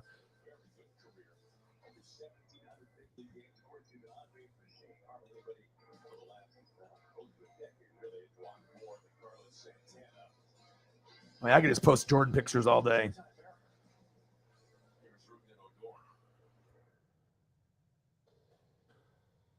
I mean, why do you think a Jordan rookie is worth 25 to 30,000 compared to like other people? You know what I mean? Like, there's a reason why. He's goated.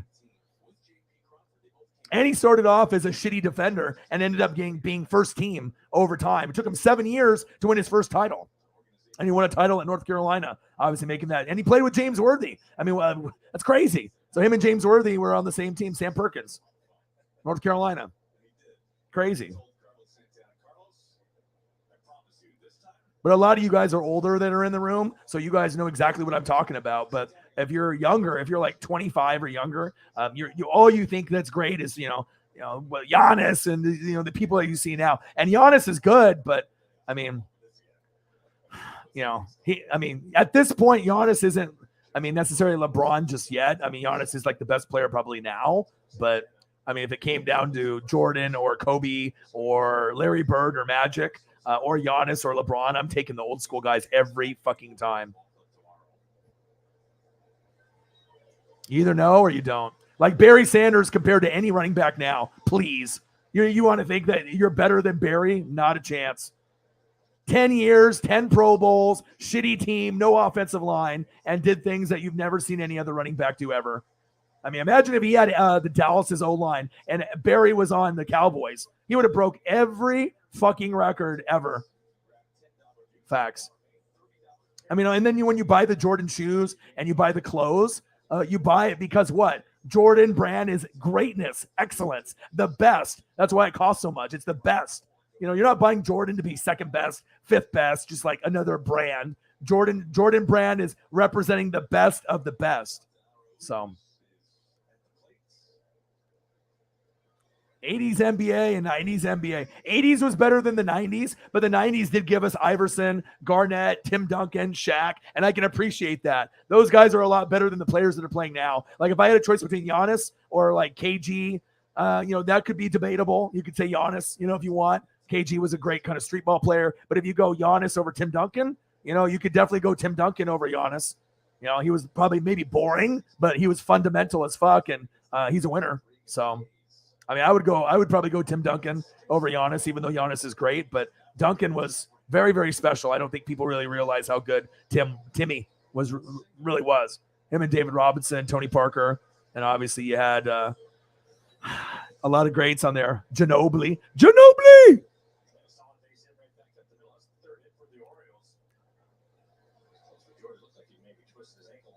Yeah. There's plenty of jerseys and jersey cards, one-of-ones. You can get a one-of-one jersey card autograph of a no-name baseball player go for $20,000, or more. You know what I'm saying? There's plenty of merch that can go for a high amount. You know what I mean? But, LeBron is not Jordan or Kobe, and he never will be. You know what I mean? He can be known as the best small forward. If you want to say over Bird, if you like all-around player, you can say that, but he's definitely not the most clutch.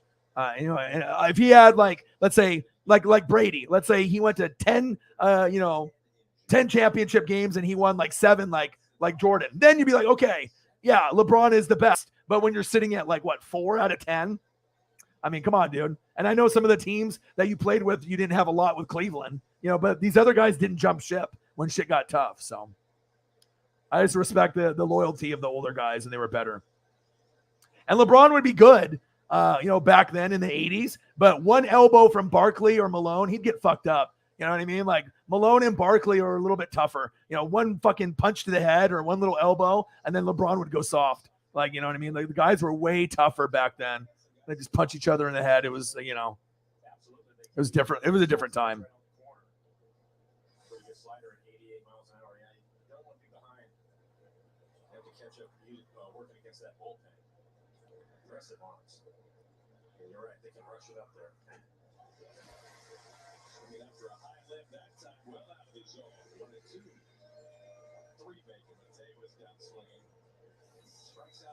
Jameson, you're slipping, bro. We're not at 130.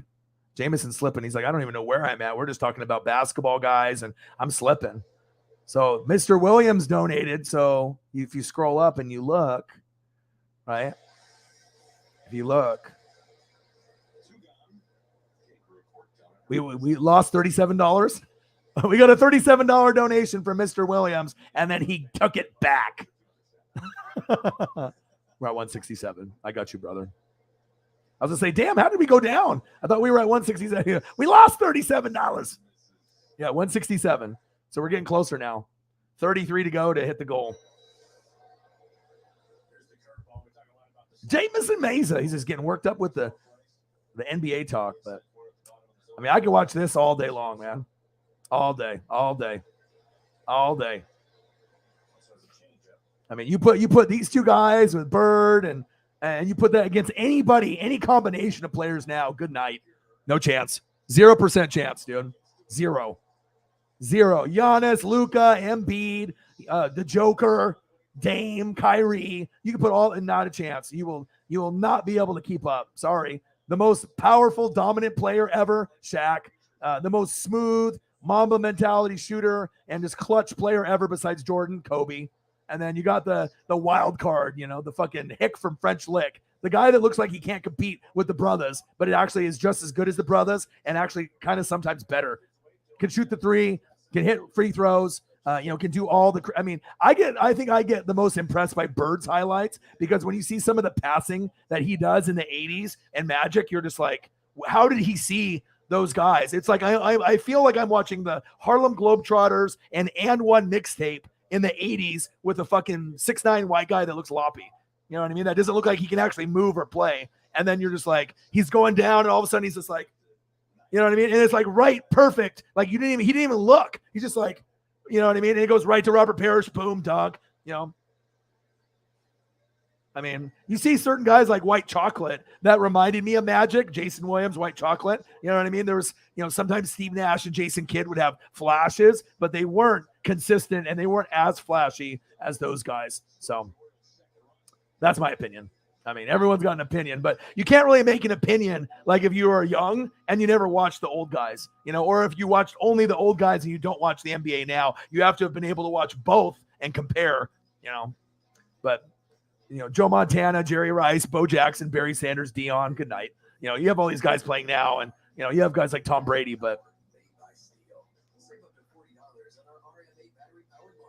Yep. But why was it?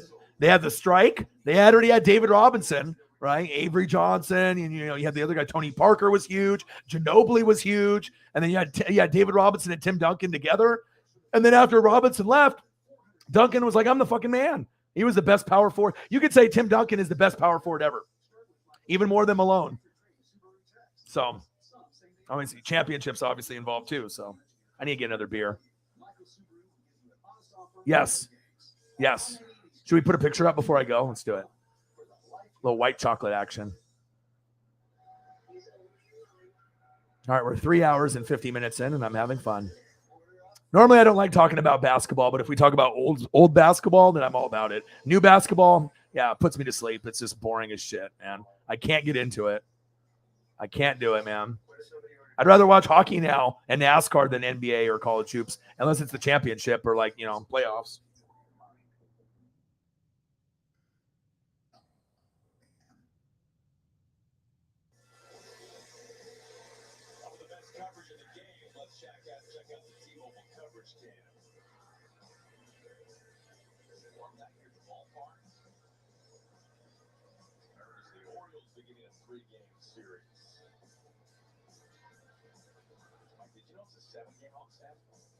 Actually, I did. I don't want a ticket representative to come up here and scold me. Well, I was pretty sure it was, but then all of a sudden you gave me a day off, and I appreciate it. Yeah, well, I'm looking out for it. Trying to keep you fresh. Dog dancing out. It feels like August right now. That's what they say. Don't mind schedule. For a second. Notice on your scorebook, by the way, are you a cross out the game as we go guy? Am I seeing this right on the cover of your scorebook? Yes. Like we have the full schedule? Yes. Here's a perfect example of like a bird or magic pass. Ready? This is when actually basketball was good. Remember when the Kings were good? Remember Bobby Jackson, right? Mike Bibby, when they got robbed by Donaghy? For the refereeing and the cheating. So they had Mike Bibby at point guard, right? You had Doug Christie, who didn't give no fucks, right? He even tried to throw the ball at Kobe's face, right? He was the worst player on the starting five, but he was gritty and good defense. Peja Stojakovic, great three-point shooter. You had Hedo Turkoglu on the bench shooting threes, right? Chris Webber and Vlade Divac. And then you had Bobby Jackson as the backup with Hedo Turkoglu. Fuck out of here. They should have won a championship. They got robbed. And then later, you got this. And that's the closest thing to magic that you'll probably see for sure. Yes, man. I love this team. Not necessarily the team that Jason Williams was on, but the old one. Yep. That I just mentioned. Absolutely. Yeah, I'm glad you're still here. I didn't know you were still here or not. Sometimes you just dip, so I don't know if sometimes you say bye and sometimes you just disappear like a ghost. So I was like, oh, maybe she left. We always notice if you're here. All right, let me go get a beer.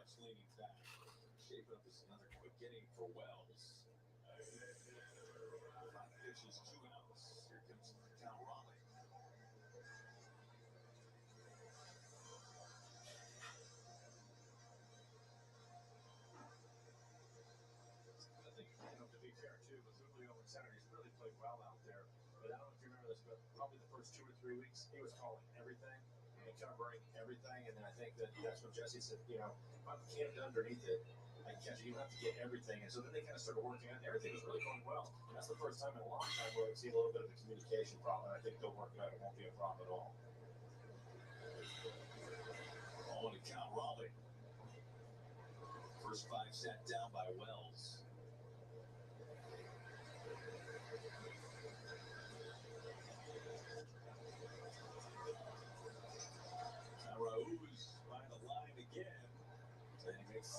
Once more, 7-pitch inning for Wells. He has faced the minimum through 2.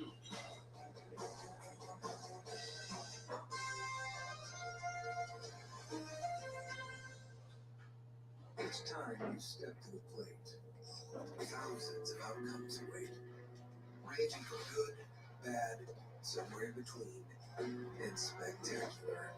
The beauty of this game is the promise of tomorrow. Because while it might not go your way today, you always get one more back.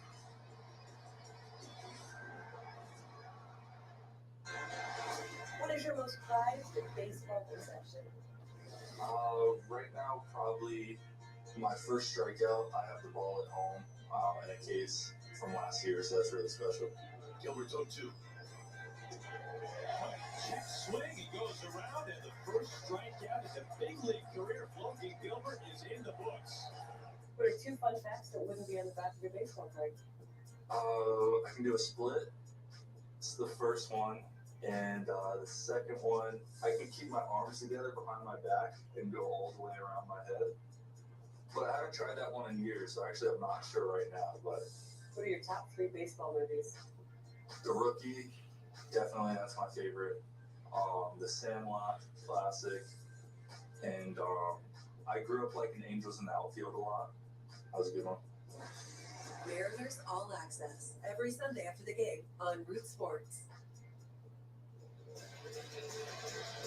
Well, the Mariners are excited to close out Pride Month with a celebration this Thursday against the A's. It's Pride Night, and the first 10,000 fans can grab a Pride hat thanks to Alaska Airlines, the official airline of the Mariners. Join us in supporting the LGBTQ plus community and get tickets at mariners.com.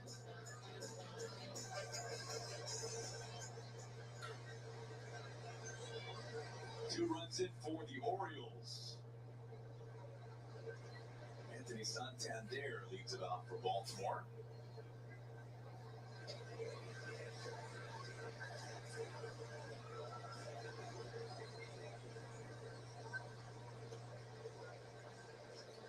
A lot of curveballs so far today for George Kirby.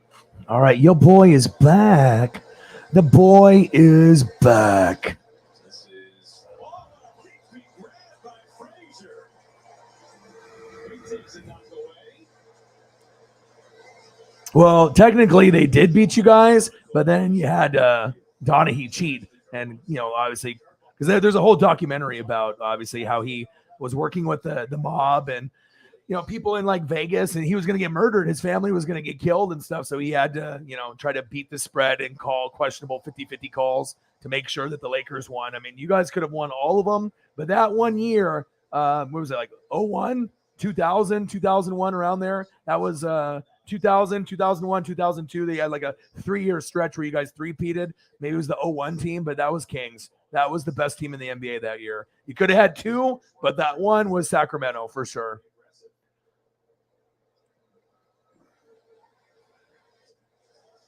Yeah, if you go back and watch the documentary about Donahue, I mean, he's even admitted to it. He went to jail. I mean, he was going to get killed. Like he had to, he had to be able to bend the rules. And sometimes you had that happen with college hoops. They had a lot of conspiracies with point shaving and stuff that happened too.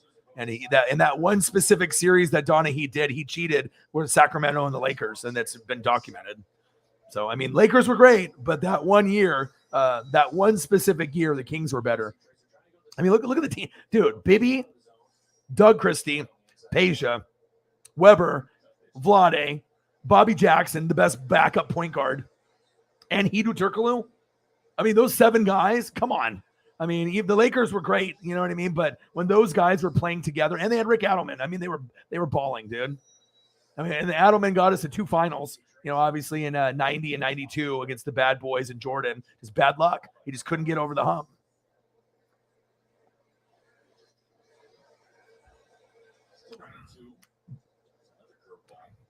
Hack-a-Shack was very much a thing. And like I said, the Lakers, I still give them all the respect and love. But if you go back and watch the film, that one year was all Sacramento. Probably. Like I said, no, but the thing is that the Nets, Brooklyn, they don't want the Lakers return package. So there's a good chance that Kyrie and possibly KD will both be gone. But just because you're superstars doesn't mean you play good together. I think we've definitely seen that. You know, you can have Harden, you can have KD, you can have Kyrie, but you have to have guys that are not selfish, not me guys, team guys. Curry, Draymond, Clay, team guys, me guys, KD, Harden, Kyrie, me guys or team guys. Give me team guys all the way. Kyrie might have the best handles. KD has been the second best player forever, you know, pretty much to LeBron, right? But it's me, or team. And I'll take the team because that's what you need. So there wasn't probably a team that was more exciting to watch. I mean, besides the Shaq and Kobe, I liked Penny Hardaway. You know, when they had Penny Hardaway, right? Nick Anderson, Dennis 3D Scott, Horace Grant from the Bulls that went to Orlando, and Shaq. That team was pretty fun, but they just, you know, they were too young. You know, Nick Anderson and Dennis Scott weren't as consistent. Horace Grant was good, Penny and Shaq, but, you know, every once in a while you didn't get what you needed from Nick Anderson and Dennis Scott. They were great role players, but you needed someone a little bit better. You know what I mean? I really enjoyed that era. I'm a big Shaq and Penny guy. I mean, I bought the Penny shoes. I mean, I even have the Shaq poster still in my room. I know I've showed you guys the photo, but I literally have Bo Jackson Royals in my room still. And I just went there today, and I have a Shaq from, you know, like 92, you know, his rookie year, 93.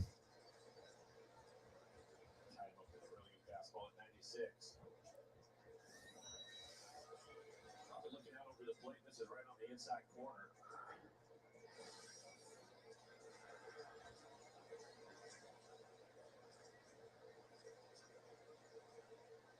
Here's the payoff. Hammer out to right field. Rutschman a deep drive, and this is just above the yellow line. And a home run.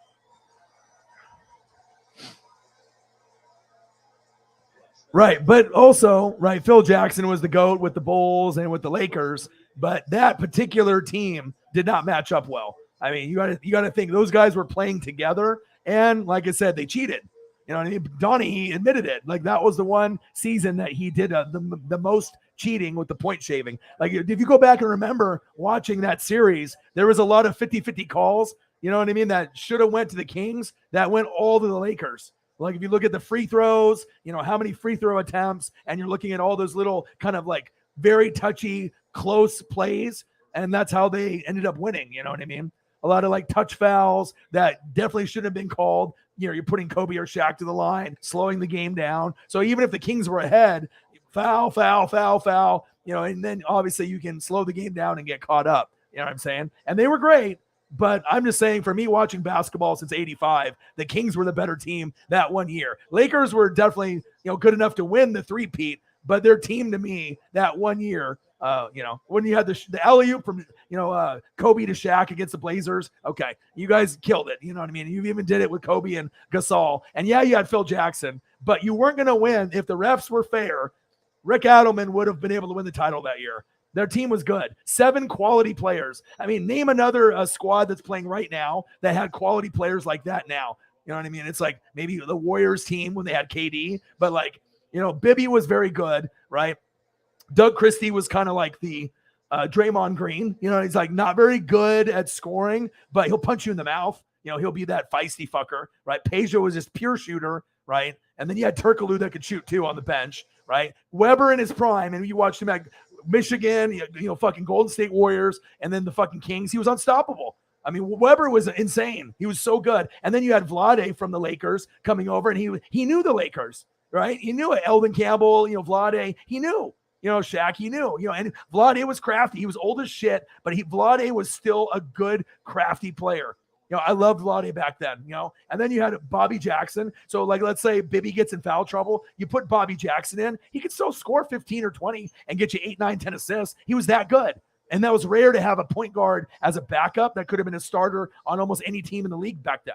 Like, he could have been a starter, right? And then you had Hedo Turkoglu, obviously on the bench too, and he could shoot threes, but just not as good as Peja. And then if they had the death lineup in, no Doug Christie, and it was just Bibby, and then you had Peja, Turkoglu, Weber, Vlade. You know what I'm saying?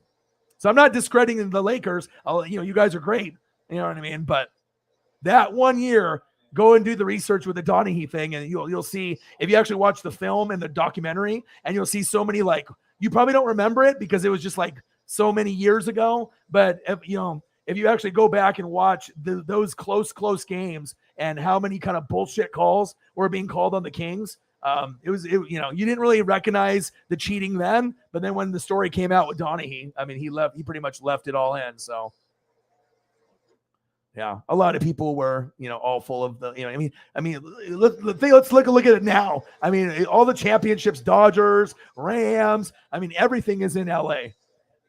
Then that's why maybe Justin Herbert will even get one someday. Bang, bang, bang. Thank you so much, bro. I think I remember one where it was like, and you'll have to look at the stats or whatever, but I remember like one was like, let's say the Lakers have like 30 attempts and then the Kings have like 8. You know what I'm saying? Like, and if you have that many attempts, let's say you go 22 for 30, you can win the game. You know what I mean? If they have 8 attempts and their guys are in foul trouble and they're winning the game, and then all of a sudden you're calling these kind of tic-tac fouls where a guy's got his hand on the guy's back foul. Like, you didn't call that in the early part of the game, right? But that was the way that the point shaving worked, to slow the game down, to get those cheap free throws. And that's how the Lakers were able to win, if you go back and watch.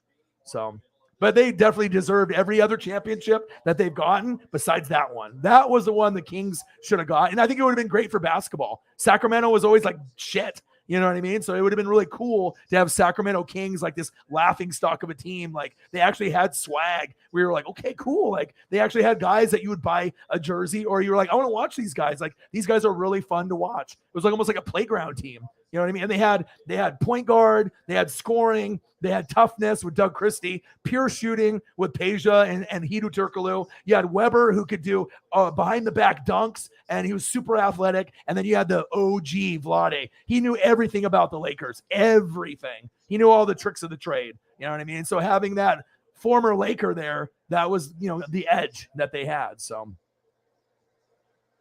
yeah, the Queens. But if there was no cheating, they would have lost, the Lakers. 187. Let's get to 200, baby. 13 to go. Yep.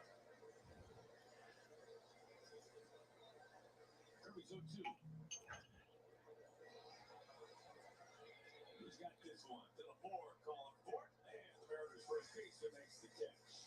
Back-to-back home runs by the Orioles. Freshman at Mount Castle. 4-0 Baltimore. Wow, that's good. Washington Energy's Pro-Go window sale is on now. Washington Energy Services offers Anderson windows in styles you love with the energy efficiency you need. Buy one window, get one window at 40% off. Call Washington Energy today for a free estimate. It's summertime in Seattle. And that means sun's out, fun's out. Beautiful. Spectacular. Aaron Williams? You have to go look at the roster. I mean, this is me just, based off memory. This is like 20 years ago, so. Tickets at Mariners.com. Do you hate to shop, fighting traffic, the crowds? Maybe you just don't have the time. Carpet Liquidators can help with our free shop at home service. It's simple. Just schedule a time that works for you, and our flooring experts will bring samples to your doorstep. We follow safe distancing guidelines and can do most everything over the phone. Best of all, it won't cost one penny more than coming to the store. Visit carpetliquidators.com to schedule your shop at home appointment. It's quick, easy, and the visit is free. Betty bought some beats. Remember when they had the other Jason Williams? Not Jason Williams White Chocolate, but then the other one that got like, there was like some crime or murder thing. Remember the Nets Jason Williams? Jayson Williams. Remember him? I'll pull up a picture. I remember. The guy with the same name, but it was a different player. Now we're going down like the rabbit hole. Tonight's SAP broadcast is brought to you by the Laborers Union, 47,000 strong in the Northwest. Gorgeous night here in Seattle. First game of the series against the Orioles. Here's Justin. Struggle with alcoholism, the shooting of Gus. new life and recovery. This guy. George Kirby tries to figure it out. Tyler Wells is really throwing the ball, mixing it up. Sweet contact so far. God, old school days.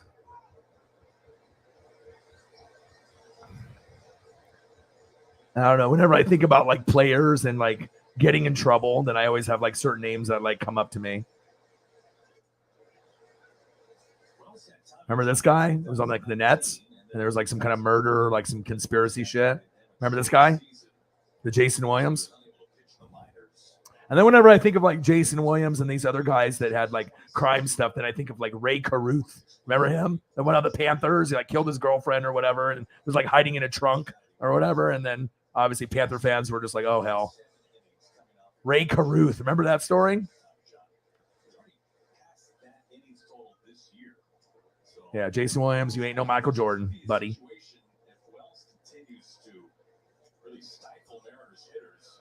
Yes, we appreciate you. Thank you so much. A bang, bang, bang. Let me throw up, let me find something. A good, like James Worthy. Big game James, a very underrated. So he doesn't have George Kirby's fastball, but their sliders are pretty similar. Both of them current about 88. He gets up and swinging at a high fastball. That's his second strikeout. Adjustable chase up out of the zone, a 92-mile-an-hour fastball. ATC Tracer has it up.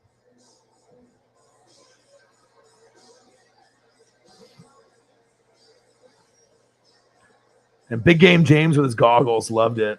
I had a Asian guy on my basketball team in 7th grade, and his name was Dae, D-A-I, Dae, Korean guy, right? We were fucking good. And then I had another guy that was Cambodian named Toro, like the lawnmowers, Toro Hem. And so we had him and we had me. I played shooting guard. Toro was point guard. That guy played small forward, and we fucked shit up. We ended up winning the championship that year. And then we had two big white dudes, DJ Gilbertson and Corey Parrish. Game over. We had like the really skilled power forward and centers. Nobody could guard those guys. And then we had all the shooters, and we were quick and athletic. Yeah, game over. 3 Asians and 2 big white dudes, game over. We ran shit up here in Oregon. And our bench was amazing too. We had such a great team. Great memories from playing sports, back then. Not everyone wins a championship at any level. I mean, whether it be baseball, basketball, football. I mean, it's one of those things that's, most people never know what it's like to win a championship. And even if it's like not high school or, college or pro, I mean, that shit was still special for sure. The memories that you have, you'll never forget them. But Dae, he wore these goggles like this. And this was back like in the, in the 90s, 95, 96, like in the Jordan prime. First 8 in a row retired by Wells, now facing Dylan Moore. Fucking big game James and Kareem. Lakers with the fucking swag, dude. Let's go. Big game James. I love old school memories. I know you guys are probably going back in time too. It's just cool to be able to see the old school stuff.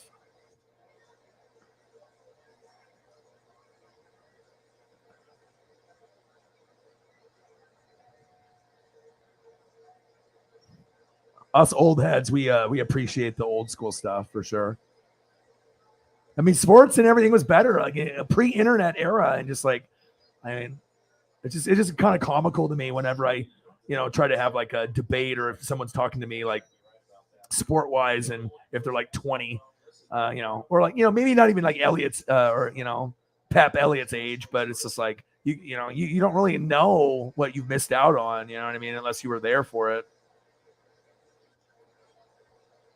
But you do get some young people that are very dedicated to watching the old stuff, but it's not the same as actually being there. That's the main thing. When you're there and you're experiencing, it's like if you ended up having someone down the road, try to say like Holly saw Mahomes and Kelsey like front row, and then you get someone down the road. It's like, oh, I saw Mahomes highlights. Not the same. It's not going to be the same down the road. You're like, back in my day, I watched Patrick Mahomes. Like, yeah. Yeah, get the Pistons. Together, we build Lion. Join Liuna today and feel the power. Live entertainment is back at the all-new Emerald Queen Casino Event Center. Get ready to rock with Blue Oyster. All right, man. Appreciate you, dude. Thank you, man. Old school stuff. See, like I said, usually when we do these like late night streams, there's not really people that are like super young in here. Like sometimes we'll get Elliot and stuff. Like he might be him or Alex. You know, Alex is our youngest fan. He's like 11 or 12 or somewhere in that range. And Elliot's like 18. You know, going to be 19. But most of the people that are in here are like 30 and above. So it's like if you're 30, 40, 50, then you're like, okay, like I get this vibe. I could look at pictures like this like all day. It'd be like sparks memories for me, for sure. All right, I got to throw up a Barry Sanders photo. We're going back in time. I gotta be entertained by some football. Give me a Barry Sanders.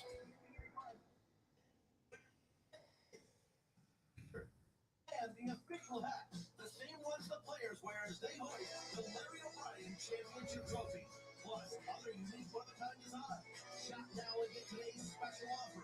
NBAstore.com.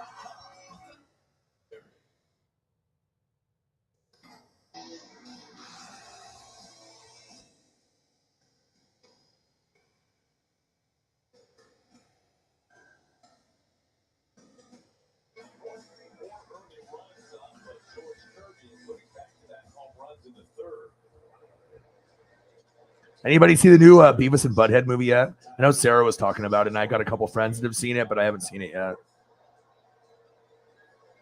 It looks to me that George has good stuff. We've already talked about some pitches in the middle of the play, but the other part of that is Baltimore is being really aggressive with him.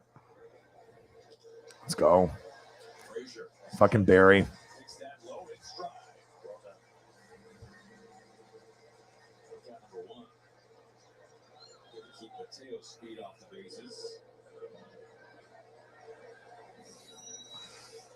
And there's Adam, the delivery Super Bowl.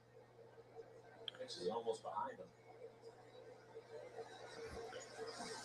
Oh, for context, 7 hits. Anybody got plans for tomorrow? Do you got any of you guys have to wake? I mean, it's already late, so I get it. I mean, it's like either it's 2:00 in the morning almost or 3. So it's 4 hours and 16 minutes in. What are we sitting at Dono's right now? 187. So we need 13 to go. I can go to the 4 hour and 30 mark. I can even go to the 5 hour mark. Like I said, I don't have to wake up early. I'm going to take Paisley for a walk at 7 a.m. So I'll probably watch Simpsons and King of the Hill. I do recommend watching the Guy Fieri, obviously that road trip show that he's got. I deleted it off here, and I still need to watch MasterChef Junior finale. I know I'm a weirdo because I just like so many different shows and stuff. But yeah, I could definitely stay for another 13 minutes, or we can do another 43 minutes so I can make it a clean 5 hours, regardless if people got to go or stay. But we're only 13 away from the goal, so I know we can get there. And if you guys want to hang out with me, I'm just watching the replay of the Mariners getting killed. So yeah, so if you guys want to hang out, you know what I'm saying? Like I definitely got another 43 minutes in me, 42 for sure. So that's, I mean, I already, stayed up pretty late last night, got maybe 4 hours, 5 hours of sleep. Then I went on a walk at like 7 a.m. and I've been reading and doing film study pretty much all the way through. So when you're a night owl, you're like Paisley. You're just too cool for school. Okay. But if you guys want to kick it, I'm definitely here. If a lot of people got to go, that's totally fine as well. But I'm going to stay online, even if it's just me. I'm just going to grind it out. But I assume we'll have at least 1 or 2 in here, or maybe more. And sometimes people pop in late. I mean, we know how that goes. Oh, Holly's art. Can't get enough. So what are you going to do, Holly? Are you going to keep the notebook intact? You're not going to rip the pages out, right? You're going to keep this all intact? Because, I mean, I would love to have this. And, Sarah and all these other people are going to, say, oh, I want this. And I totally get it. You know what I mean? But I think that you should keep it. I mean, that's just me being a friend for you. And I'm just thinking of down the road, it's like, okay, after you sell all your, final copies, it would just be really cool to look through your binder and then have a piece of your piece of your art still with you. And I just think that as awesome it would be for me to have it in my house here, hung up on the wall to stare at every day, I think it would just mean more to you down the road, if not now, to keep it. Just at least have something to keep, to be proud of your hard work. And honestly, if you have like 50 of these, I mean, how cool would that be? You know what I mean? Like, you can go back and reflect on it, 5 years from now or whatever, and just look at all the amazing work that you did. And obviously you can take pictures of all the stuff that you have to make sure you have, memories of it, and you can have have all the final products and whatnot. So yeah, let's hang out, man. Let's do it. Yeah, I think, and you know what I mean? Because like I said, if it's just me, just being like, trying to be like a fan and support you, but I have to look at it like if I'm you. And okay, it's like, you're putting in all your blood, sweat, and tears, and your Tommy didn't come out the way. So I already know how you are. You're like me. You know what I mean? You're very creative. You're a perfectionist. You put a lot of pride in anything that you do, even if it's a sketch. You know what I mean? So I think you need to keep it together. And then I'll end up getting one of your final pieces, whatever it is. And I know you could do like a Kofax thing for me, draw me and Paisley. I mean, there'll be plenty of opportunities for me to get either a final copy of something, but I think it would be really cool. I mean, it's like, it's like I think like Madden or someone like with a playbook, like an original playbook. It'll have all your sketches in it. You know what I mean? A lot of famous artists have always had like, a little binder with all their work, just like and I think that would, that stuff would be probably the most precious to me. So that way, if I sold my finished pieces, at least I have the book. No one can take that from me, So I think that you should keep it as much as I want it, but I have to think about, okay, if I'm you, would I really want to rip it out? You know what I mean? Like you can be like, yeah, I can. But after you do, you know what I mean? Then it's like down the road, I think there may be a little bit of regret. Like, oh, maybe I should have just kept all of them together. So keep them together. Don't sell them to anybody. Don't give them away. Keep all your rough drafts and all your sketches together in that book. And then anything that you want to do, second sketch, third sketch, final copy, you can do whatever you want with those for sure. But that the binder ones, I would keep that intact. That's just me that's what I would do. So you will. What did you have a hard time with? His hair, his face? What was the part that you felt like you were fucking up on? His hair and his face shape? Because obviously you can do shoulder pads and stuff like that. That's not a problem. But I would assume his hair and his face is very probably, you want to make sure you get it right. 192, 8 to go. Bang, bang, bang. Bang, bang. Bang, bang. Let's look for a Tommy photo for you. Let's get you one.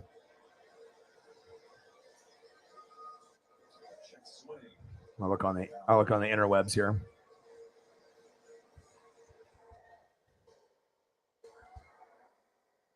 Like the people at Google and like these like places, they probably think I'm like a freak. They're like, this guy looks up Tommy every fucking day. Like this, what is wrong with this guy? The only guy that's looking up Tommy on planet Earth all the time.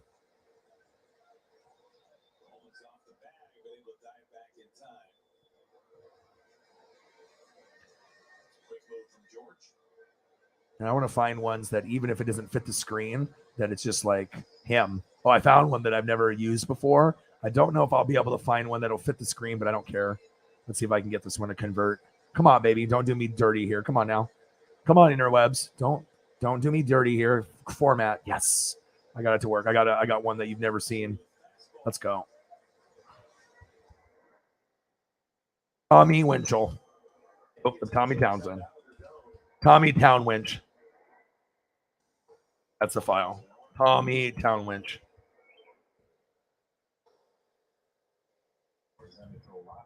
Tommy Townwinch.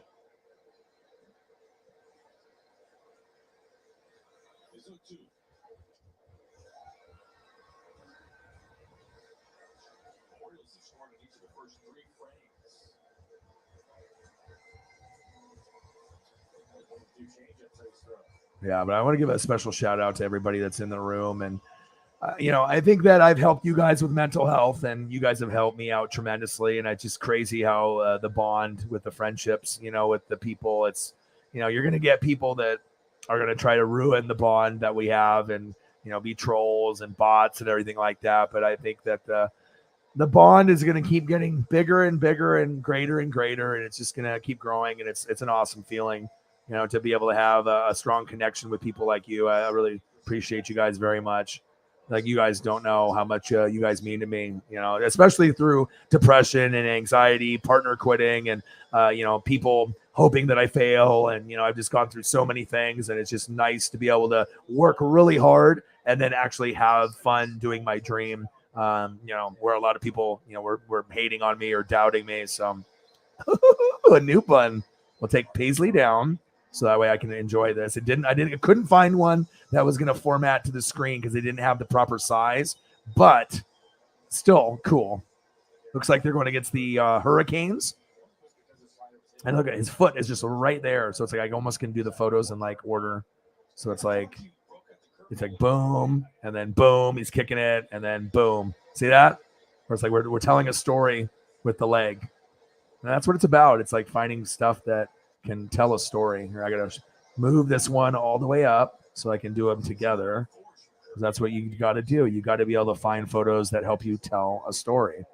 Well, we got Tommy Townsend. He's about to be Tommy Townwinch. He's about to punt it. The Miami Hurricanes are rushing him. Almost blocked. He gets it away. And there it goes.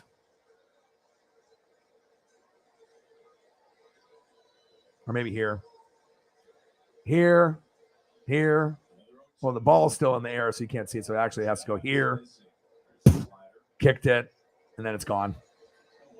Can't do it the wrong way where the ball's still in the picture. I'm keeping this one. Yeah, if you can find a Gator jersey, white or blue, my goodness. So even screen print, if you could find a screen print one, it'd still be cool. I mean, to find that.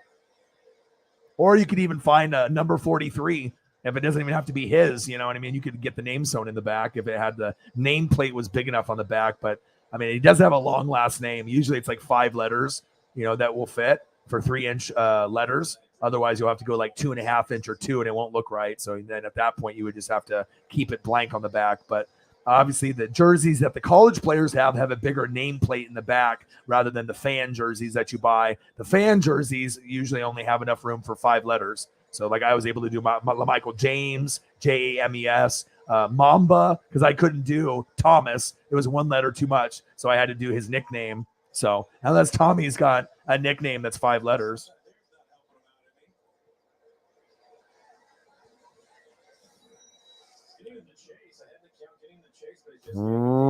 Poof.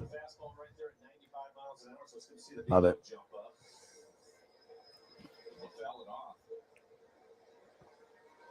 Shit, I think I might like Tommy more than you.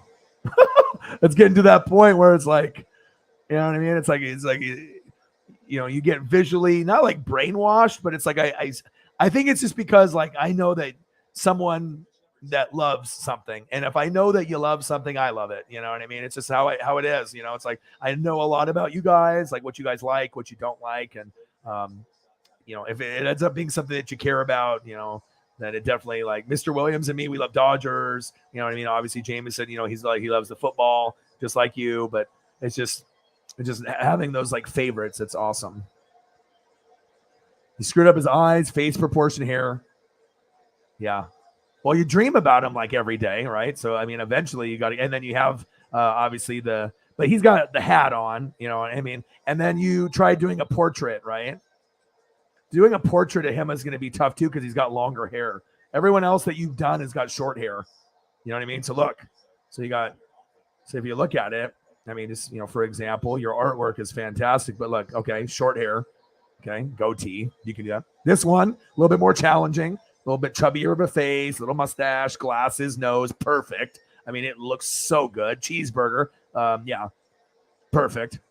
You got the tomato, you got the lettuce, you got the cheese hanging out. Perfect. And then this one with the face shape and the eyes and the nose and the mouth. Fucking you hit it out of the park. You know what I mean? It's like, and obviously if you're doing a face, it's all about eyebrows, eye shape, nose, mouth. Like, it's very easy to fuck up on details on certain guys, but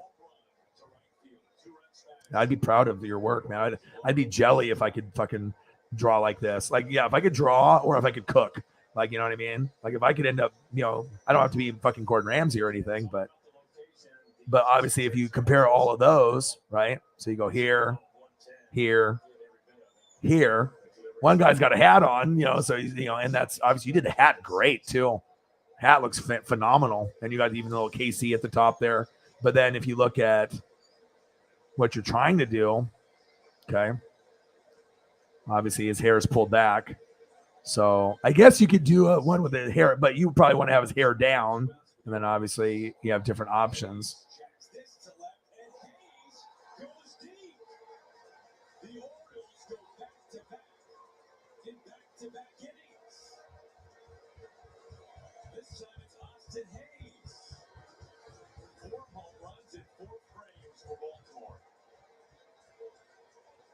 All right, 30 minutes to go, and we'll call it a stream. I mean, unless we get some kind of crazy dono train and a lot of people start showing up, then I guess I could keep going. But I think 5 hours is a good cutoff point, you know? That way I can get my mental health and watch some shows, get some Simpsons in, eat some food, relax. You know, I won't be going to sleep anytime soon, though. I'll be up, so.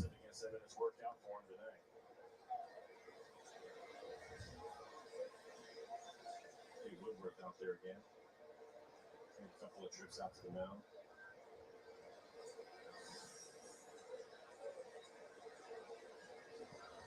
I have so much Tommy on my computer, it's ridiculous. Tommy here, Tommy there, Tommy everywhere. I have so many Tommy files, you have no idea.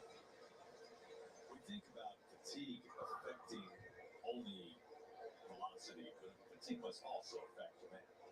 It does. It absolutely does. I was just thinking during that at bat, because we know that Jordan has a fastball, he wants to go to the top, and he's working his curveball and the slider also at the edges of the plate.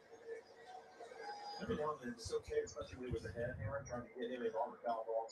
Go ahead and bounce something up there, see if he'll chase down. Yeah, but if you're trying to do like his hair and everything, I mean, that would probably be a little challenging. Typically, he's really good at it, but tonight has not been his night. Watch when he takes outside. Yeah, when's the last time you think Kirby bounced something? Yeah, that's true. It's rare. And Murphy is now beginning to warm up inside the Mariners bullpen. Kirby approaching 90 pitches. Missing with a couple of changes, trying to do something different. Yeah, and he has kind of a distinctive face too. You know what I mean? Like his face, like facial like structure and the way that he looks, it's like, and he's got the hair too. So it's, yeah, definitely it would be, you like him, but it's gonna be.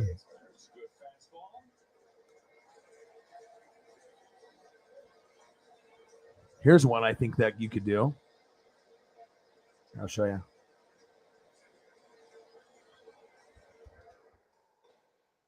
Tommy Winchell is the file. Here, I'll show you this one.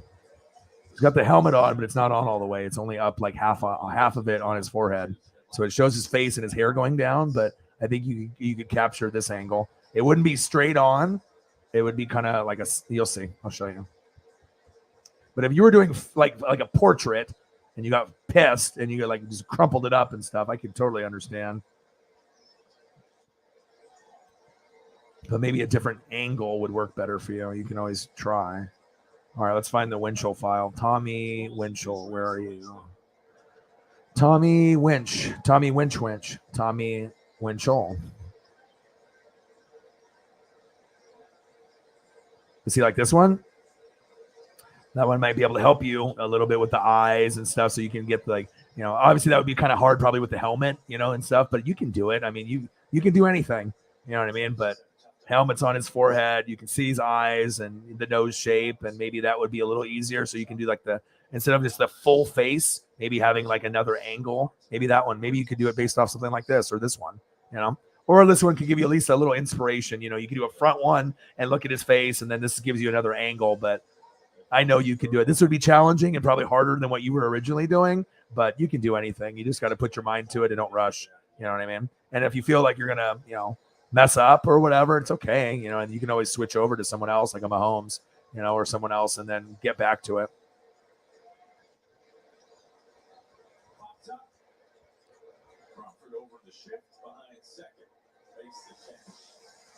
I kind of like this photo right here because it's like you got the helmet. It's not fully on his head. You can still see the flowing hair. You know, the Gap Abercrombie and Fitch model look. Different profile of his nose and his eyes. Obviously, he's looking up at the scoreboard. It looks like, or he's kind of looking upwards, not really at the field. It looks like kind of like up at the scoreboard, or maybe he's looking for you, Holly. He's like, "Where's that Holly? Where's Holly at? Oh, there she is." He's looking for you. See? He's like, "Travis, where's she at?" He's like, "Oh, I see her. I see her. There she is, front row. There's Holly." 30 minutes before first pitch, Root Sports has you covered with Mariners pregame. Get all the latest roster moves Tommy Townwinch. from the best analysts around. Yes, you do. Green Bay, how are you doing? Still going strong, buddy. Still grinding, dude. Great to see you in the room, bro. How are you? I'm just, 4, 5, 6, 7, 8 hours. I did a 7-hour stream yesterday. I did NASCAR, and I ended up doing AEW, fucking the pay-per-view. And then I got to see Claudio, a.k.a. Cesaro, Mox. Your boy's always working hard. I'm always going to grind it out. And then talked about the fight, right? Angels, Mariners beating the shit out of each other, right? Crazy stuff. And then Stanley Cup, I got that correct. So before the playoffs even started, I watched 0 NHL, and I still was able to predict the two teams in the Stanley Cup and the winner and the exact game that they were going to win. So I know I help people win some money, so that makes me feel good. But this pay-per-view was great. And, and then we're just looking at Holly's artwork, trying to show some support and love. And, and we're just chilling. I'm going to go for another 25 minutes because I usually try to keep it moving for as long as I can. And obviously did the Nashville, and then Chase Elliott won after like a huge delay. But yeah, I streamed 7 fucking hours straight, like no breaks. Just like went from the race, it got delayed. Then I fucking was like, I was with Forbidden Alchemy. I was like, he's never watched AEW, and he's like, I'm going to order the pay-per-view. I'm like, fuck it. All right, I will too. So I spent $50 and ordered it, and it was awesome. Like a 10 out of 10 or a 9.5 out of 10 pay-per-view. No CM Punk, no Kenny Omega, no MJF, a lot of the no Bryan Danielson and no Samoa Joe, and it still was like a 10, pay-per-view. So incredible.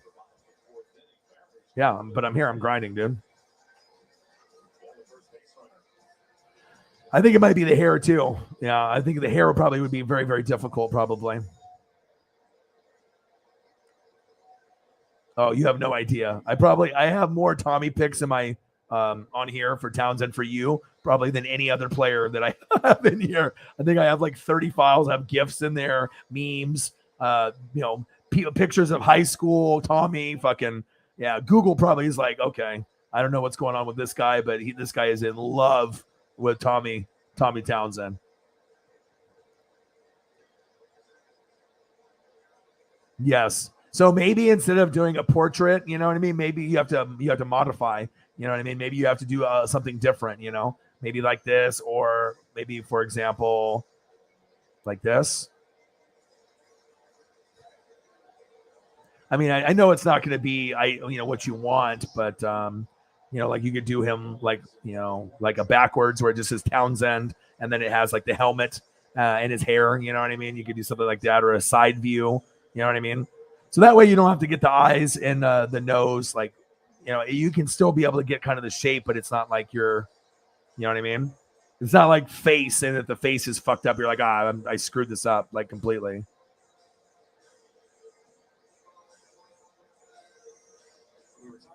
Here's a good one for a front. All right, here goes another file. Google. It's like this guy again. Tommy Winch. Tommy Winch. Okay.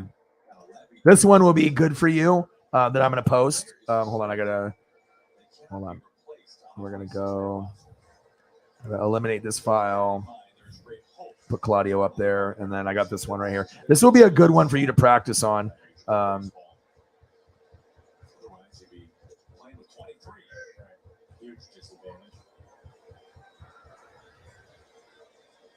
Tommy Winch. Right here. Look. So this one is like right there. I mean, if you can't, this one will be good for you. So you got his eyebrows and you got his eye shape. You got to get one like this See how I work the internets and the interwebs? You know, it's like this is like from Tommy Winch, like personally. Look at that. So you get the teeth and the hair. You need something like this, you know what I mean? Where you're right there. It's like you're staring at him like you were just staring at him when you were in the beer cooler when you locked the door and you said, let's get a selfie and an autograph and let me buy some beer for you. And he's like, okay, let's do it. This is a good one though. This is probably the best like front photo. This is like school picture, Chiefs, team photo stuff. This is perfect. So if you could model it, maybe off this would be pretty good. So if you're trying to do like a photo, but this one is probably the best one that I've seen, like front, like, his face and shoulder. That's exactly what you want. You want face, you want hair, and just a little bit of the shoulders. That's kind of what all your photos are, right? See, O-Dog comes up in the clutch. See, front, and you can do it. Front dog. It's like, damn, O-Dog is good. O-Dog is good. So good. Yeah, Tommy Winchell, the friendly neighborhood plumber. Well, he don't look like a plumber though. He looks like a model. He said, my favorite neighborhood plumber. Yeah. Max in the building. Yep. 215, 220 now, which was 215 at your time then. Yep. And then obviously 320 in some places. Your boy's grinding, man. How are you, Max? How are you? Yes. If I was going to do a photo, this is the exact one that I would work on. It might take you a few times, 4, 5, 6 times. But once you get the eyes and the nose down, I think that everything else will come. It's like you got to get the eyes and the eyebrows and the nose, and then the mouth will come. And then you can do, the face and then the chin, you know what I mean? And then the hair will be the hardest. And then the shoulders you can do easy, you know what I mean? Like the shoulder, neck, no problem. But it's that hair and how you want to do the individual like hair pieces. Because like obviously it's like, each strand of hair like clumped together. It's like you're gonna have to take some time with the, the detail and getting the right color. Obviously it'll be black and white though and stuff, but yeah.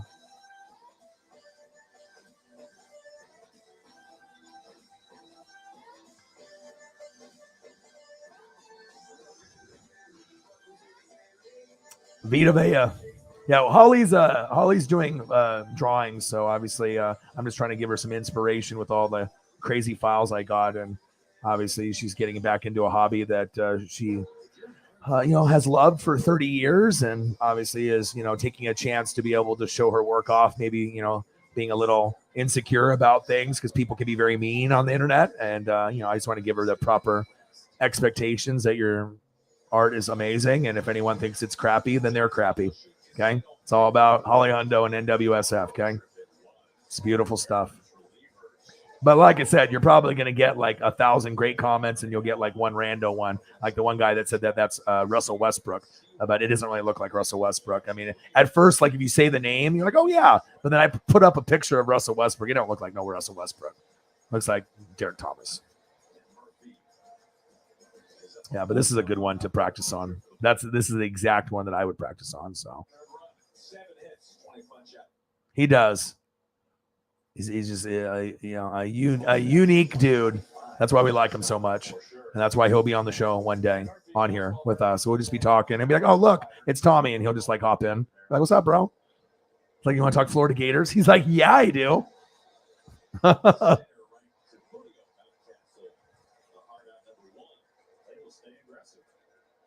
Ooh, I found another one, but a Florida Gator one.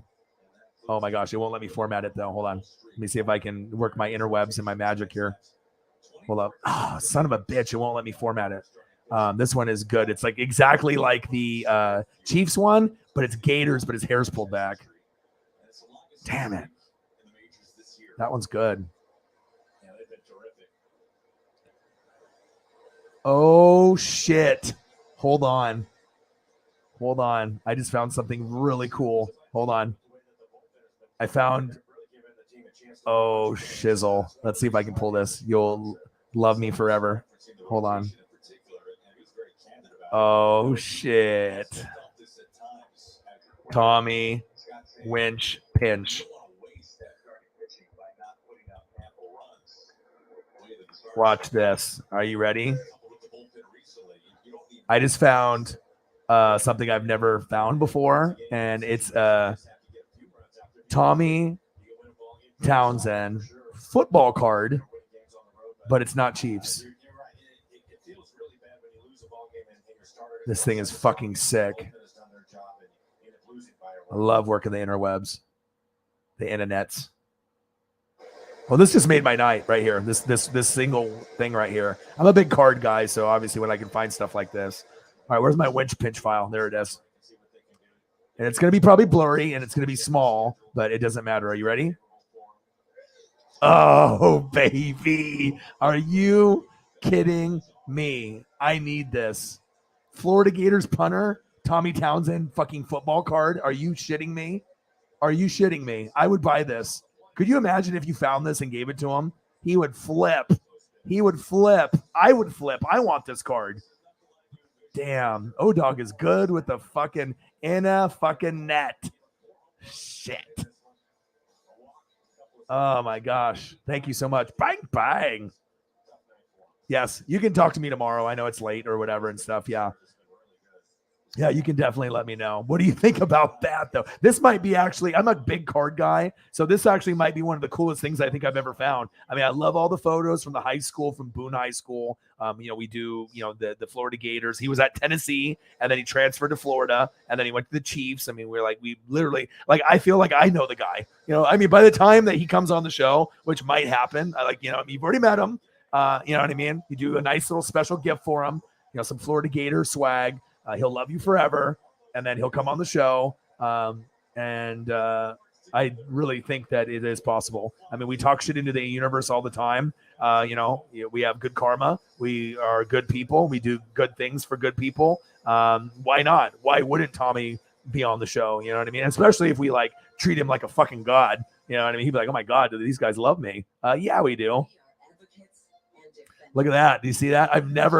I have to use keywords, and I have to be able to go through many, many loops, and it's not like the dark web or anything like that, but I have to be able to go through different format, different size, different keywords. It's not as simple as just, Tommy Townsend or Tommy Townsend, T Townsend, Florida Gators, Townsend, Gators, Chiefs. Like sometimes you got to, punter, you got to really mix up a different combination. Sometimes you get lucky and you can find it, but this might be one of the coolest ones that we've found.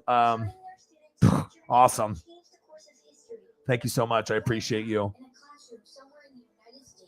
I will get into Vita Vea, Green Bay, but I'm just trying to help Holly out, and I'm kind of just in awe right now because we talk about him all the time. Max is pulling an all-nighter. All right, that is just so cool. I don't even want to look at anything else. Tommy Townsend. My goodness. I do have Vita Vea.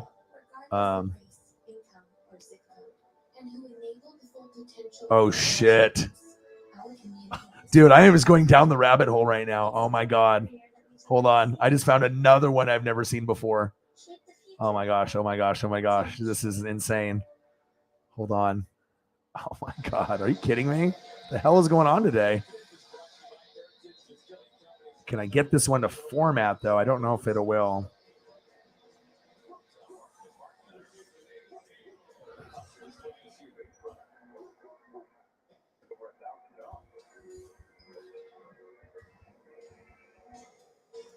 Tommy Town. It's not cooler than the card, but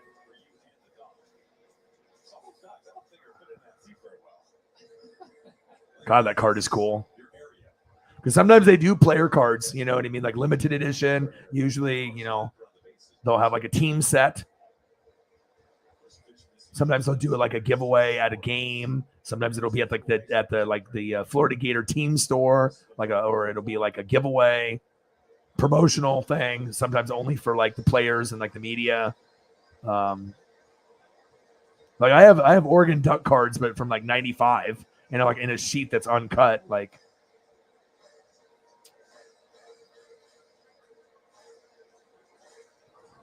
See, this other file, though, I can't get it to be sharp, though. It's like too blurry. Damn it.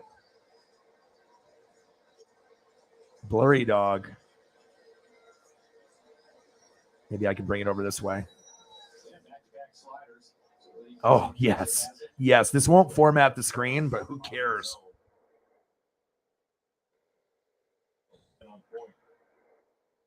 Calm down. All right, here we go. O-Dog is living his best life. Holly's like, damn, this just made my night. That's what I do. Got to have good mental health. You know what I mean? This is great mental health for me and good mental health for you. Make sure you have a great day, great rest of your week. I will always take care of the people that take care of me. And I'll go above and beyond. That's just what I do. But I found this one, and I've never seen this one before either. Ready? I'm just fucking on fire today. Boom. You already seen the promo photo. Boom. You've never seen that. Okay. And then look, are you ready? Another one. Ready? Oh, baby. Oh, baby. Florida football shirt. I mean, even if you got him something like that, like a Florida football shirt, you know what I mean? Like, you'd have to figure out what size he is, I guess, or whatever. But mini helmet, just something Florida Gators to show, hey, I care and like I know your history, you know what I mean? Or if you got something from Boone, could you imagine if you got Boone High School, like something? Oh, he would just fucking lose it. He'd be like, do you go to Boone too? Like, he would just like lose his goddamn mind. It'd be like, did we just become best friends? My gosh. And obviously, like, you know, if you're doing like this with his hair pulled back, but I think if you're going to do a photo, like if you're doing a drawing, you can't do hair pulled back. You have to do it hair down. All right. Long hair, don't care. That's just him. But my goodness, the card, sign me up. I want this. And there you go. O-Dog's life is complete. Holly's like, oh, this guy's on fire today. And I've been looking for stuff every day we do a show. I'm always looking. But, you know, if I go deeper in the rabbit hole, you never know what I'll find. This is the coolest one though for me. I mean, besides the card is like on the same level for me. I mean, this is the best photo that I have out of all my photos. This one's the best photo, but gosh, the card is so cool. Tommy Winch Pinch. That's the file. Oh my God. I love cards. That's a good one too. Now, who's the guy on the left? That's the question. Who's the guy on the left? Raiders. Who is he? Is that his brother?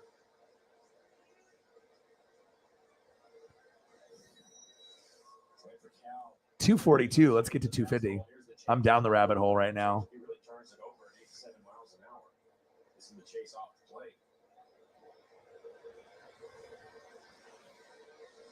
I'm always going to make sure I go all out, you know.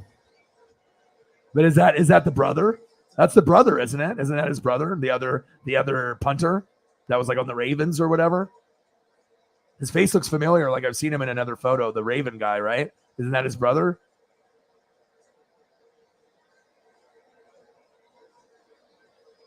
It is, right? Because I was like looking at his face and stuff. Because like I remember I saw a Ravens. I seen a Ravens one that I had from before in my files, and it looks just like that guy. It's like that's not David Carr or Derek Carr. You know, that ain't Derek Carr. That ain't no Raider quarterback. That's his brother. Oh, see when I go down the rabbit hole, I just made your night. That's Johnny. Imagine if you had that blown up. Wow, look at that. I'll save this one on for you too. This one's too cool. Obviously, you know, I love, you know, family stuff, you know, brothers, father-son duos, you know, combos. Are they at Boone High School? Is that what the background is? Brave County or Country or whatever. Is that Boone? Because it's orange in the background. Is that where they're at? They're at high school. They're like reminiscing back at the high school field. My goodness, O-Dog is coming up in the clutch today. See? It's always about putting effort. You know, it's like if you put in the effort for people that you care about, sometimes you can just have a magical night like this and find, I mean, I love cards and figures more than anything. So when I can find something like this, I mean, yeah. Tommy Winch Pinch. Tommy Town. These right here. I mean, this is best right here. You know what I mean? It doesn't matter if it doesn't fit the screen all the way. I mean, if I can only find the file in that type of, you know, awesome.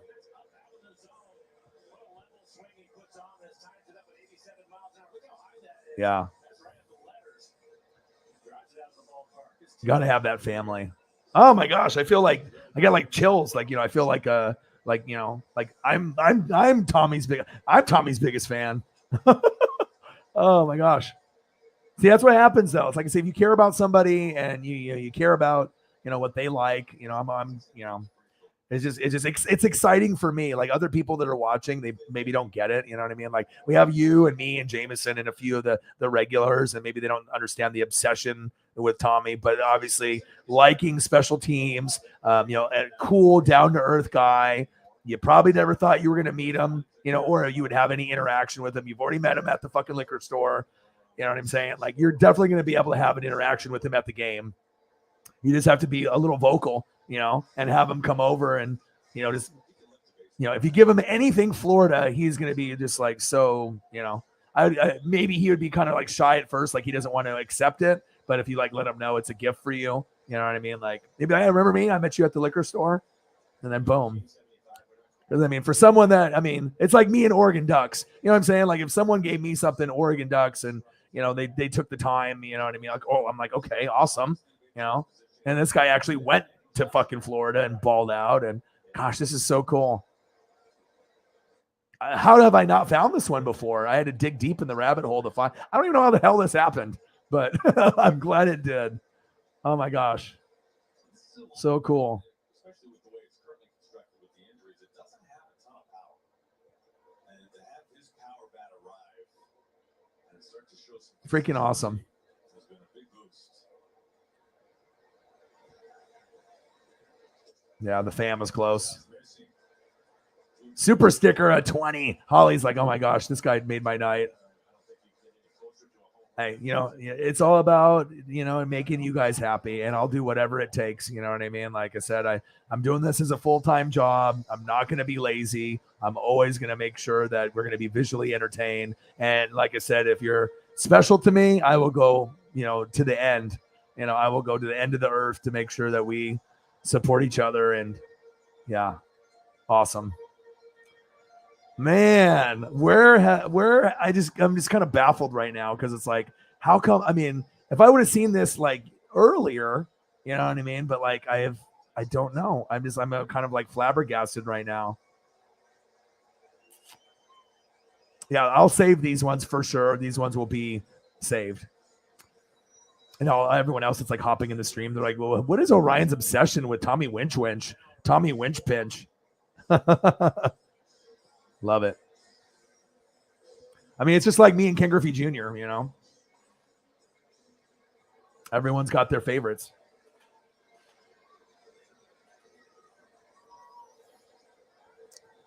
God, my night is made. Shit.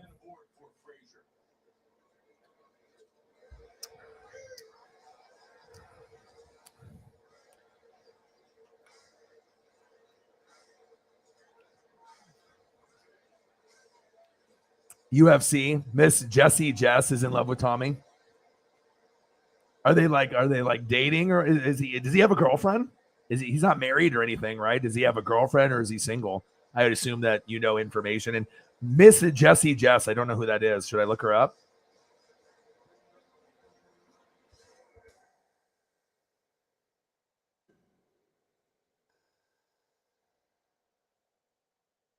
I don't know if that's like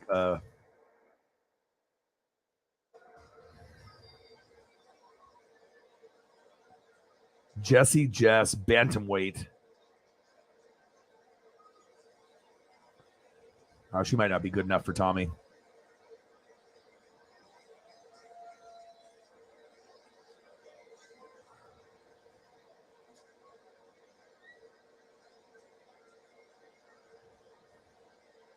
Let's look at Jessie Jess. Let's see what. How do you know that? Has she talked about him on like social media or something?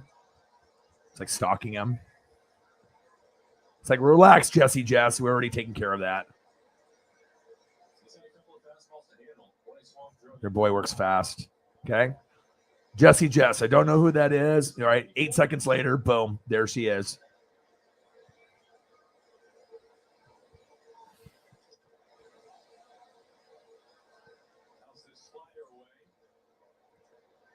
Oh, really?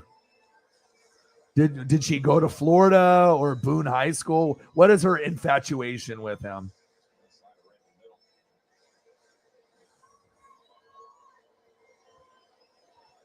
What is her infatuation with our Tommy, huh?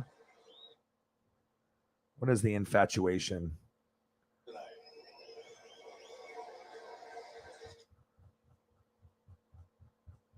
And a soft line drive to Odor, second base out this stranded. Cal Raleigh going deep. We are through 5.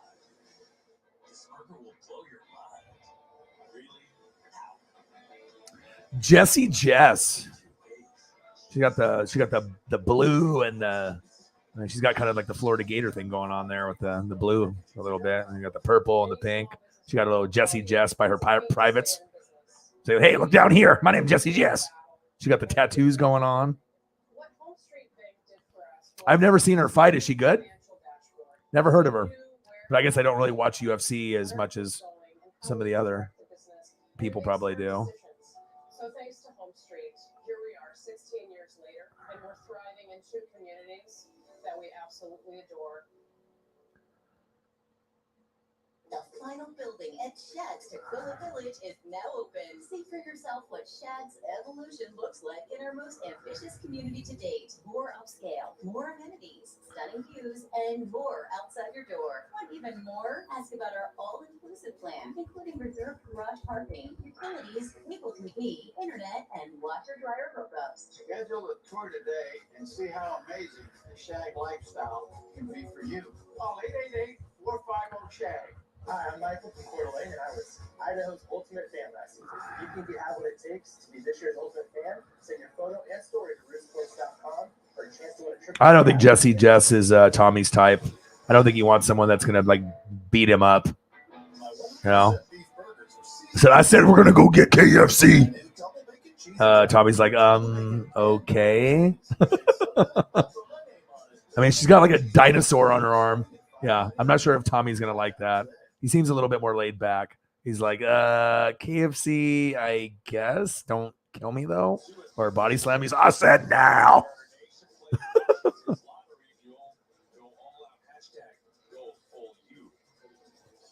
Yeah, I think Tommy Winchell sounds better to me.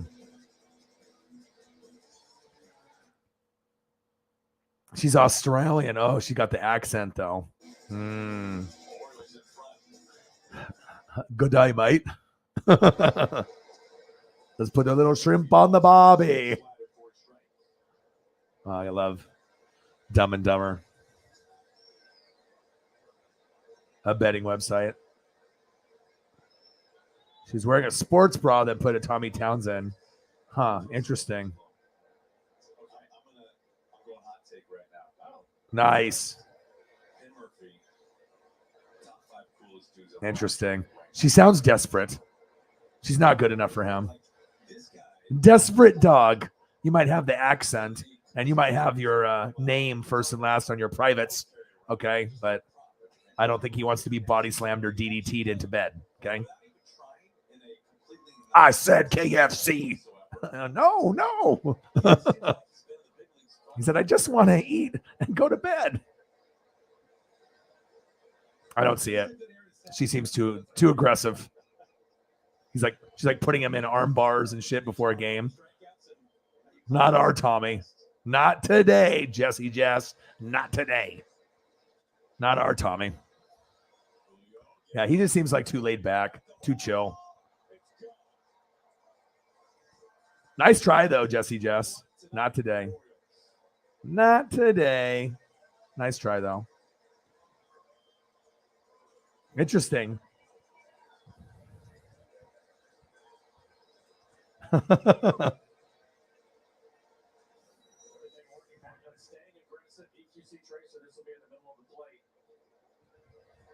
Yeah, I mean, personality, you can have the accent or whatever, but he seems like more like, he would want someone that would be good. You know what I mean? Like a good person. I mean, a lot of people, they like to, it's all about looks and looks and looks. But as you get older, you start to realize, it's like looks fade You know what I mean? But a good person in the inside doesn't. You know what I mean? So it's like you can always, be pretty and you can get like a boob job or like lipo or facelift. You know what I mean? And, you can do all these things to try to improve. But what about inside? I mean, that's really what it's about. That if you're a good person, you know what I mean? That's what it's about.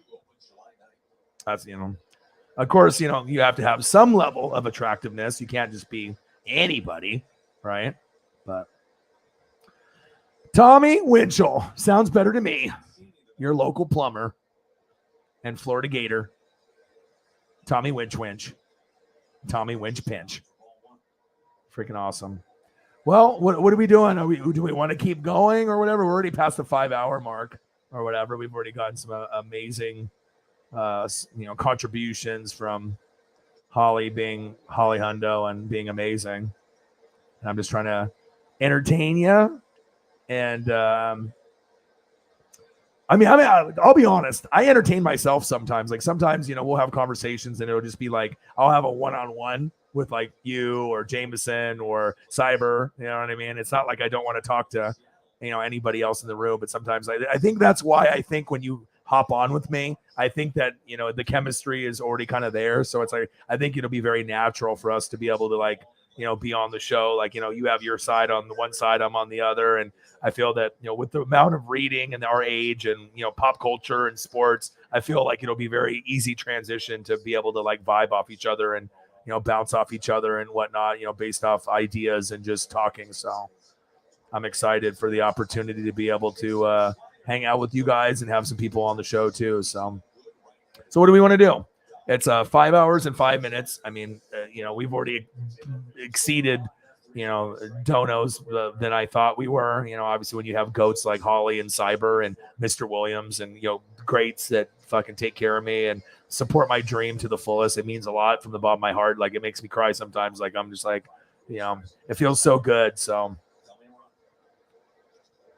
right. Serious things, nonsense, you know what I mean? And like, you can't really do that with everybody. You know what I mean? Like, it's like certain people you have friends or drinking buddies, or you have people that you can watch, certain shows with, or, you have people that you can smoke with, or people you can go to the Chiefs games with, or you can go to maybe Kansas, Kansas City Chiefs, or, Kansas Jayhawks, or maybe Kansas City Royals, or like, you have different people you can go get a burger with, but maybe you won't open up to them. You know what I mean? And some people are well-rounded, and I feel with me, just with the amount of reading and just things that I keep up on, I really feel that I can have a conversation with anybody from any age, any race, and also me being in phone sales for like 20 years of my life. I've literally talked to every race of every age, of any kind of person on planet Earth. I mean, black, white, Mexican, Australian, Indian, South American, German, French. Like I've literally, interacted with,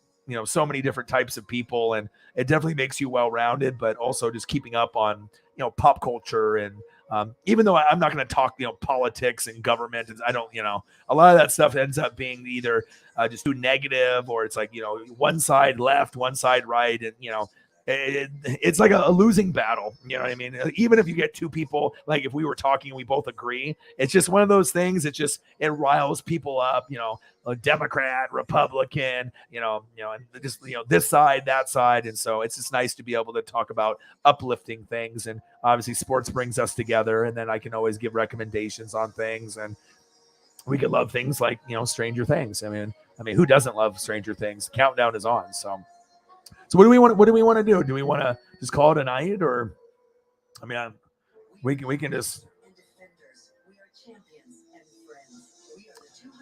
Coca-Cola 600 is great. I like Daytona just because it's like kind of like the Super Bowl. It's at the beginning. I also like Talladega. I like all racing, dude. Obviously if I'm willing to sit in the fucking chair for 4, 5, 6, 7 hours. As long as NASCAR's on, I don't care. I could be off-road. It could be Watkins Glen. It could be, Daytona. It could be Talladega.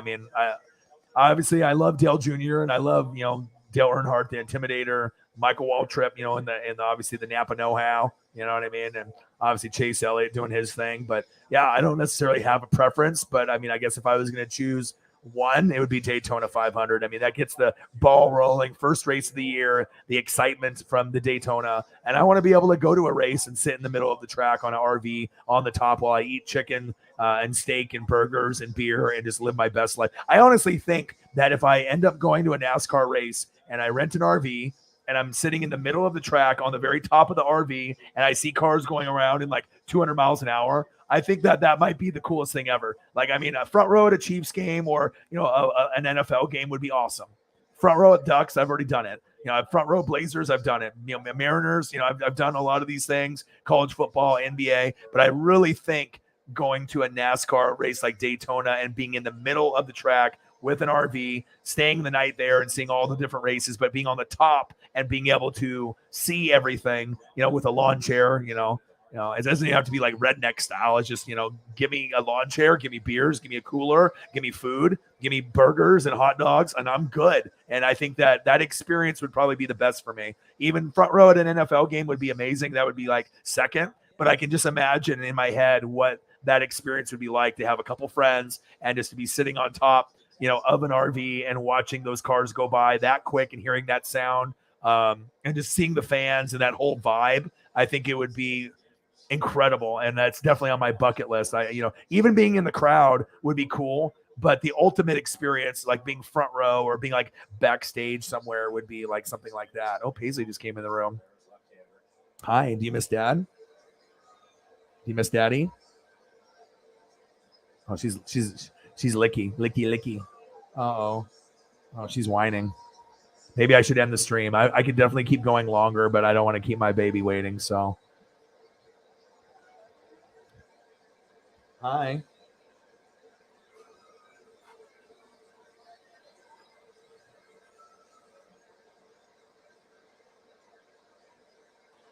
All right, I have to end the stream. I'm going to spend time with my dog. You know what I mean? If she's in here and whining and wanting to spend time with Dad, I appreciate all the donos and all the support and everything. But Paisley comes first. I mean, I don't have any kids of my own besides her, so I'm the dad, doggy dad. So I have to do that. So I got to take my priorities. But thank you guys so much for all your generosity.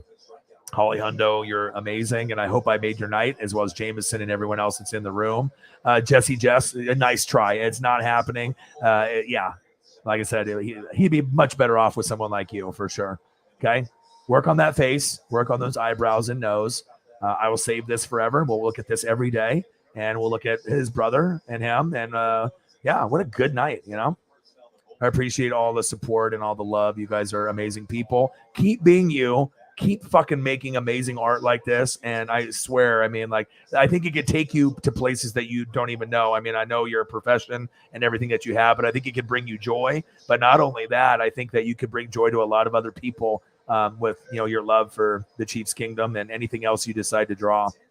I mean, especially sticking to something that you love, like the Chiefs, you might as well just do Chiefs. Start off with that. So I appreciate you guys so much. I love you. Appreciate you. 5 hours and 12 minutes. Holly, you're an amazing person, like always. Like I said, everyone else, Jameson Meza, Jeremiah, anyone else that's in the room still watching, I love you guys and appreciate you guys. I'll be back later tonight, which will be tomorrow, which is today because it's already 12:52. I hope that people get enough sleep and rest. I love you guys and appreciate you guys. And I got one question for you. Who talk sports like us? Your boy Ryan, Northwest Sports Fanatics. I love you. We'll leave it with the card to end the stream. I love you. Appreciate you. It's all about this man right here, Tommy Winchell, Tommy Townsend. You guys have a great rest of your night. I love you. Appreciate you. Gang.